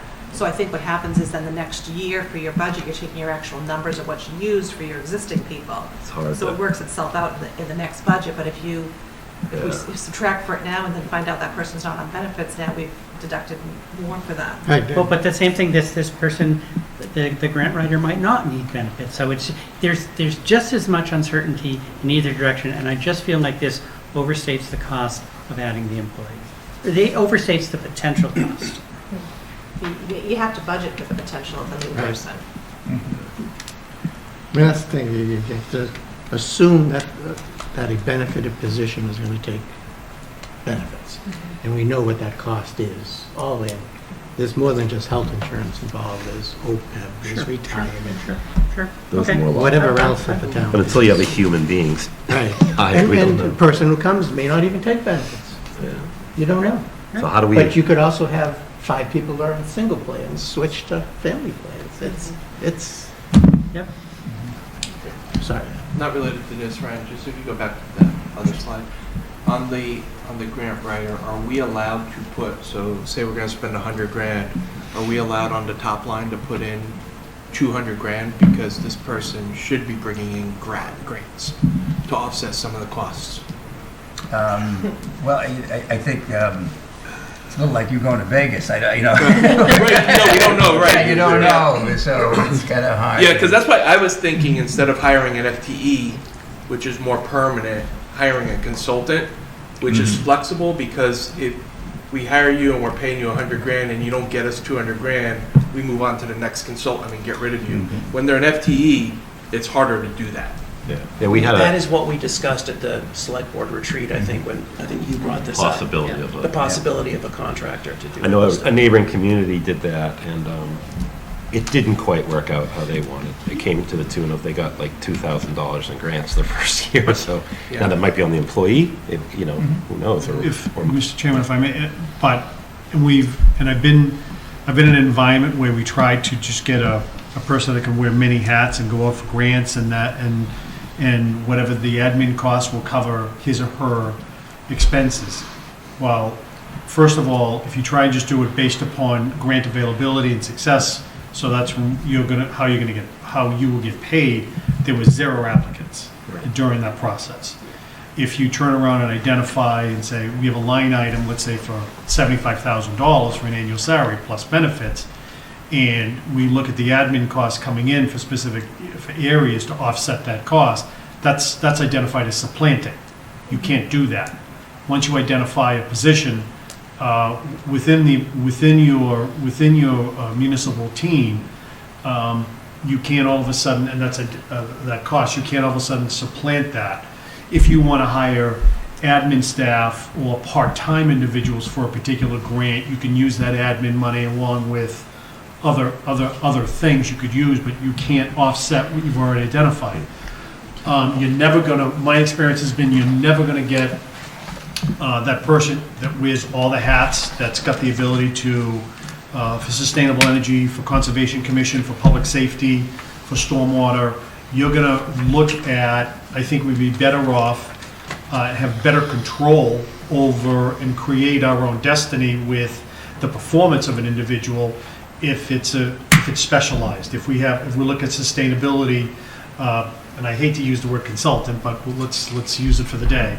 A sustainability consultant, open space conservation consultant. There's areas that way, to your point, Alvin, if they're not performing, it's very simple. There's a scope of services, you're not performing A, B, C, or D, then we're gonna go on to another consultant, and to fulfill what we feel is appropriate. So we have to be careful on how we approach that. And I think we're saying the same thing. I think you we said are. a lot. Yeah, you said a lot. I was just saying, let's hire consultants. Sorry. Fair enough. Sorry, I took the Tom Clancy route. So the other Okay, just another approach, if you just put the slide back. I mean, we've in the last few hours, we've had several department reps say that they left money on the table because they weren't able, to do grants. And a lot of that's due to, the assistant whatever, position. One could imagine, but those are positions that we historically and today, look to be cutting. One could make the argument that instead of spending the 78, call it 100, whatever, on a specialized grant writer, sprinkle that amongst the, admins for some of the various departments, like conservation, which had just got some money, on the assumption that they'd be doing good in general, but also probably bringing in more grants. Opening up cycles. Right. For that department Because to and they'd go be after their own grants. And they'd be specialized. The ConsCon person is going to know the ConsCon grants and what they need. Same as police and fires. Said that they would know their stuff. I mean, highway would know their stuff. So, I think we've heard there's money that's being left on the table. What's the best way to get it? Maybe this isn't the best way to get it, but maybe it just putting back some of those assistant hours might actually net us an increase. I had wrote down kind of the other side of what you said. We have members that I kind of was listening to the police and the fire especially. They don't need grant writers. They're very historically, they write their own grants. They have never once said we could use help with grants. They're going after every grant. Every time they come up here with a budget, we got a grant for this, we got a grant for this. They're writing those grants. That's why I kind of drilled the chief a little bit, or the deputy, because I wanted to see, okay, so that's part of their job now that they've created where they're doing it. So if we're going to focus on this at all, we really need to focus on who really needs the grant writing. And then we can get a specialized field of We have had some success. I mean, Amy's done a great job, the schools have done a great job, Right. so we have gotten a lot of grants. I kind of like the way you're talking about Yeah. sprinkling and cross-training folks within each department, to your point. Amy knows where the conservation grants are. The schools know where the education grants are, and, it's the public safety and what have you. Versus adding an FTE when we're already $35,000 in the hole, adding any additional FTEs at this time, regardless of what the title is or the Right. job description is. Right. I like that.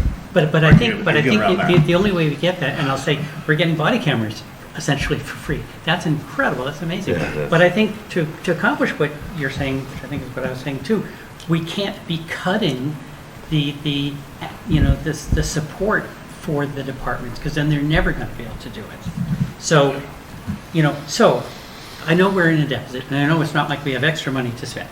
But if we had money to spend, I would say sprinkle, like you said, we need to sprinkle back on the admins instead of cutting them, because ConsCon is not going to be able to write anything now.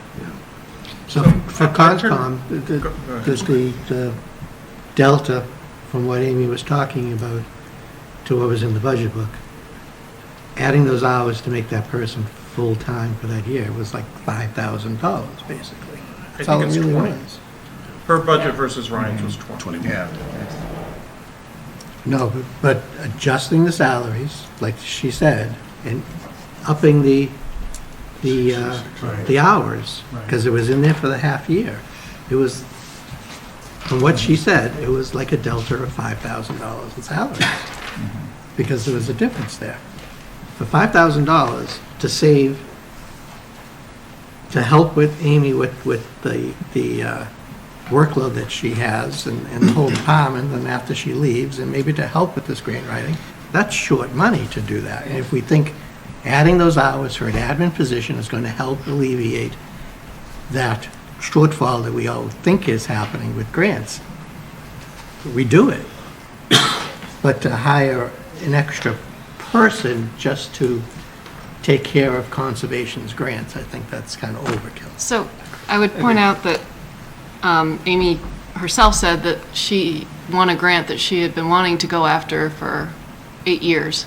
So leaving us, keeping us where we were or increasing it slightly isn't necessarily going to get it, we're still going to be leaving money on the table. I think a couple other points I wanted to make about this is that, Diane Dickerson brought in over $1 million in green community grants for us. But my understanding is that her hours are decreasing, potentially? It's just, we're just tweaking it a little bit, but she's still 20 hours. And the requirements for green communities are going up. Are going up. And based on my impressions at MMA, the majority of the grants that are being put out, rolled out by the state right now are focused on sustainability. And that's where the money is. So while we might not be able to find somebody who can do LPD and fire department and sustainability grants, probably somebody who is focused on sustainability grants is going to be able to bring in more than what we are paying for them, whether it's as a consultant or not. In the meantime, they can also be alerting the police department and the fire department when they know about stuff, because they'll hear about it. I will point out, we're building an $18.5 million senior center, or about to, right? What grants are available for that, and whose responsibility is it to look for them? It's not in Liz's wheelhouse to look at grants for a building, right? And there's no one on staff that it falls under their purview. Yeah. And I will tell you, there is money out there for that building. I'll guarantee that there's at least 70 grand we can get for the solar panels, right? All we have to figure out is how to apply for it. Whose job is it? I'd be more inclined to the contract side the first year anyway, until we get this in a regular budget cycle. Yeah, Or see even how talk it about a works out. 19-hour non-benefit eligible position, that just someone that has that skill and can work 19 hours a week. But I think to Karen's point, let's focus on sustainability first, because But that was what I mean, we could target, Yeah. if this is the year we're thinking state, let's get a part-time, a 19-hour employee where we can see, is this going to even work? Or are they so overwhelmed that there's so much out there, let's make this a full-time position next year? Or do we go the contract route? Or are there people even out there that will contract to do this? I don't even know. If there are, I mean. Oh, there's sure. something You can get a for grants. 1099. Yeah. Yeah. So, You know, we've got 4 roofs coming up worth, 8.4 million. yeah. There's grants out there for roofs.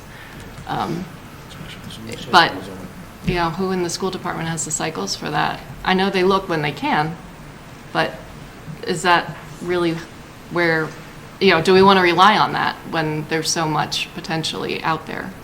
But Plus do we the even school. have a job description and things, so like, who's going to decide what project this person tackles first? Right.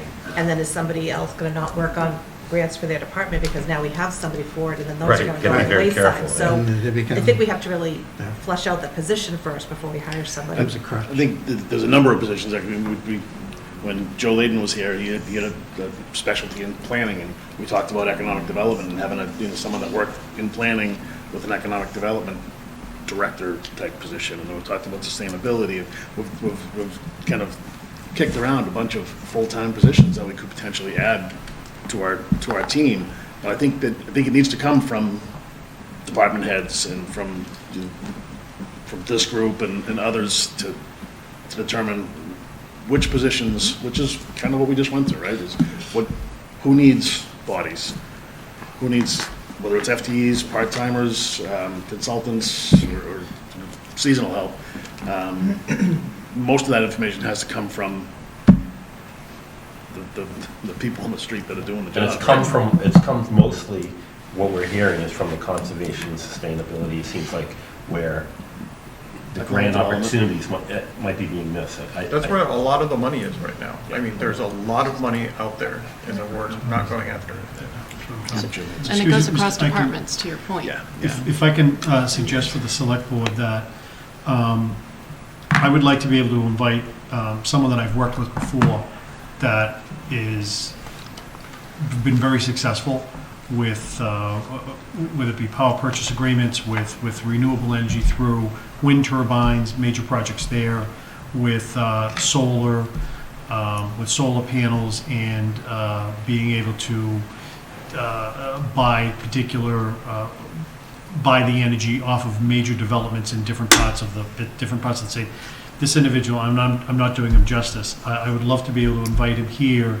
And his world is sustainability, renewable energy. I'd love to present and just basically have a working group and or a discussion with him on where is this going?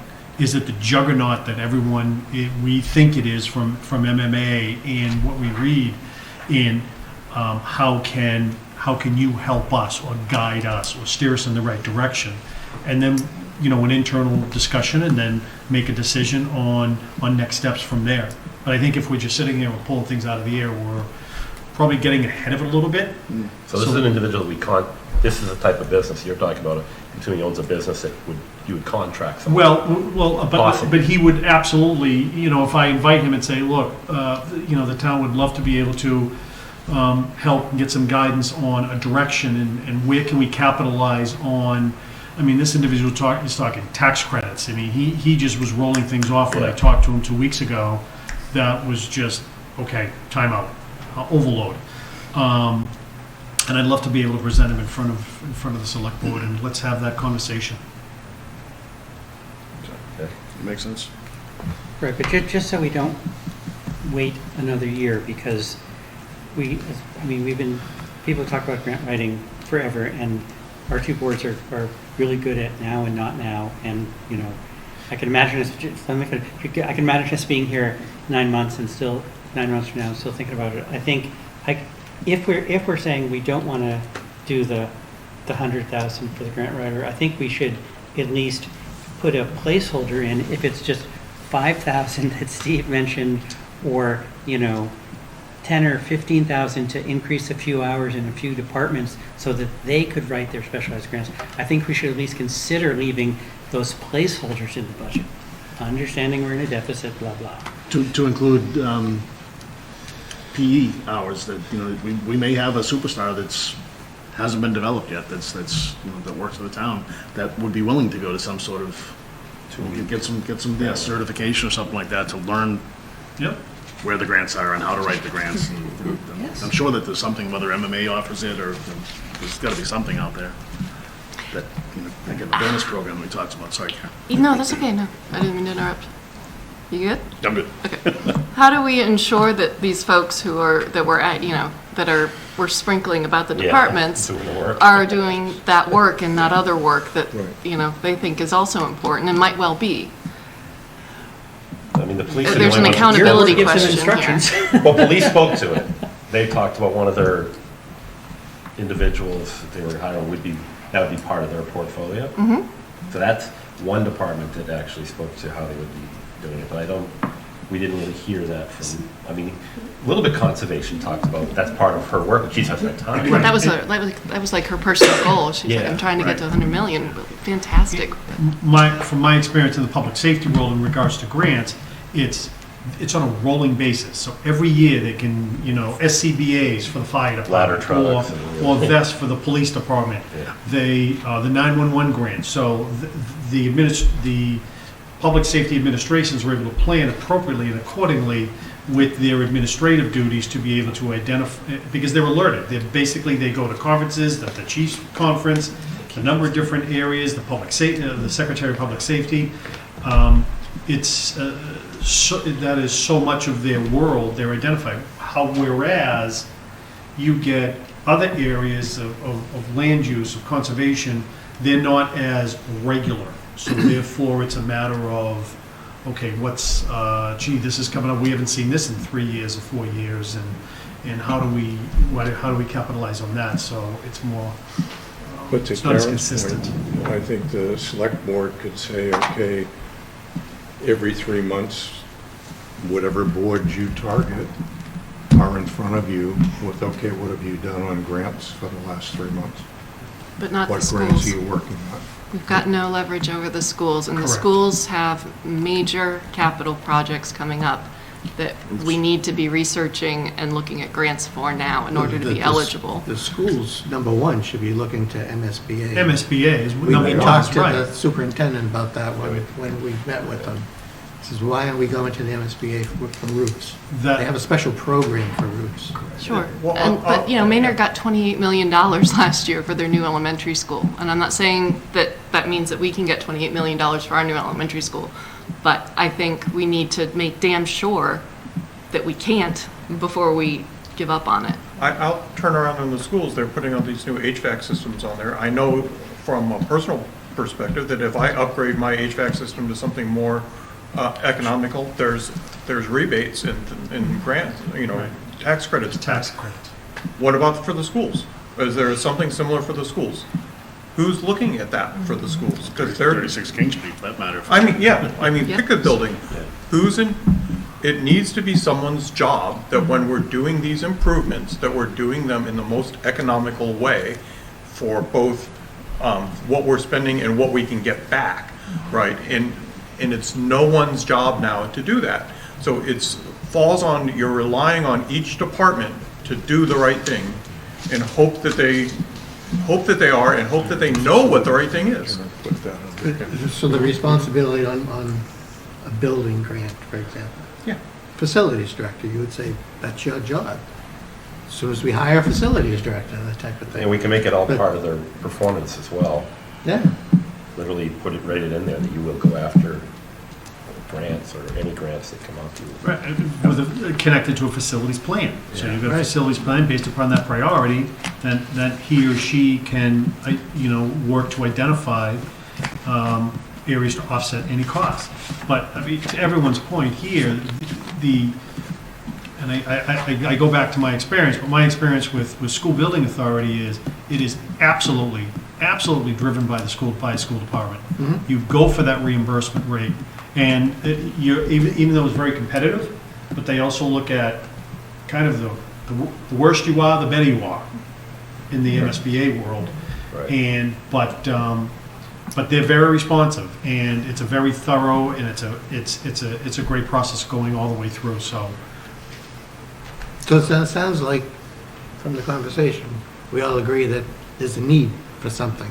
We just can't define what that need is just just yet, exactly whether it's the consulting route, it's new hires, so maybe after you. But it's here. Yeah, we can get Tyler. Yeah, Templeton hired an intern to do, part-time intern. To dig up grants. Yeah, that was their job. Dig up grants, not, some of them they did their own, but to share with the department heads that just don't have time to even research, is there grants available? So is That's more, someone that I met when I was at. is it more of a person who's researching that a grant is available and then they turn it over to the Yes. department and say, go write it? type of Yeah, thing? yes, or if there's part of it they can write and assist, yes, but it's more just finding out what's out there and then making the town administrator aware of it, and then the select board and other committees can really say, what are you doing? Go after this grant, Well, I need help with it. Well, Ryan and I talked the other day with Maren at the One Stop Grant, and we identified, obviously, we're looking at Mass Works grant areas, we're looking at different areas, but we also got creative and thought outside the box. So let's go for different things that has to do. What's the priority? We're talking open space, conservation issues. Is there out there? We look at historic stuff. Is there an inventory grant that we could potentially look at? We actually hit upon 3 or 4 different areas that Maren is going to go back and not being familiar with, her institutional knowledge. She was absolutely, okay, yep, I know where we're going with this, with hitting 3 or 4 different areas. And, but I will tell you, you get a person that comes into a community that can say, and will sit there like a deck of cards and say to all the department heads, okay, here you go. The department head will sit there and say, okay, what do you want to fall off while I spend the time to do this? That's reality. And this is a totally different way of thinking about bringing money into the town. I think if it weren't called grant writer, if it were to be called, I don't know, money maker for the town, we would feel differently about it. That person could also go to all the departments and say, who do you go to for your grants? Like police, you hear this, that, or the other thing. Give me that information. So you could have this grant writer collect what all the different departments have been doing, where they go, where they look, and hold it in a central spot. And we have billions of dollars through the Inflation Reduction Act to help with sustainability issues. And things are not good globally, right? So we need to be thinking proactively about what can we do to get as much to sustain ourselves and support the things that we're going to need to hack it over the next little while. I think the grant writer that you're looking for is someone who is able to manage a lot of different information and then know where to go look. And then write a really good story about why we need the money more than anyone else needs the money. So it's an odd position that is asking for a lot of coordination among departments. I think that the thing I'm having trouble getting to is we hire this person and they go out and see that there's 6 grants that this department should be going after. I don't want to discourage the police and the fire who are currently doing the grants and writing the grants. So now we got a grant writer, I don't need to do this anymore. Sure. Let this person do it. But is grant writing part of the department's job descriptions? Is it in there? I think it's management's job, sure. Okay. We beat them over Why that. don't you? To look for money. As a police chief or a fire chief? Yeah. Why not? And it's not even a matter of looking for money, it's automatically just, hey, here's the grant again for this Right, year. right. And they bake it into their administrative Yeah. operations to apply for it. And in many cases, it's like, justify why you need to replace 44 CBAs, SCBAs. And fantastic, great, then it's a matter of that narrative is cut and paste and it's out the door. It's the other areas that are not as consistent that's very challenging. And it's a new world. Exactly. With new ways of getting money. And like early bird gets the worm business. So if you have an early bird who's sitting at a desk and sees the grant come in through a chunk of money to the state, then maybe that person says, okay, this is where I need to go look. Right, and it does seem like the money is concentrated in Green. And so, the police and fire, I think they've got it handled, but some of these other areas, I'd say, give them some more hours, say, you're targeting going after this, and we see what we get. And God forbid they don't find any grants and they just help the department with running their department. I mean, did any department here say that they were overstaffed? No, you'll never You do know? that. Yeah. Just But my critically clarify on what I understaffed. was saying earlier. So I think just two things. One, I like what Jim was saying about bringing that person in who specializes, because then we don't have to sign up with them, right? But we can hear what they say and what their process is and what they've done for other towns. But my point on this and the 100,000 was not, I wasn't actually too worried about the cost, because it's being offset with grants, right? So we're not actually spending an extra $100,000 if we get somebody good, because we're going to get $200,000, $300,000, $400,000 in grants. So I wasn't actually worried about the 100,000. I was just asking, is there a way to kind of balance it out in the budget?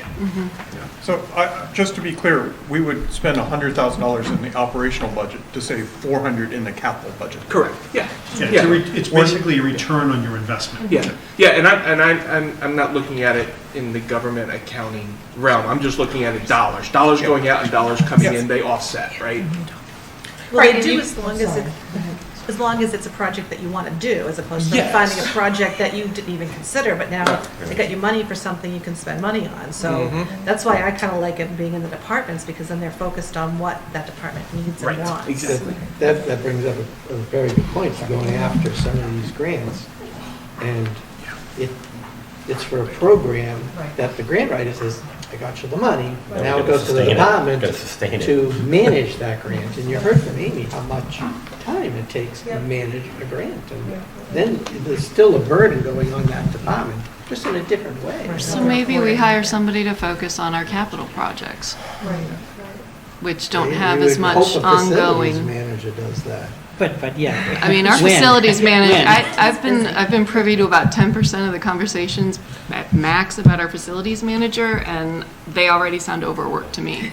Like, We've been talking about facilities manager for 30 Are you just years taking- now. Yeah, and what's the worst that can happen? We hire someone for $100,000. A year from now, that person's pulled in, let's say, $100,000. It's a wash. Maybe they want another year to give it a try to make it to 200, and now it's in surplus. Right. I mean, there's probably a learning curve But to Mark's point, it's 100,000 out of the operating budget, which we need to fund, Right. as opposed to money coming in that's being spent to buy something else outside of the operating. That's right. So, Sure. yes, we're getting the money in, but we still need to fund. It's just like if we hire a consultant and say, you're going to get 2% of the grant that you get in.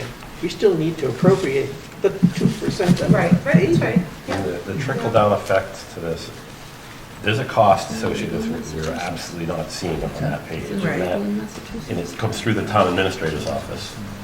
So any grant writer comes up, maybe they're the greatest grant writer ever. They get all of these grants.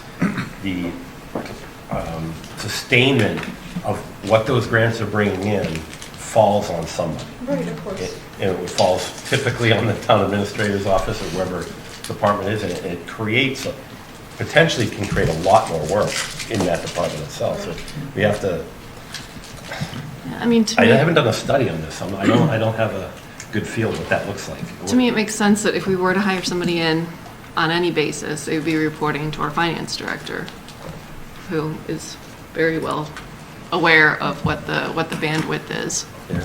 for the departments, at least the ones that are, I guess we can vote on reporting something. to town hall. So I will also say, just to stress again, and you said Diane brought in like $1 million to the green communities.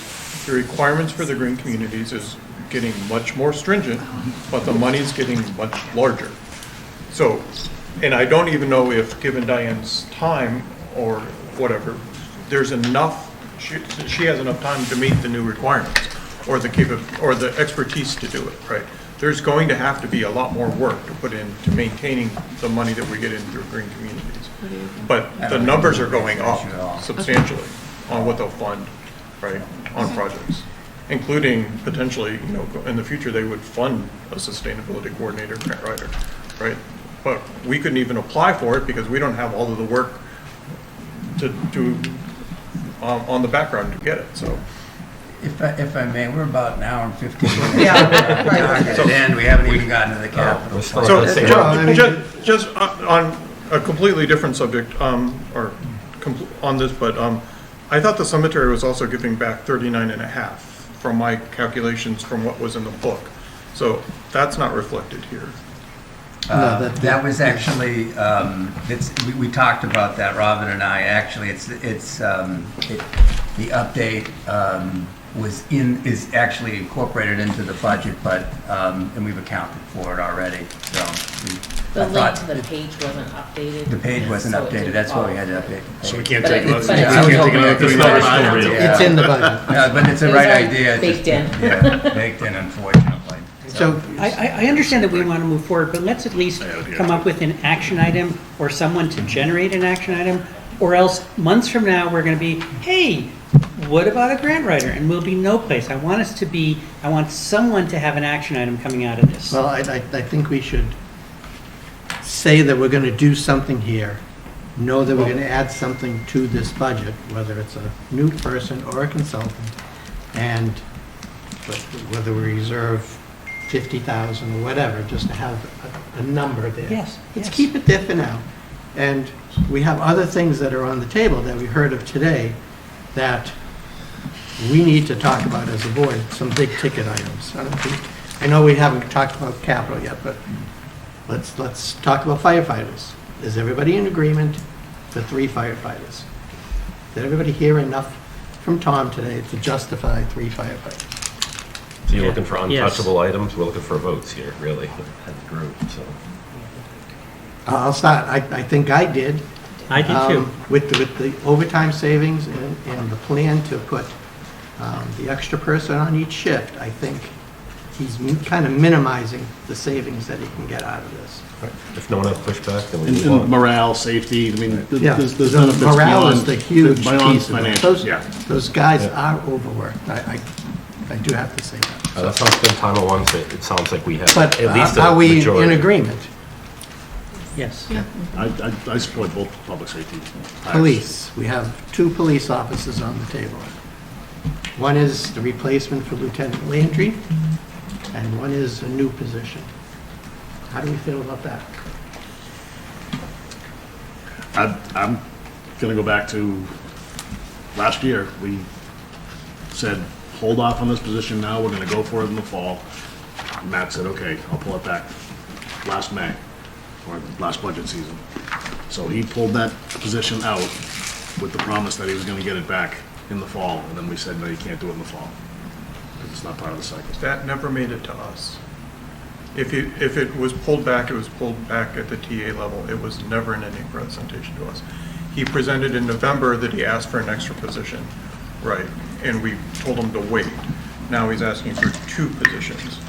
There was no presentation in last year's budget cycle that asked for another resource in the police department. See, so this first position, Lieutenant Landry's replacement, basically, is a result of the decision to go to lieutenant. So The when you first guys, person fills the when you vacuum. when you guys said this lieutenant structure is what we want to go to, you should have known that there was going to be a backfill of the police Right. officer. So I think that one's a given.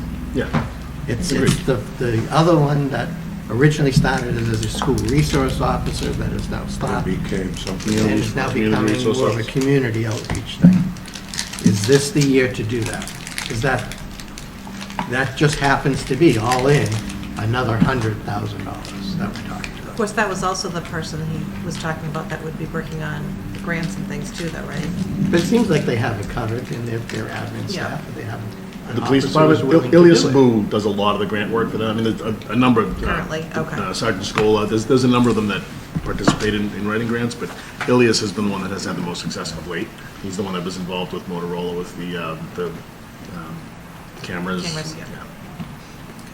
So we're looking at a $39,000 reduction in overtime in the budget, and that is based on the assumption that we're going to get 2 new people, right? So But it seems like one of the the new positions position is is backfilling. 62, so. And one of the positions is to do new stuff. the community outreach.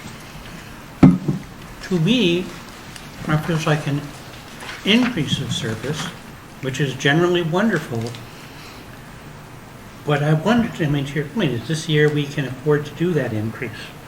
I mean, it's part of his plan to the target number that he's trying to get to for the department itself. So that question, I mean, your question still remains, and that's what was the case enough to say that's an individual decision, I guess, for each of us, but, fire gave their case, and it seemed like everybody here shaking their head.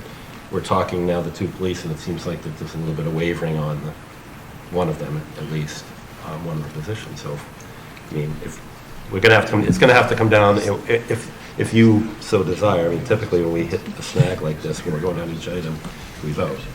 And if I may, just to add a little bit, we're in negotiations, as you all know, with multiple unions, one of which is the police department.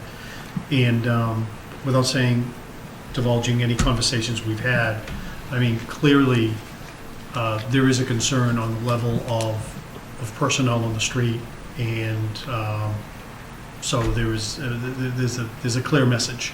You're saying they're understaffed? Is that what you're saying? I think they would be a very wise investment, is my recommendation. For both officers? Yes. Thank you. Well, going back to the morale and safety, and Jeff made the point about the number of officers on each shift, and that they would just standardize it. I'm sorry, I'm going to cut you off. That's what I was going to say, so you got it covered. Because right now they're on a 3-4-3, just look, where they want to get to a 4-4-4. Right, but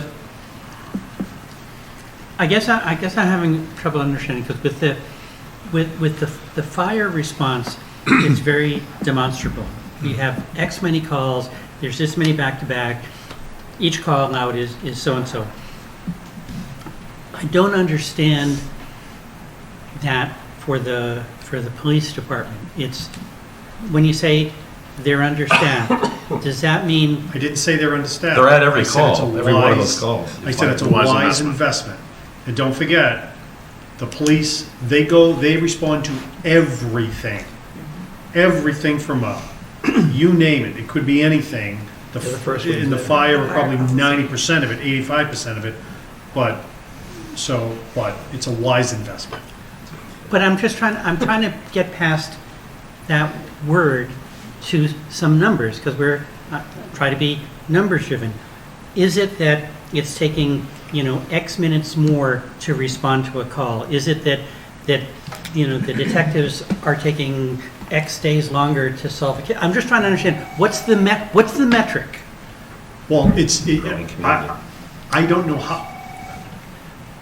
how that can be measured, and I only say that because there are certain calls that multiple officers have to go to, and in the event that you only have 2 on the street, they're both preoccupied with over here, and there's something that's over here, there's no other car on the street, you have to take someone from within the department to respond.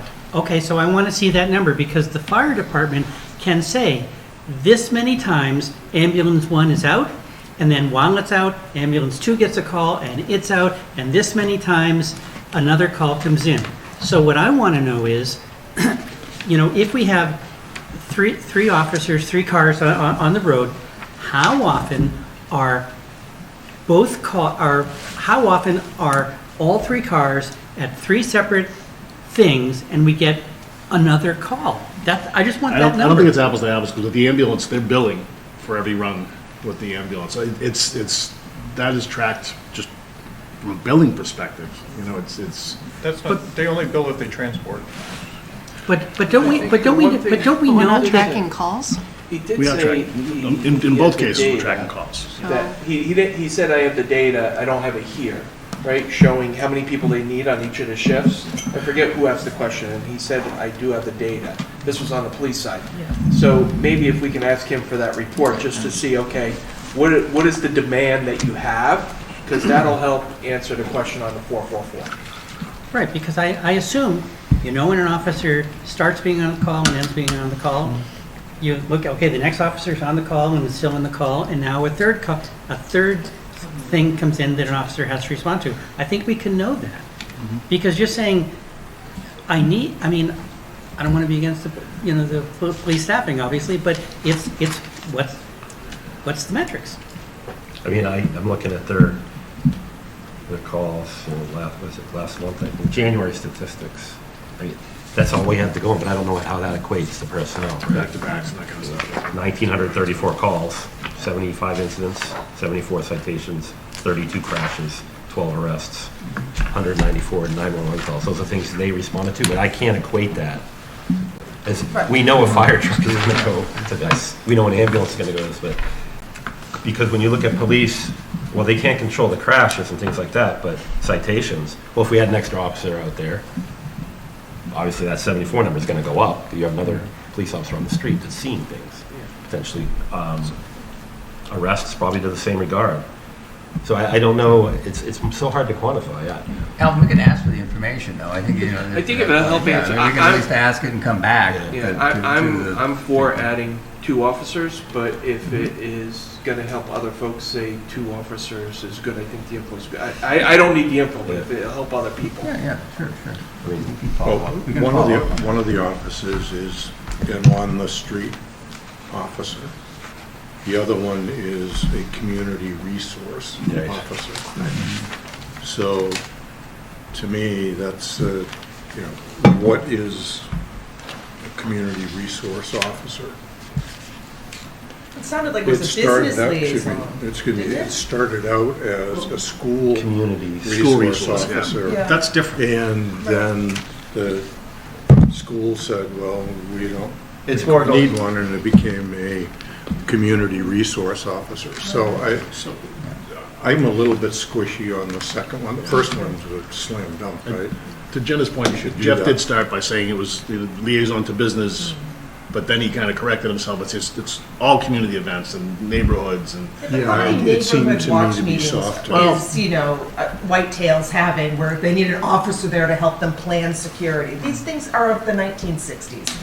What we need are things that are progressively thinking forward, I would say. So a community resource officer to be helpful to businesses and to go to non-existent community neighborhood watch meetings, I don't think that person's necessary. Well, it could be Pondside, it could be Boxwood. Oh, yes, you're right. It could be any other place as well. You're right. I'm not saying Whitetail. I don't think those exist. We're hit here when we're looking at that number. We have to cut at least one operational request. We know that right out of the gate. So that, what are those? Just so everybody knows, that 145 is probably over 160 right now, with everything in. Well, where are we at with the grant writer? Are we going to make a decision on any number? Keeping that in right now, we're at 160. So That's my feeling. I fully support the 2 police officers, but where else to are we move going forward to with cut these money positions, from? sorry. If we're voting to move forward with these Shirley positions, just said we again, have to cut. because you said it so quiet. No, I fully support the 2 officers. I think they're justified, but where else can we cut from? So that's why I feel, maybe 1, because I don't know what else we can take from. And the other thing we heard today was the extra hours in conservation for the assistant.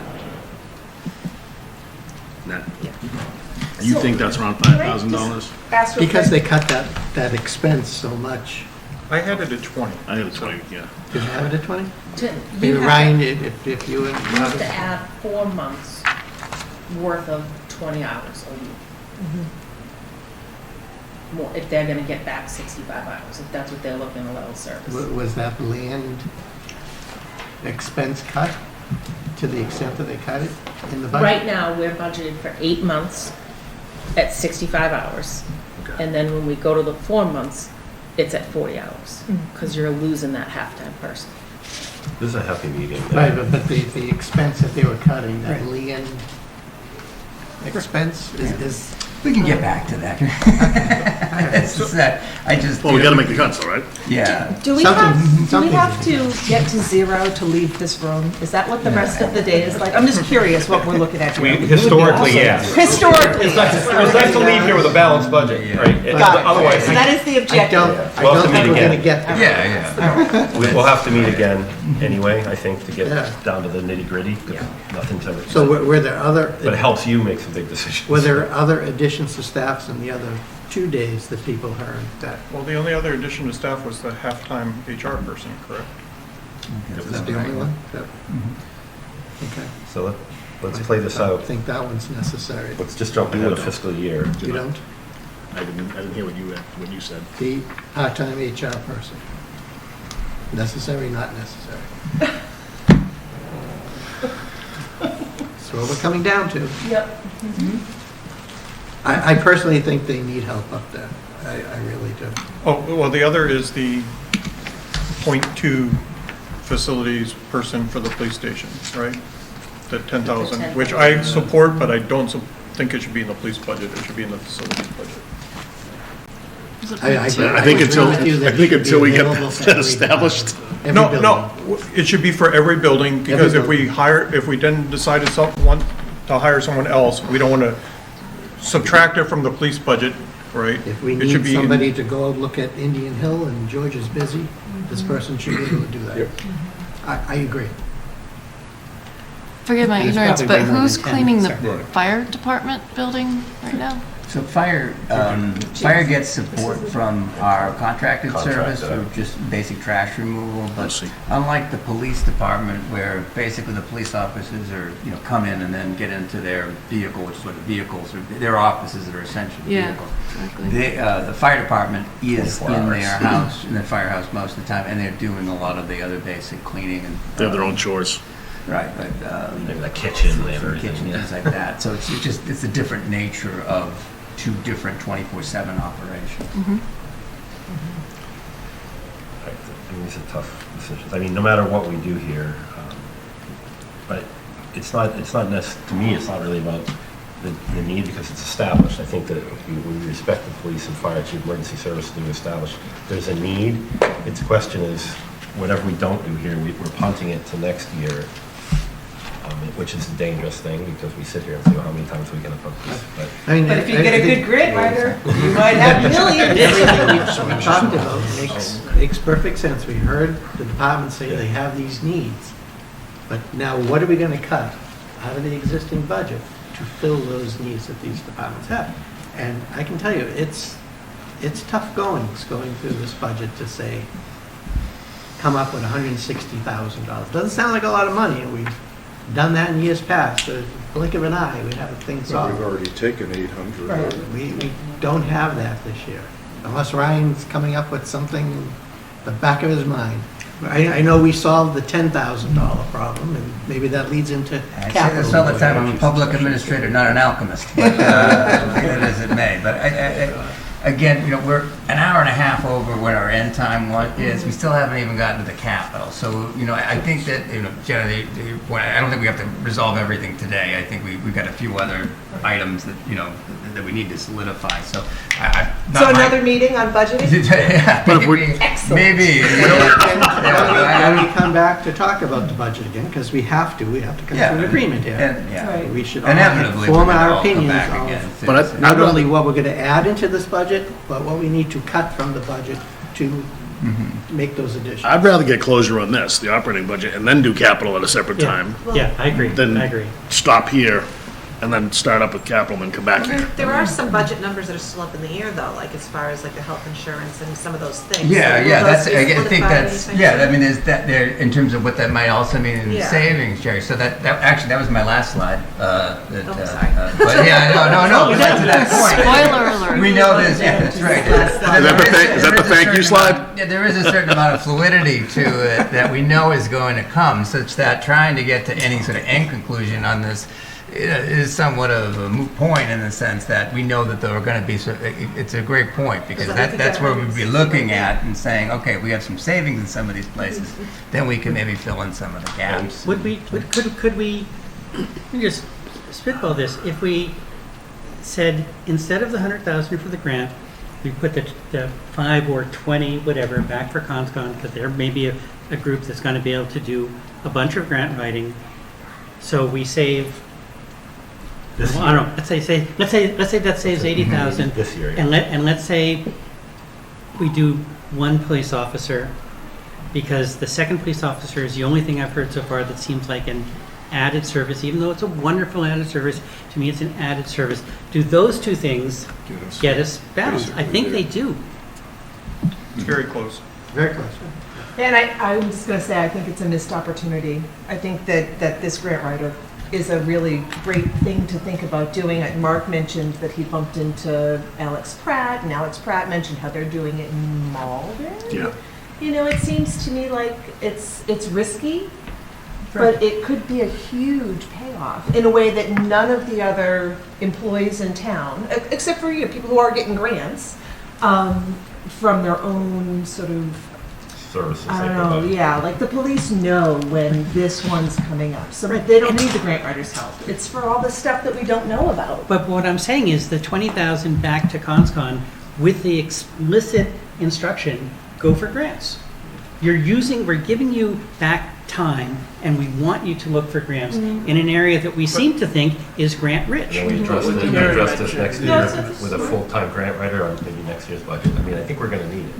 Yeah. I thought I was going down that road at one point, Brian, and the problem is you're actually not actually giving someone a grant writer until Amy effectively retires, because they're already at whatever their staff 65 is. hours. You're asking them to reduce what services they're providing to provide other services currently, so you're effectively cutting the conservation department now to take hours to do grant writing. Because that's the point that Karen made earlier, is that there wasn't enough time over the last 8 years for her to go for this grant, and she finally found some time to do it. So if we give her back what she's working now, there may be another situation where it goes 4, 5, 6 years before she can work on a specific grant. So I think we're just keeping it level. We're not giving them time to write grants. Still more likely that they'll do something if we keep them level than if we whack them. If we keep talking about bonuses and incentives and all these things for employee benefits, I'd rather see us incent departments. You come in with a grant, we'll make it a contest within town hall or within town employees. If you bring in a grant, I don't even know what the incentive can be, first of all, legally, but I'd rather incent our employees. We talk about bonuses and recognizing employees for all that they do. I think this could be coupled into that on the short term, just to get people thinking grants, keeping their eyes open, because they all subscribe to whatever the trade journal is within their specific specialty. So they see it, but maybe they're like, oh, it's nothing to do for me. Possibly. But so the flags are there, and if they have some sort of incentive, they might say, hey, Gary, did you see this grant that I just read in this article that I just read? I don't think with the Inflation Reduction Act, the flags are there, right? There's just, I've looked at the Inflation Reduction Act grants. I cannot understand them, right? I mean, you need someone that knows what they're doing to go after these. And I don't think, no offense to anyone on the staff, I think it's such specialized or such in-depth knowledge that you need that I would be surprised if people know what they're going after. Yeah, but I mean, there's stuff from Elder and Human Services, get stuff from AARP, and there's all kinds of different organizations. And So to your point, Matt, does that make the case for a consultant piece or an employee piece? I think there are people that know how to do these coming out as, I think. So consultant. I don't care if it's a consultant or new employee on this, right? But I don't think it's any expertise we have in-house. I don't think it's the year to hire a full-time grant writer. I just, not with what we're sitting here staring at this. This was a thing that we know that we've talked about this the last couple of years. Yeah, we kind of threw it out there. Right? There's ways we can address this year. You know, we can make a commitment to really look at how, you know, the services we can get out of a contract by reducing this number down. I don't know. So I disagree, because, I mean, the Inflation Reduction Act has been out there, what, a year already, at least, that a year's worth of grant money that we haven't applied for, and that money has a time limit to it. So, All right, we'll make the cuts then. Where are the cuts coming from? I mean, we didn't talk about, we have a potential $5,000 buyout fire chief. Does that come under this? Say again? A $5,000 buyout for the fire chief on the sick leave? that would be in this year. Oh, yeah, that's this fiscal. So I that's think it's, already well, baked in? that's if we only, that's if we only pay him 5,000, Right. not for all the hours that he's given back. 120,000 hours. That's a non-issue for this Never project, used. yeah. Testament, yeah, but, okay, that's good to know.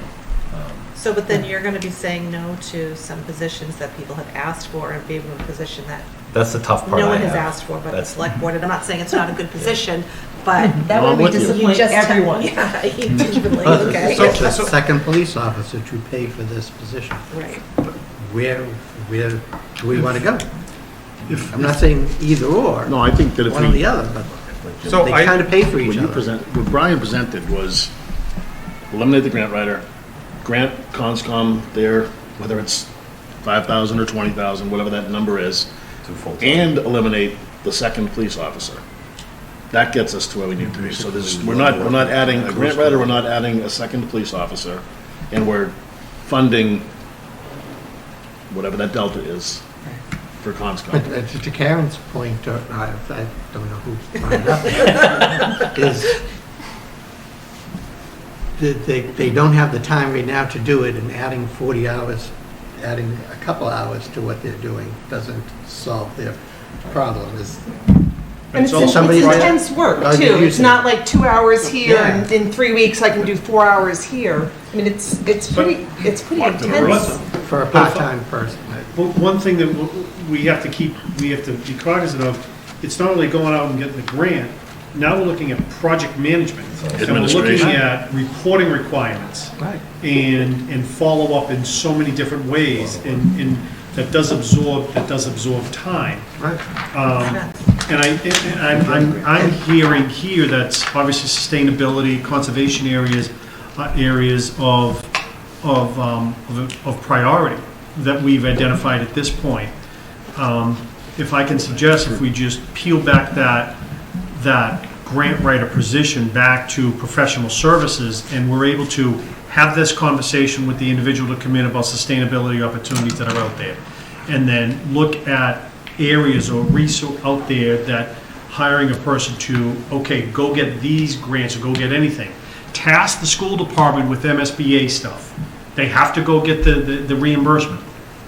There's no debate. Right. And then conservation things, and we look at the resource from the Conservation Commission and Amy, and basically say, okay, where is there someone in your professional world that can identify grants and go after them? We will pay him or her the opportunity to go and get them on a consulting basis. I mean, we're hitting our high points, our priorities, and then we are controlling that, you know, where it goes. With an overall grant writer, it's all over the place. It's all over the place, and it's like doing a lot of things kind of good instead of doing minimal things great. And our priority right now is conservation and sustainability. Let's target those areas. That's my suggestion. Okay, so maybe the net of that is, instead of 100,000 for the grant writer, 50,000 To professional for services. grant. Fine. For Great. grant consulting things. So that we Professional save their- services, professional, make it Okay, very fine, gray. Fine. Okay, so we've saved ourselves 50 grand there. We unfortunately, and with a heavy heart, say no to the second police officer. That gets us pretty, it's pretty close. But if I may suggest, and I'm not giving anything away, but can we at least have the deputy come back and just identify and have the group evaluate what are the responsibilities and what are going to be the goals and why do they need one of these? Let's get specific on issues. Is it stuff with neighborhood relationships, such as something that's been brought to my attention is, you know, there have been emotional things about the neighborhood where the beach is. And there could be issues there with the neighbors there. They could get a call from the police. There's two people on the street. There's two people that have to go to a call. they call the police for an argument out there, there's no one to respond, other than someone coming from within the department, the superior officer. So let's see what the return on that investment will potentially bring by investing in that officer. We're not the subject matter expert. Let the chief present to all of you for you to get satisfied. And at the end of it, you still may say, no, we're good, thank you, we'll go with the one officer. But we're making a call, you're making a call based upon speculation of what this position will do with boots on the ground. I don't know that. But I think every department, every department could or has said, here are my legitimate needs. I wrote down, one of the things is, they said, every department has a legitimate need for staff and expenses as I'm going through. Are we going to say, oh, police, that's silly, you don't need that. I'll stipulate that they need it, but we're in triage. That's what my takeaway from today was these people. We're going to be people heavy over the next few years. Steve, God love him, he's like Jimmy Clyde was. He makes do with what he has. Can he use extra help? Absolutely. He's got a vacancy, right? Yeah. So Jerry, to your point, there's no one, the open space plan actually talks about hiring someone, right? But it's no one's department necessarily that wants a full-time position for this. So there's no department that's advocating for it, right? But like the sustainability, if we hired, no one's going to any department and say, cut your electric bill 10%. Tell me how you can do that and save money, right? But we could hire someone to figure some of these sustainability things out. Oh, well, we do this or that, or, the school does a good job of that, right? But the rest of the departments don't, right? There's no one in town that focuses on how to save the town money for these things outside of the school, or how to get money back in for the town if they do different things. We have that a little bit on the green community side, and it's going to get tougher, and we're going to need more help. So, I think it might be very well justified, but I just would like to see like the full job description, the scope of how it's going to work. I agree with you that on person's that. responsibility to flesh out these money saving opportunities and just. But to your point that no department's bringing it to it is because it's no department's charge right now. Right. So, It's kind of like the facilities manager when I was on the finance committee.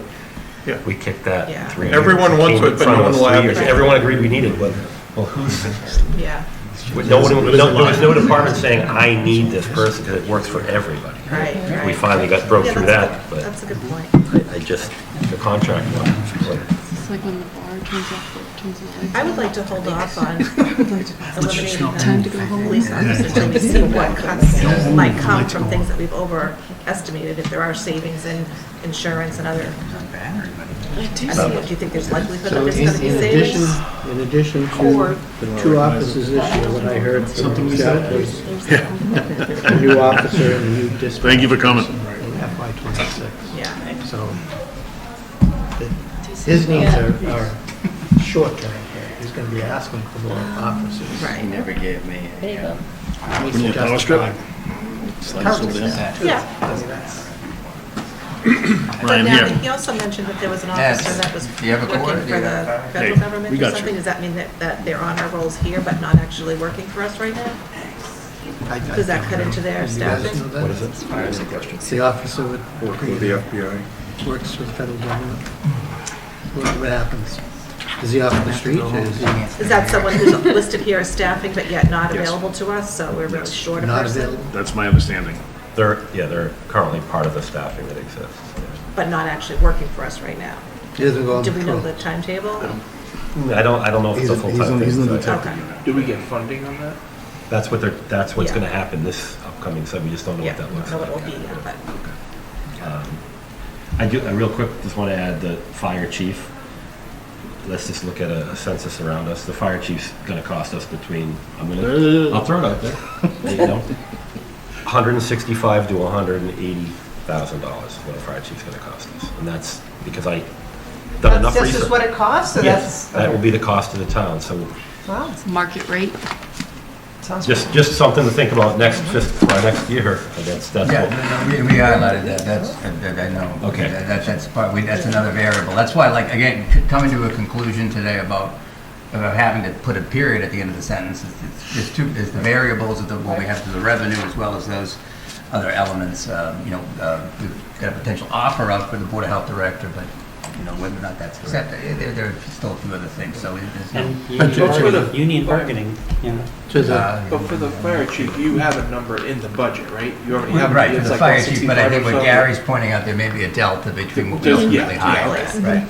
But until the current fire chief's situation is put to rest, that person that's coming Is an in interim. at the higher thing is an interim that gets paid out of that stabilization fund that we set aside. Now, we have to reimburse that at the end of the year, but that reimbursement flows out of free cash, so. So just something to think about, that is an interim.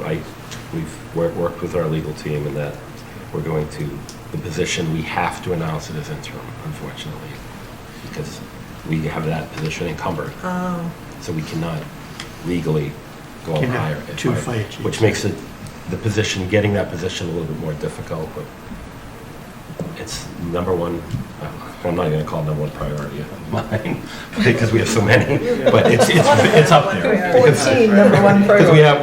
we know when the current interim fire chief is leaving. Right. And we've worked so hard to get that department back together. And they're in a better place now with a new deputy. Yeah. This is we need to get make this work. So takeaways from this, Jim, you're going to get that consultant in to come and talk to us? Exactly. And we're going to get the police department to come in with the statistics for the calls and the justification for this second position. Is there anything, and something, guys? I was just going to add on the fire, or the police. If we only fund the one position, what would it do to their overtime budget? So good point, yeah. But since the position, we're not looking to cut on the chief position, we're looking to cut the position for, theoretically, isn't It the. might not be the savings It that we're may not expecting. have- That's all I just want to know if we're only funding one, do we really save $100,000 or is it less than that because we're going to be funding more in overtime? Right, and I understand it's an unknown, but since it's essentially a new position for a new service, hopefully it's not that. And I guess I just go back to if we're, so what are we doing? If we're, so I predict the chief comes in and convinces us, yes, we have to have the two. Where are we going to cut? Well, that's part of the decision. We hear the information, and if we're convinced we need that, we need to have suggestions on the table as to what we're going to cut. Right now, it sounds like we have the two cuts. We have to be convinced otherwise. Right. And the other That thing, seems to be the feel of the board. the other thing, Ryan, if you could nail down the conservation budget with the extra hours for that person, we can at least have a solid number as to what that would be. Yeah, it's somewhere between 5 and 20. So, The other position is, are we hiring a new admin for facilities and Board of Health? That's the other new position, right? The It's already 50/50. in the budget. Yep, That was, Well, That's in this budget. yeah.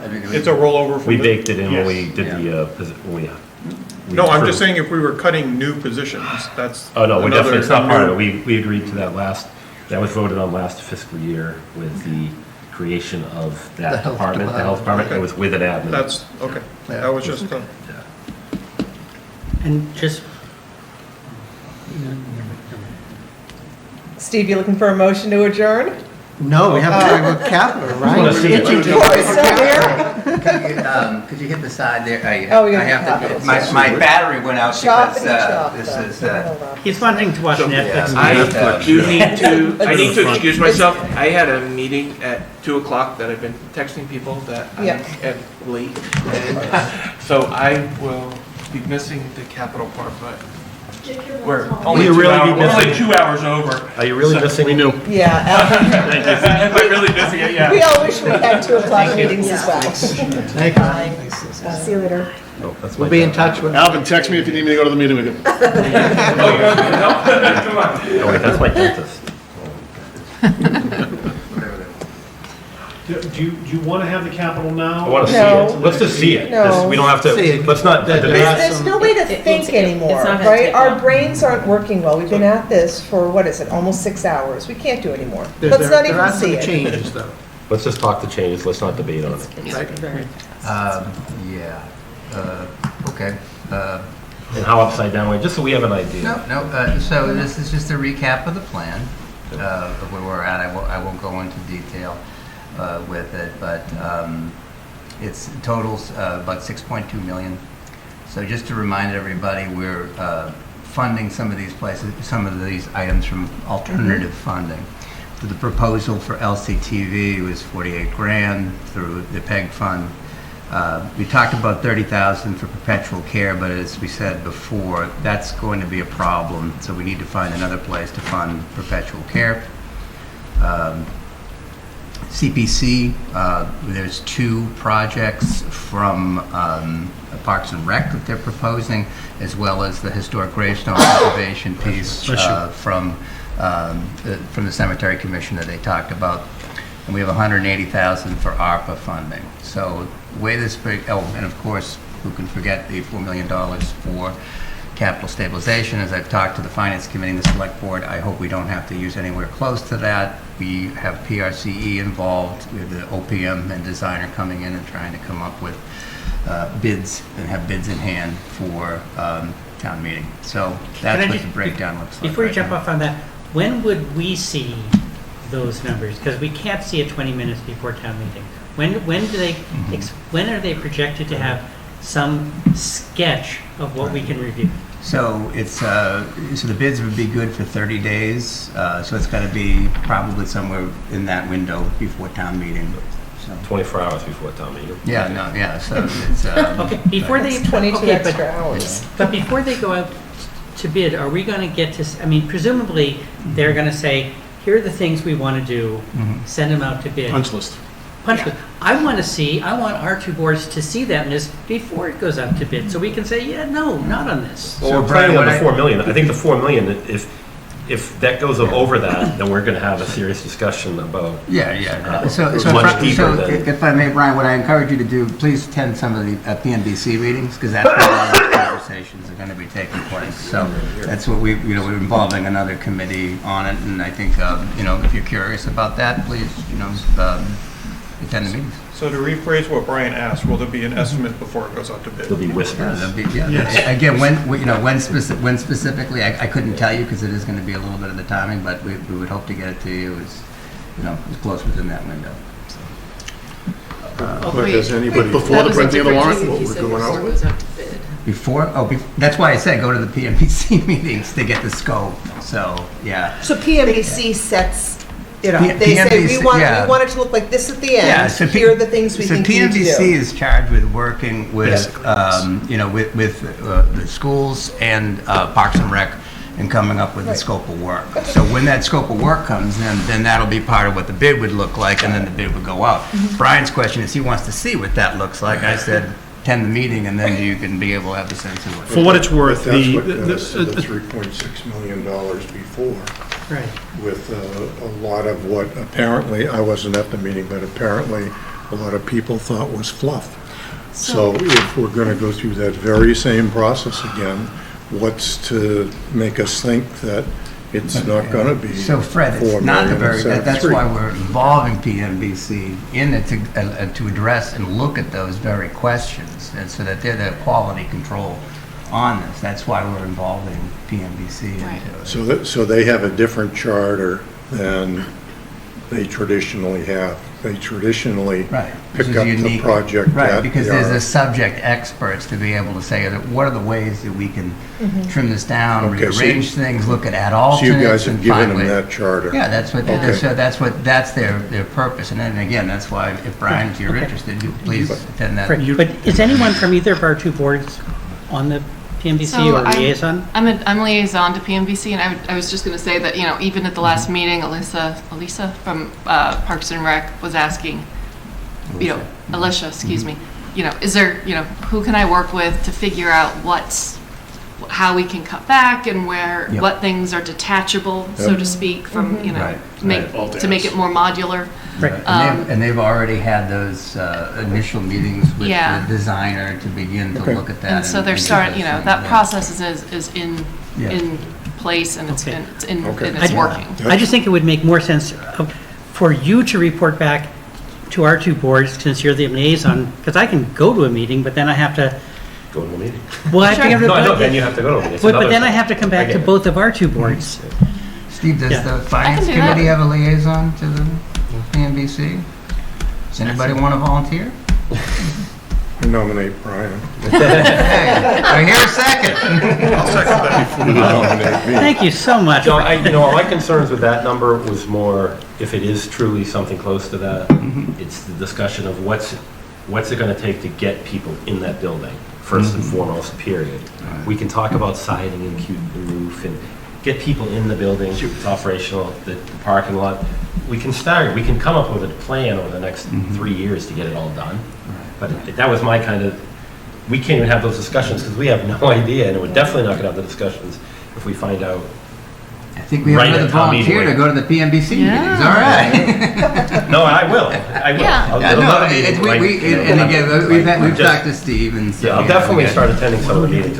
I just, People just know, if there's something that needs to be done at that building, and you just want to get people in there and not do everything that needs to be done, the cost goes up year after year. It's kind of a simple, we'll just have the OPM come here and just basically, he or she works for us.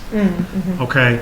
They're our representative, they're our eyes, they're our ears, they're on site, they do it all. They have the designer. So let he or she come here and basically give you the With update. PMBC. why did you say that 15 minutes ago? With PMBC. Come here. Right. They don't even have to be here, but you don't have to. But if you they're want here and we PMBC, give them fine. direction, it saves meeting. Yeah, and the, Sure. in Yes, the direction, please. in Thank the you. direction Yes. that we have given the OPM and the designer is to keep this as lean and but at the same time to be able to give both Parks and Rec and the library, to take into consideration what they need and to make them, hopefully excited about moving into the building and ultimately have a building that we're all proud of at the end with the renovation.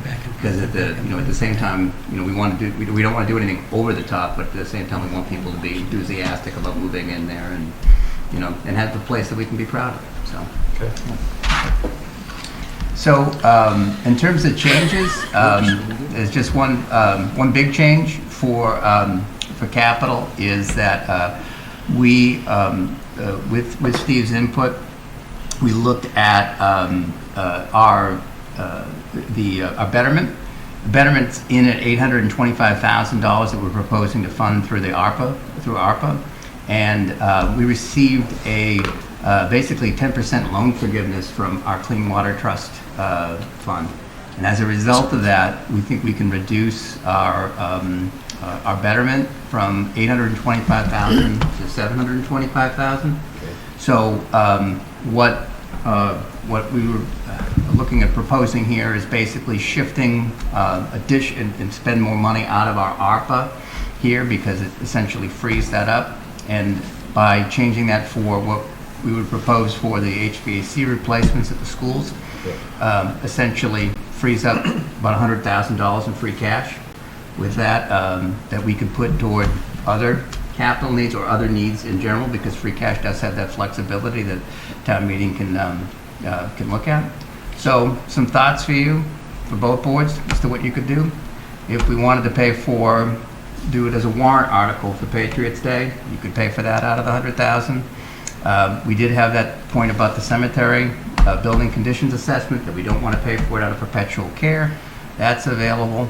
The Nagog Hill budget request, we may mix that up a little bit, so we could potentially pay for some component of this through a warrant article. And then, we have some additional money here at $25,000 that We could also talk about that as some of what we might be able to use for a consultant for too, if we wanted to do that. So different ways we can cut this up and look at it. If you wanted to rebalance the NAGOG number, you could put even more money toward outsourced grant writer piece. So different ways we can come at it. But last slide, I promise. So, going to continue the dialogue with the Select Board and the Finance Committee. Determine whatever additions, as Jerry pointed out, we still have our insurance, which is a huge variable for us. I shouldn't say huge, it is a variable for us. State aid probably isn't going to change too much, but we might be able to squeeze a little bit more out of there. And then basically just try to get the support of the Finance Committee, who ultimately has to endorse this budget so that we can go forward at our May 7th annual town meeting. When do you think you'll have the number on insurance? So we're meeting on the liability insurance, that's at the end of February. That's, I think the 28th, our agent's coming in at that point. And then health, I haven't set that meeting up yet, but it's generally speaking in that same time frame. So probably early March, I think, maybe with really where So that's the only area that could have a major swing in your mind? I would say if state aid is sort of okay. I would think that in terms of any potential, but we probably will still be looking at these other questions, and this other question about the additional police officers, a variable. I'd like to quantify what some of these other, what the actual hires would be in terms of the fire chief and the health director, and what that would look like, and have a better sense at that time as to how to proceed forward. But freeing up the $100,000 in free cash, still keeping within our fiscal policies, gives us some options about using a warrant article, because say for if there's expenses for NAGOG that can carry forward from fiscal year to fiscal year, we still had needs on that, and it doesn't go away. The $100,000 difference between 825 and 725 isn't 10%. So how did that 100,000? It's on the entire. Steve, do you want to? So the full loan forgiveness was $2.9 million. Okay. 10% of the $29 million loan, we get 3.11% of that benefit. Okay, so that's the 100,000. Okay. And then by doing that, then you take into account the 10% that we paid in November. And then you back that out. 82,000. Yep. Okay. So when is the And his warrant fingers being never leave his printed? hands. I don't have the schedule with me, Steve, but Sometime in March, right? Yeah. Is there any hold on the capital right now? Do we have any? Because I'm saying that because we can literally thumbs up capital right now. There wasn't a whole lot of discussion right there. I mean, Well, thought your we decided we weren't slide discussing showed it. the $55,000 for the resurfacing of the basketball courts, but I thought they had changed that to $35,000. Yeah, they did. 35. Did they reduce it? Yep. Okay, so that's sort of one of those non-budget items. Thank you, good get. So that's going to be a CPC item anyway, so it wouldn't impact the big question for this, which is what are we going to have set aside for free cash? No, that's thank you. Yes. So one question is, I seem to recall that we looked, or CPC was looking to see if there was money that could be spent on any of the Indian Hill renovations from the CPC. They were looking at, I thought the committee was going to be looking at that. So we should be revisiting that. Looking for a grant, is that what you're saying? No, I thought they said that they. We had Carolyn the other day, and she didn't mention anything like I that. don't recall that. Okay, I thought Saul mentioned it before, when I'll follow up with him. Not in the last go-around. It wasn't on any of the lists she had. And I'm still not sure that I think the field creation is something we should be spending money on now. I agree. Okay, On what? Field creation. Okay, then we do have discussion. Yeah. I was trying to see. So part of when looking at the plan is certain deferrals, and the deferral in this case is kick it over to CPC. Now, whether CPC determines that, Right. that's a Well, separate. but I think our reasons were that things are going to change between what goes on with Shaker Lane and when the assessor's office does the evaluation of what we have for land. Right. Yeah. Yeah, no, it's fair enough. I think in this case, it's almost like kind of taking punting, if you will, in football, and kind of saying, okay, somebody else. Yeah, but if they say, okay, go ahead. No, they can move on, right? it's a fair point. So I guess then the question, who's the CPC liaisons on both committees? I am. I don't think we have one on that. So, Jerry is. I am. there you go. Yeah. So yeah, when that discussion comes up, because I mean that was certainly one of the questions that we had, and and then try to weighing it out and saying, okay, do we put this at free cash or do we, so. So are we all in agreement that the 250 gets pushed out? No reason to have CPC look at it. Yeah. Good? Yeah, it's fine. Okay with that? Karen, you're not. Oh, no, yeah, I'm nodding. Okay. It's a very little nod, but yes. Okay. Nothing off. Yeah, nodding off. Anything else, Ryan? That's it. So but capitalization, we haven't finalized it, because I mean, sorry. I don't think we finalized anything. We can just, We need the vote. Okay, there will still be discussions on capital. Yeah. Okay. Keep going further. Yeah, What's okay. your- I'm not asking for them spend to be the now, extra because money? I don't Where want we to get killed. Nope, the other way. Other way. Okay. Here, that, One more? that. Nope, one more. There you go. Okay. How are we gonna spend that 100,000? I'm good with all of those. NAGOG, I think, should be reserve funds, we can get. Yeah, we can support it. Right. And then we have the 200, so any savings, we can either put to capital stabilization and increase that number, or just let it fall to free cash again, which means 2 years we see that. Or we So take I less don't out of see- capital stabilization. Pardon? Or we take less out of capital stabilization. True. No, absolutely. And let it fall. Yeah. Yeah. Or we bring back the select board stipends. Well, then we want one too. And there's only 4 of us We here also- right now. We're doing a study for you So, guys. We've got a study plan for this, for you guys. Some of the other. But that's operating. Yeah, it is. It's not So, this. I think rolling it into cap stabilization makes all kinds of sense. We need that to be as big as possible. I think that makes sense. I'd say that based on discussions with the orchard, there's a good possibility that however it ends up being, shaking out, there's going to be some capital costs So- there. But we went So- to, Fred and I went to the meeting the other night, and correct me if I don't say things right, that potentially, how they move forward with the either purchase or lease of that property, there could be larger expenses coming in, and we asked this question, can it wait until fall town meeting? And that number could be large, from what I was hearing. And I would say that if that number is large, it needs to come out of capital stabilization. So we can put some extra money in, we can certainly help pay and offset that.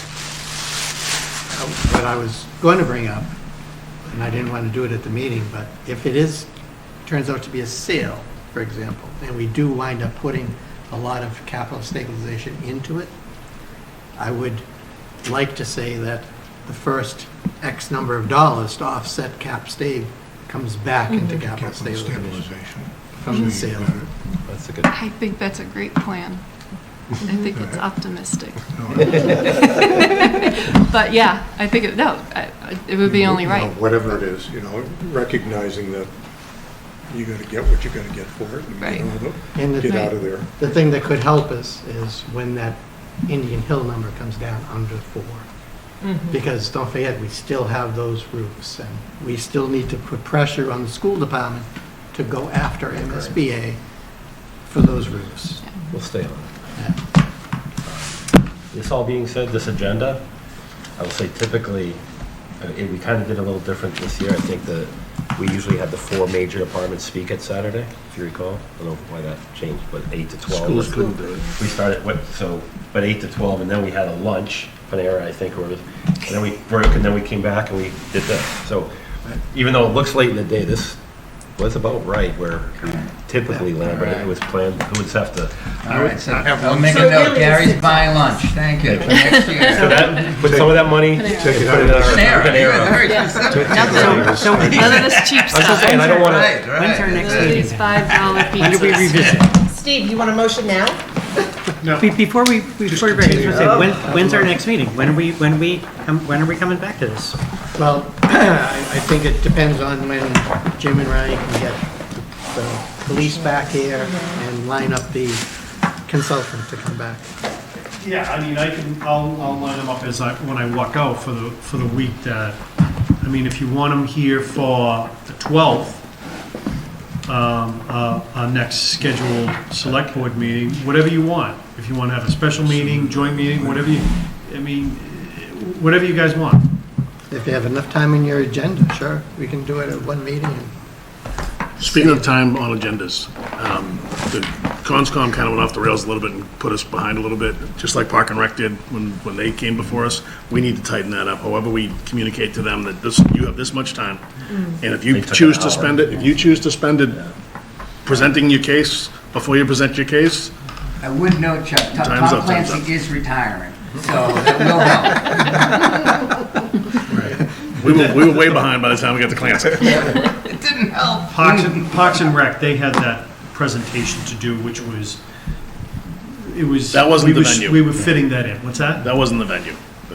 Yeah, they should have done that back in December. It was a timing factor, so we had to shoehorn that in.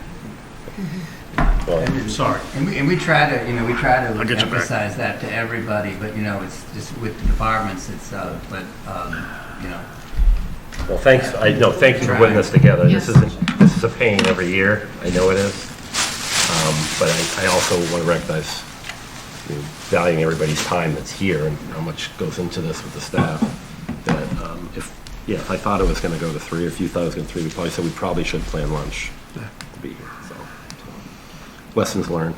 Don't say it. I'd like to make a motion. I'll use that my Finance stipend to Committee pay for lunch for adjourn the. this nearly 6-hour meeting. I'll second it. Oh, Jerry seconded it. She liked that idea too. Any discussion, should we discuss that? No, let's Yeah, not let's discuss it. discuss it. Don't need to. We're adjourned. Don't need to discuss. Seconds. Aye. Moved by. Apparently, we don't.